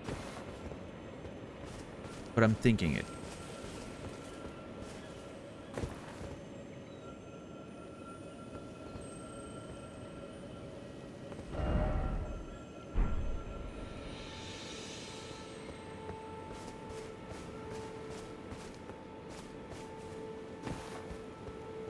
You know, Tixar, I doubt it.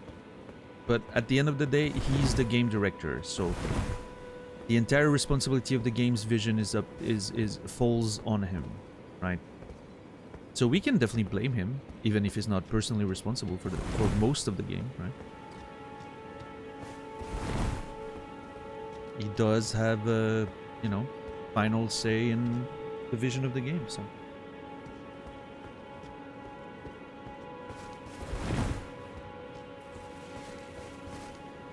Whew.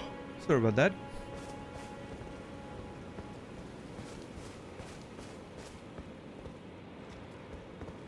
Hey, look at that. Actual secret. Dogs? Yeah, a couple of dogs just hanging out. Yep, let's use one.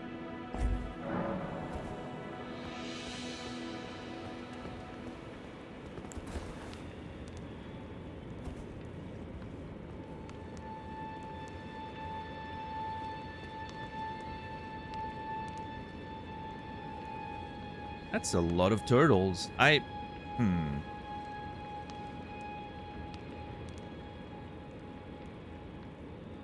That is so weird.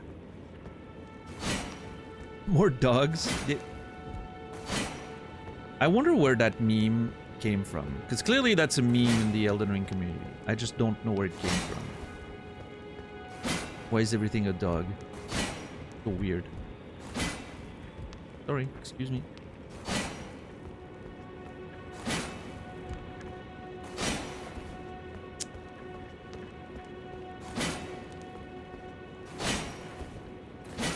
One of the possible words for messages. Ah, right.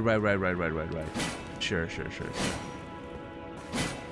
It's funny that dogs is a thing and not turtles, because there's so many of them. Yeah.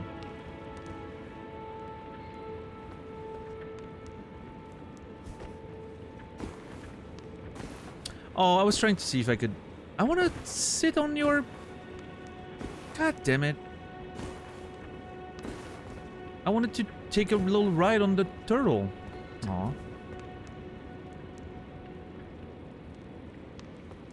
It makes me... Okay, I'm sorry, Chad, but seeing so many turtles down there makes me think I need to kill all of them to see what happens if I do.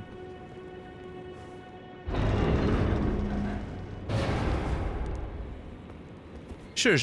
I get that, TJ. What? Guys, it's about science. Dude, please do not teleport me. God, if that thing teleports me to Caelid, I'm gonna laugh and cry. Yeah. Okay, we're good. Green Turtle Talisman. Oh boy. Raises stamina recovery speed. Turtles are known as a nutritious ingredient, symbolic of inexhaustible power. However, those who hold turtles to be wise creatures consider the practice of eating their meat to be barbarous. Oh, I never read that one. Beware the fire monk's chariots bearing the face of the giants. A well-aimed blow to the chimney on top may prove effective, but opportunities for plunging attack will be rare indeed. A well-aimed blow to the chimney on top. Oh, okay. Love that. Do I prefer more stamina regen? Maybe? I don't know. Hold on. How much stamina do we lose? 16? Yeah. What's the speed of recovery? Let's see. Ah, shit. I can't use stamina.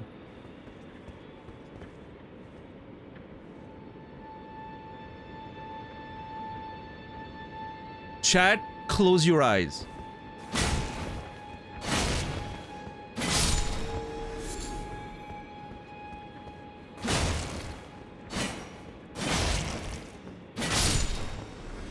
Actually, hold on. I need my hammer. This is not okay. I'm sorry. Listen. This is how you find things in video games. How is it going? Great, Birdbig. How are you?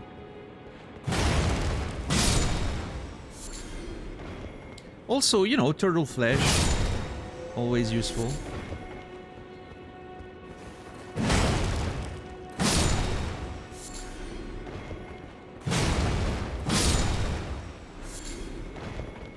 I'm reuniting them with their families.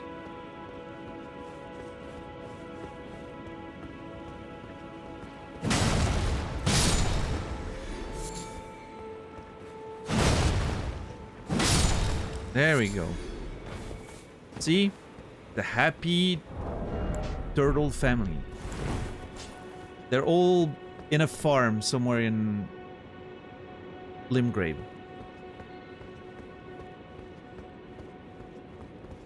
Well, that didn't do anything. It's not evil. I had to know at what cost. I didn't figure out this time and again. I wasn't looking at it. My main goal here was to see if anything would happen if I killed all the turtles. Nothing did.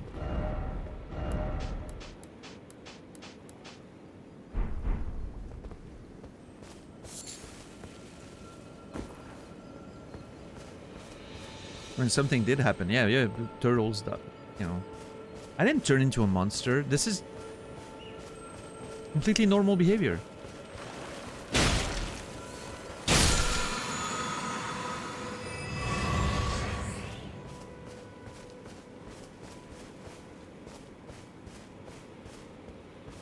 Listen, it won't go to waste. I'm gonna put that turtle flesh to very good use. Trust me. See, temporarily boosts stamina recovery. Bam. Turtle meat. Delicious. Nutritious. Useful. What's up, Cloud? Barbaric. Hey, we all have a lot of adjectives in our vocabulary. It's great. Pat on our backs.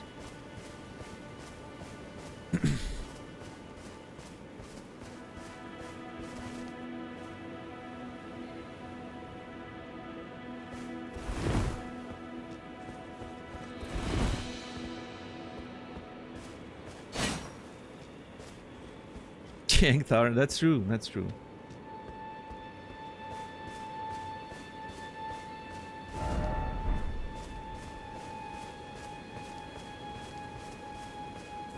Unscrupulous. But scrumptious. Turtles.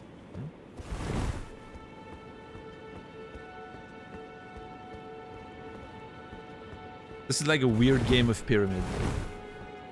You say a bad adjective, I say a good adjective.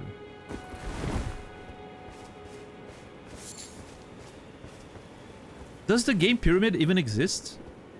Like outside of France? Because I know it because of French TV stations.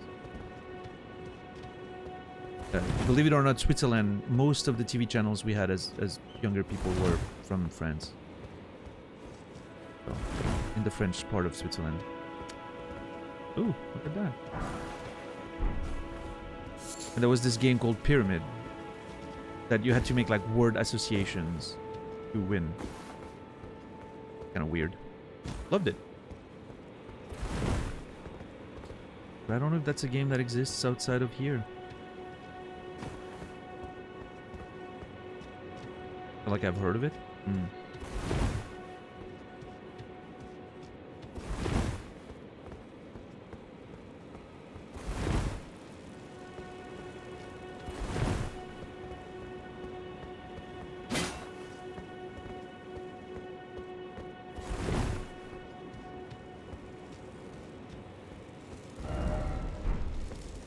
Feels weird that there's nothing really in any of those locations. Oh my god, dude. Dude, I swear to god.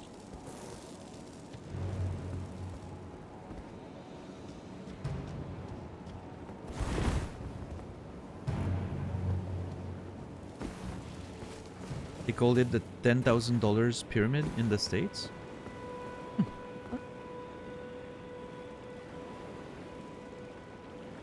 Uh-oh. The sky is reddening. I don't know if that's a word, but I'm making it one. The sky is reddening.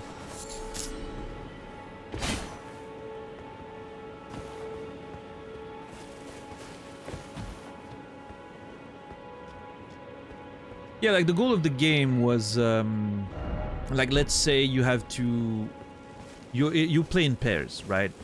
And let's say you get a random word that you need to get the other player to by word associations. And so let's say I get the word turtle, right?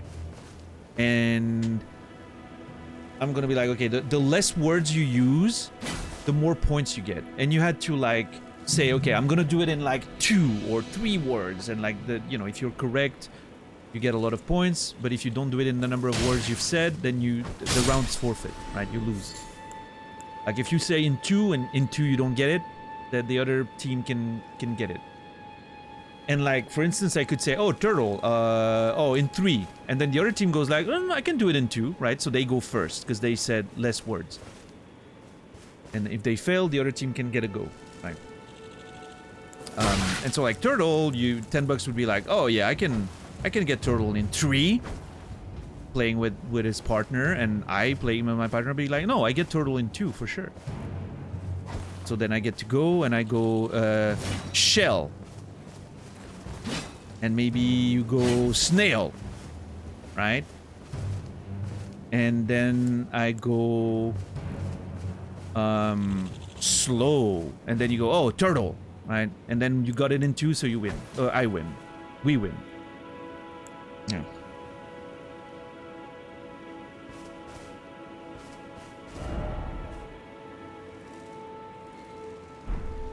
Sounds like a name called Codename, a game called Codenames. Dude, I'm gonna stop caring about those fucking mosquitoes. It's annoying because the dragonfly's materials are actually kind of useful. Codenames owns. Yeah.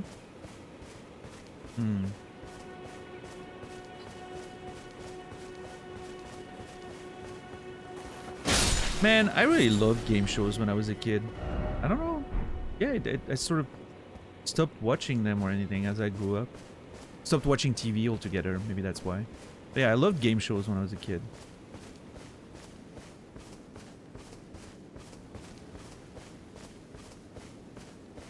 Oh no, the sky is getting red.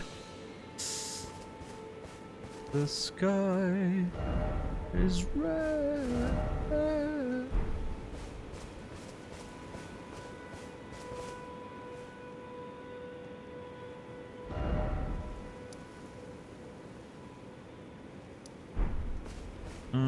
Wait. The Beer Gale Tunnel entrances. I need to check back on that now that we're here. Is that I remember we found like a dungeon where we couldn't go anywhere. Let me I want to double check on that.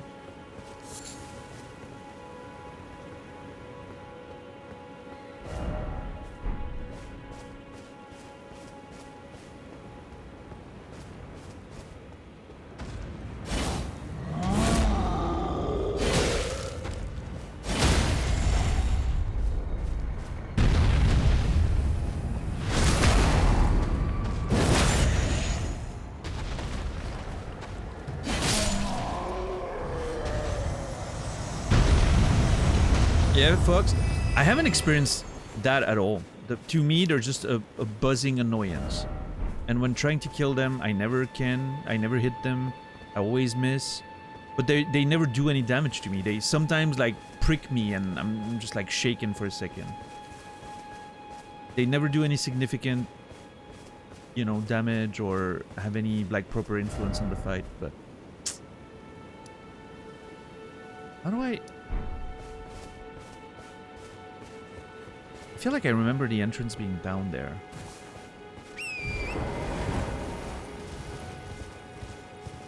Yeah, it's there. What the why is this here?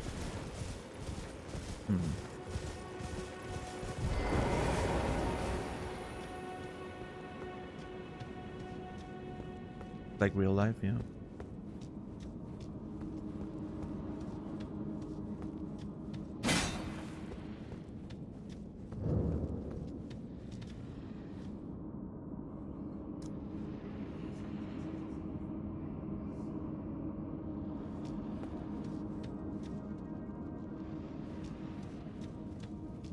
Oh, shit. I was like, hold on.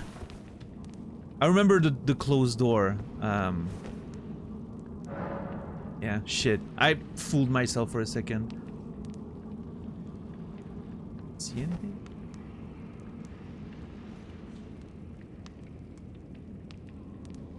I hear something. Something sleeping nearby, that's for sure.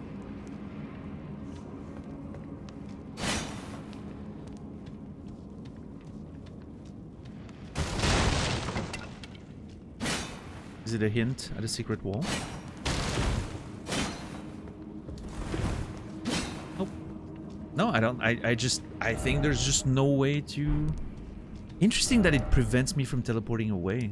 You see that? That's so weird.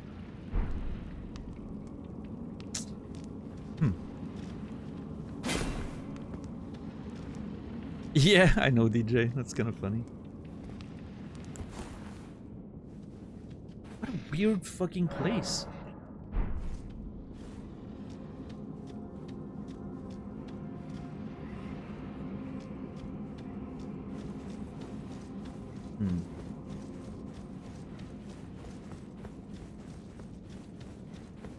Yeah, I can't figure it out.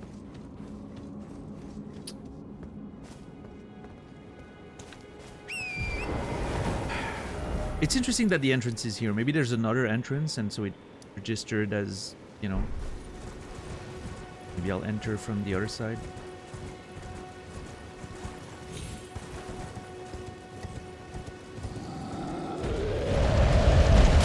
What the fuck, dude? What did I ever do to you?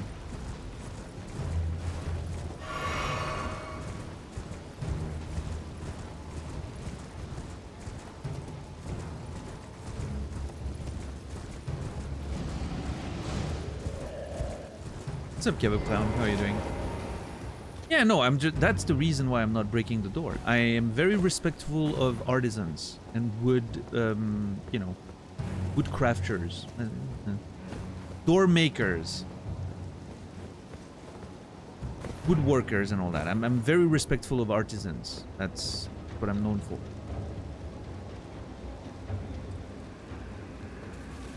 Carpenters, yeah. My father was a carpenter. So, you know. But here, what we call a carpenter here isn't someone who makes a door. Like, a carpenter makes roofs, like, you know, the beams and all that in a roof. It may be a translation thing, like a different vocabulary. Did I take a note of that one?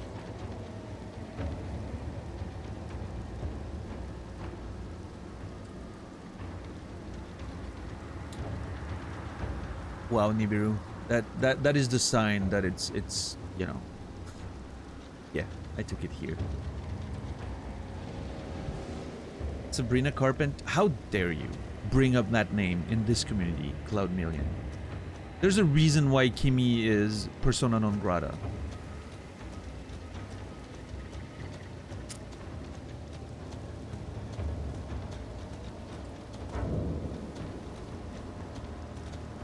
Moldering church. Yeah, what a fucking ray of sunshine you are. Alright, let's try Nightfall, see if there's any weird thing happening here.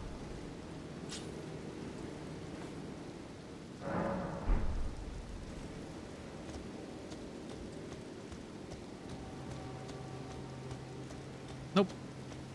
What about Karen Carpenter? Who's that? Karen Carpenter. Oh wait, is that the singer songwriter? Oh yeah, she's great. Love her.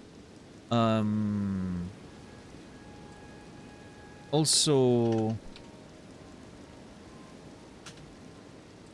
Charisma Carpenter. Big fan. Back in the Buffy days. That was a big teenage crush for young Daniel.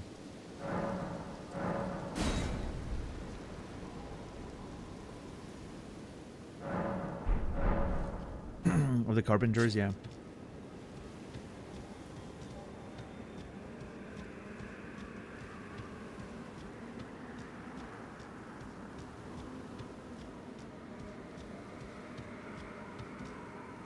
Was an Angel as well. I never watched Angel. I must have seen like a couple episodes when it was airing on TV, but I never actually, you know, sat down and watched it. Unlike Buffy.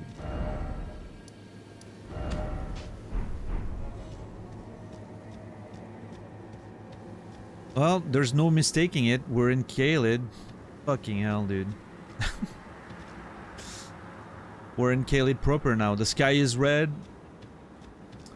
It smells like rot. There's fire everywhere.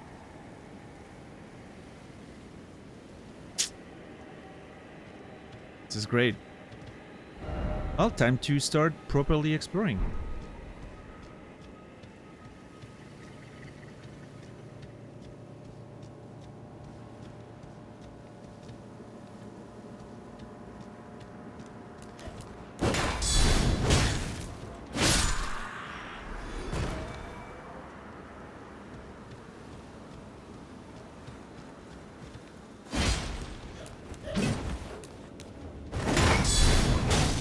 Oh shit. God damn it. So it starts already. I haven't been there 5 minutes, I'm already poisoned.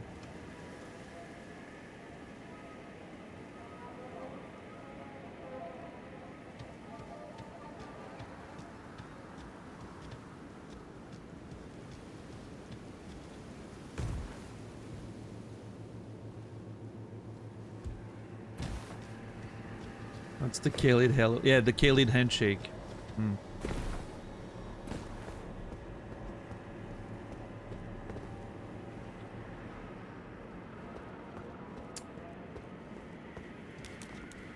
Oh shit! Dude. No, sir. Please.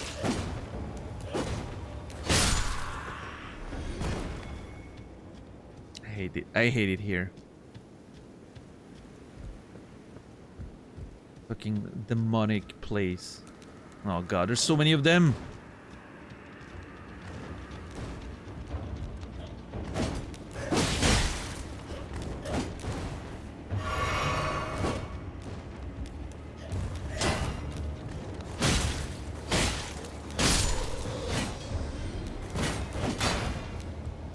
Please aim down. Just aim down. It's not that hard.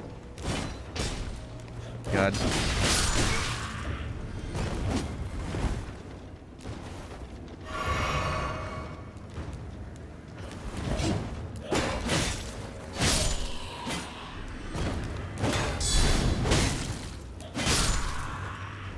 Hey, at least we're doing damage. I don't feel like I'm under-leveled or anything anymore. So, this is good. Or, you know. We're finally exploring Caelid at the right time.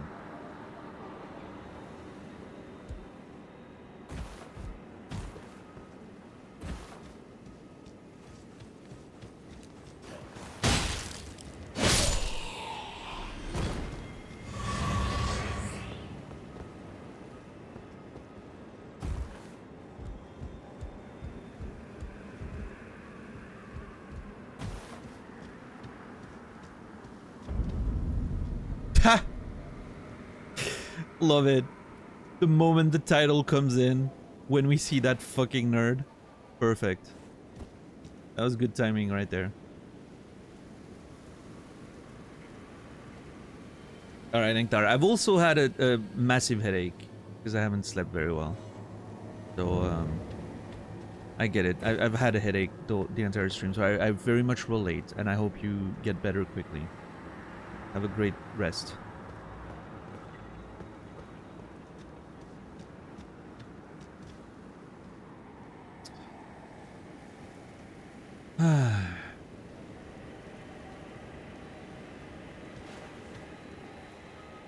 Look at this thing. What the fuck, dude?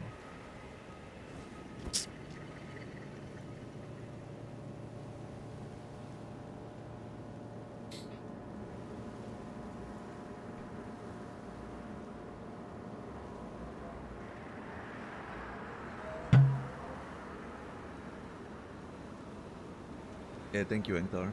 Take care.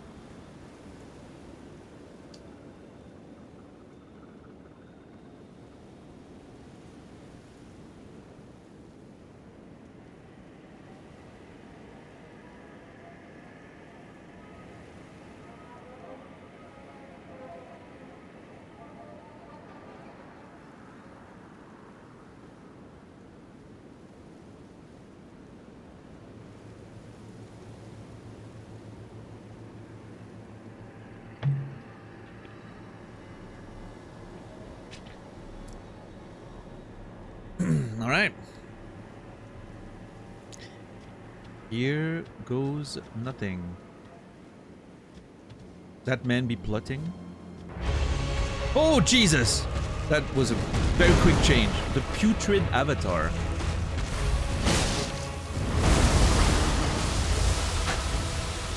What the... Dude, what the fuck? How far is the range on that thing?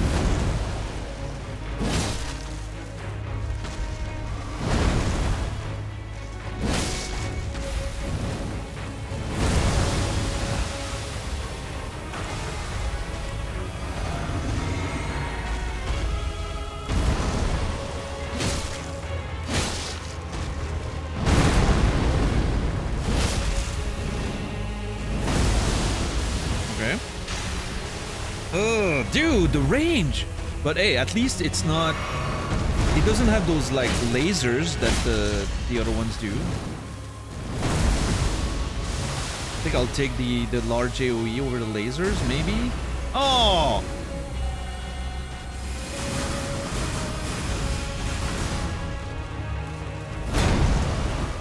You know, game, sometimes you can just let me have one.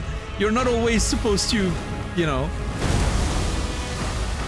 Oh, it only hits the front. I just noticed that it's a narc. It's not an AoE. Okay, that's cool. That's really good to know, actually. Makes a massive difference. Now I can just jump behind. Yep. Oh, that's great. Fantastic.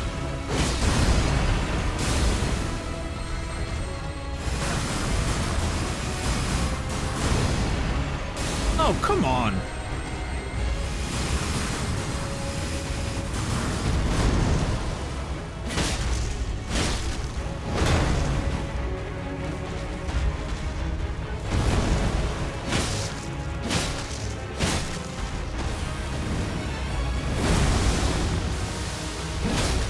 Oh, by the way, Naz, are you listening?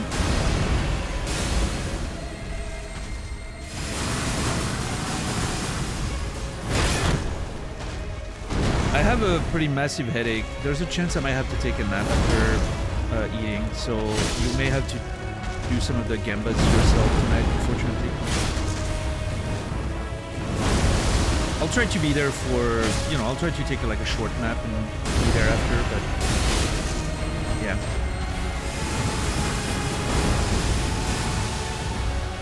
Thank you. What?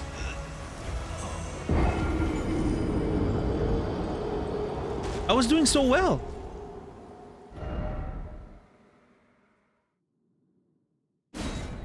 I was doing so well, dude. What happened?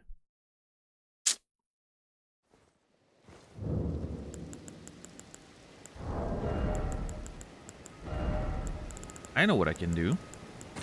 I know fire is good against those the rot, right? That's what we've learned the first time we were in Caelid. I'm gonna, you know, I'm gonna use fire.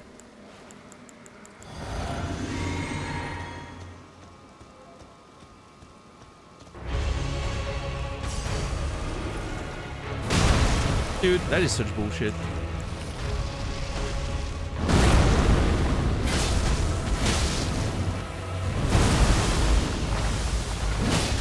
Mr. Berloni, how are you doing?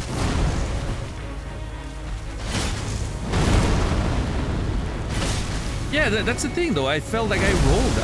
I felt like my roll timing was perfect on that weapon swing. I don't know what happened. I legit don't know. Oh my god, I'm getting... Dude, the damage. Why am I taking... So not only is it building up some fucking like meter, I'm also getting damaged by it, and like massively.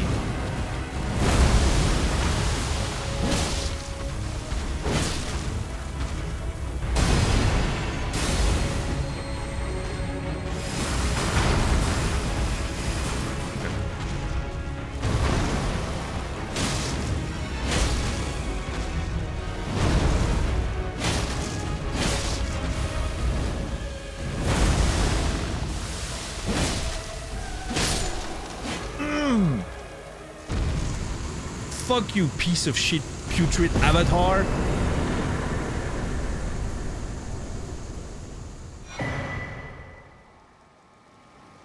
That weapon looming in front of me was very cocky. I mean, you know, I didn't want to waste any of the time you get with the fire, right? Those things are pretty short.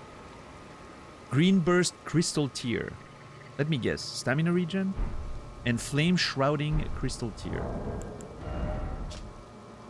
Crystal Tear formed slowly over the ages when the Erdtree's bounty falls to the ground. Can be mixed in the Flask of Wondrous Physique. Resulting concoction temporarily boosts the power of one's fire attack. Well, that's pretty good. Considering we're about to, you know, probably need that a lot. Against all manners of rot. And boost stamina recovery. It's interesting how green is always synonymous with stamina recovery. I think that's pretty funny. Sort of like From Software language that you learn over the course of the few games. Yeah,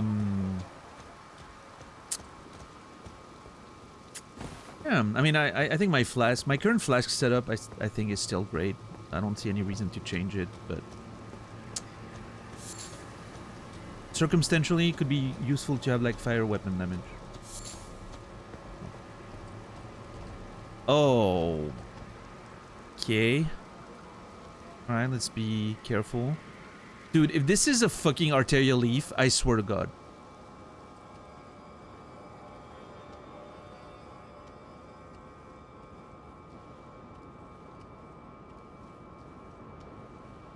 A cracked pod.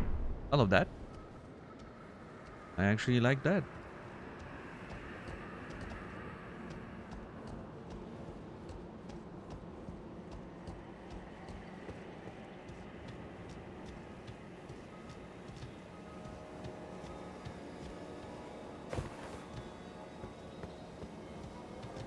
Oh yeah, these nerds. God damn it. I'm not looking forward to going back there.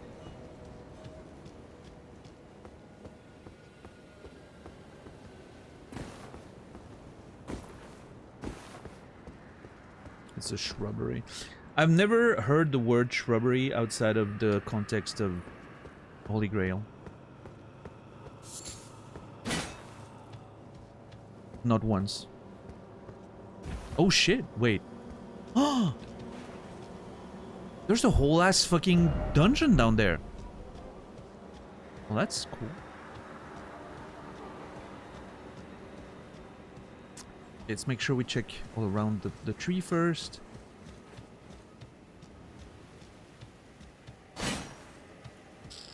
We're good. Dude, that's a well-hidden thing. Like, if you don't really look well, you're not gonna find that one. Catacombs? Question mark? Yep. The Minor Erdtree Catacombs. Aptly named.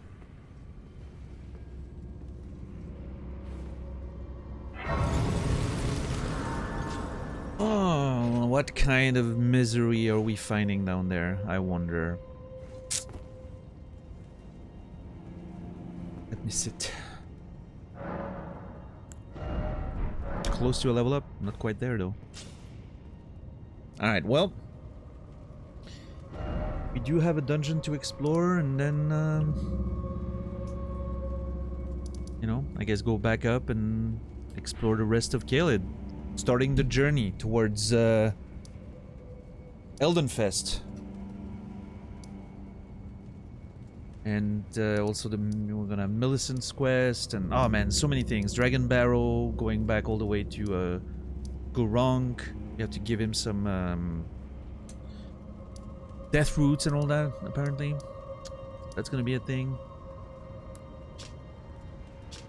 Exciting times ahead. But that, ladies and gentlemen, is a story for tomorrow.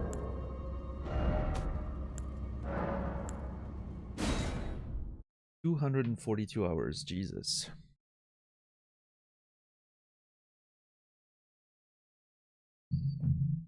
All right, thank you everybody for watching tonight. Thank you for the support and the resubs, the gift subs, follows. Thank you for the lurks and the conversations. I hope everyone had a good time.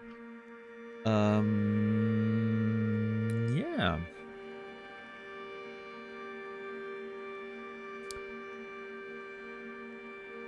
Not have anything too interesting to say right now. Let's see. Let us... We can raid. I'll be back tomorrow, 19 hours from now, 7 p.m. Central European Time, 1 p.m. Eastern, 10 a.m. Pacific. For more adventures of Elden Ring. Join the Discord if you want to get the most reliable live notifications. And if you're a sub, there's a few other channels you can participate in.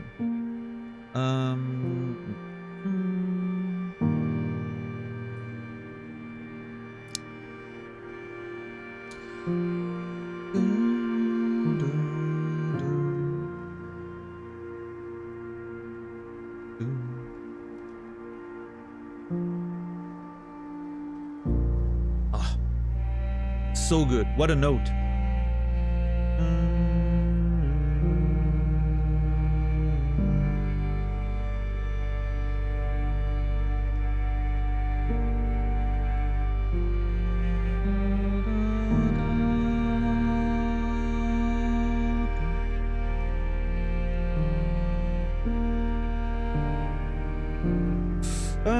I'm gonna raid Grim. She was there earlier. She's playing Hades, which, you know, if you've played Hades, you know what game it is. Let's go give her some support. Pretty fun to watch and listen to. Yeah, let's go enjoy Grim, and yeah, you'll also see me on Naz's channel later tonight after I take a nap for more gambas and all that. So yeah, hope you guys have a great rest of your day, evening, or night. I will see you guys tomorrow, and until then, remember me, and I will remember you.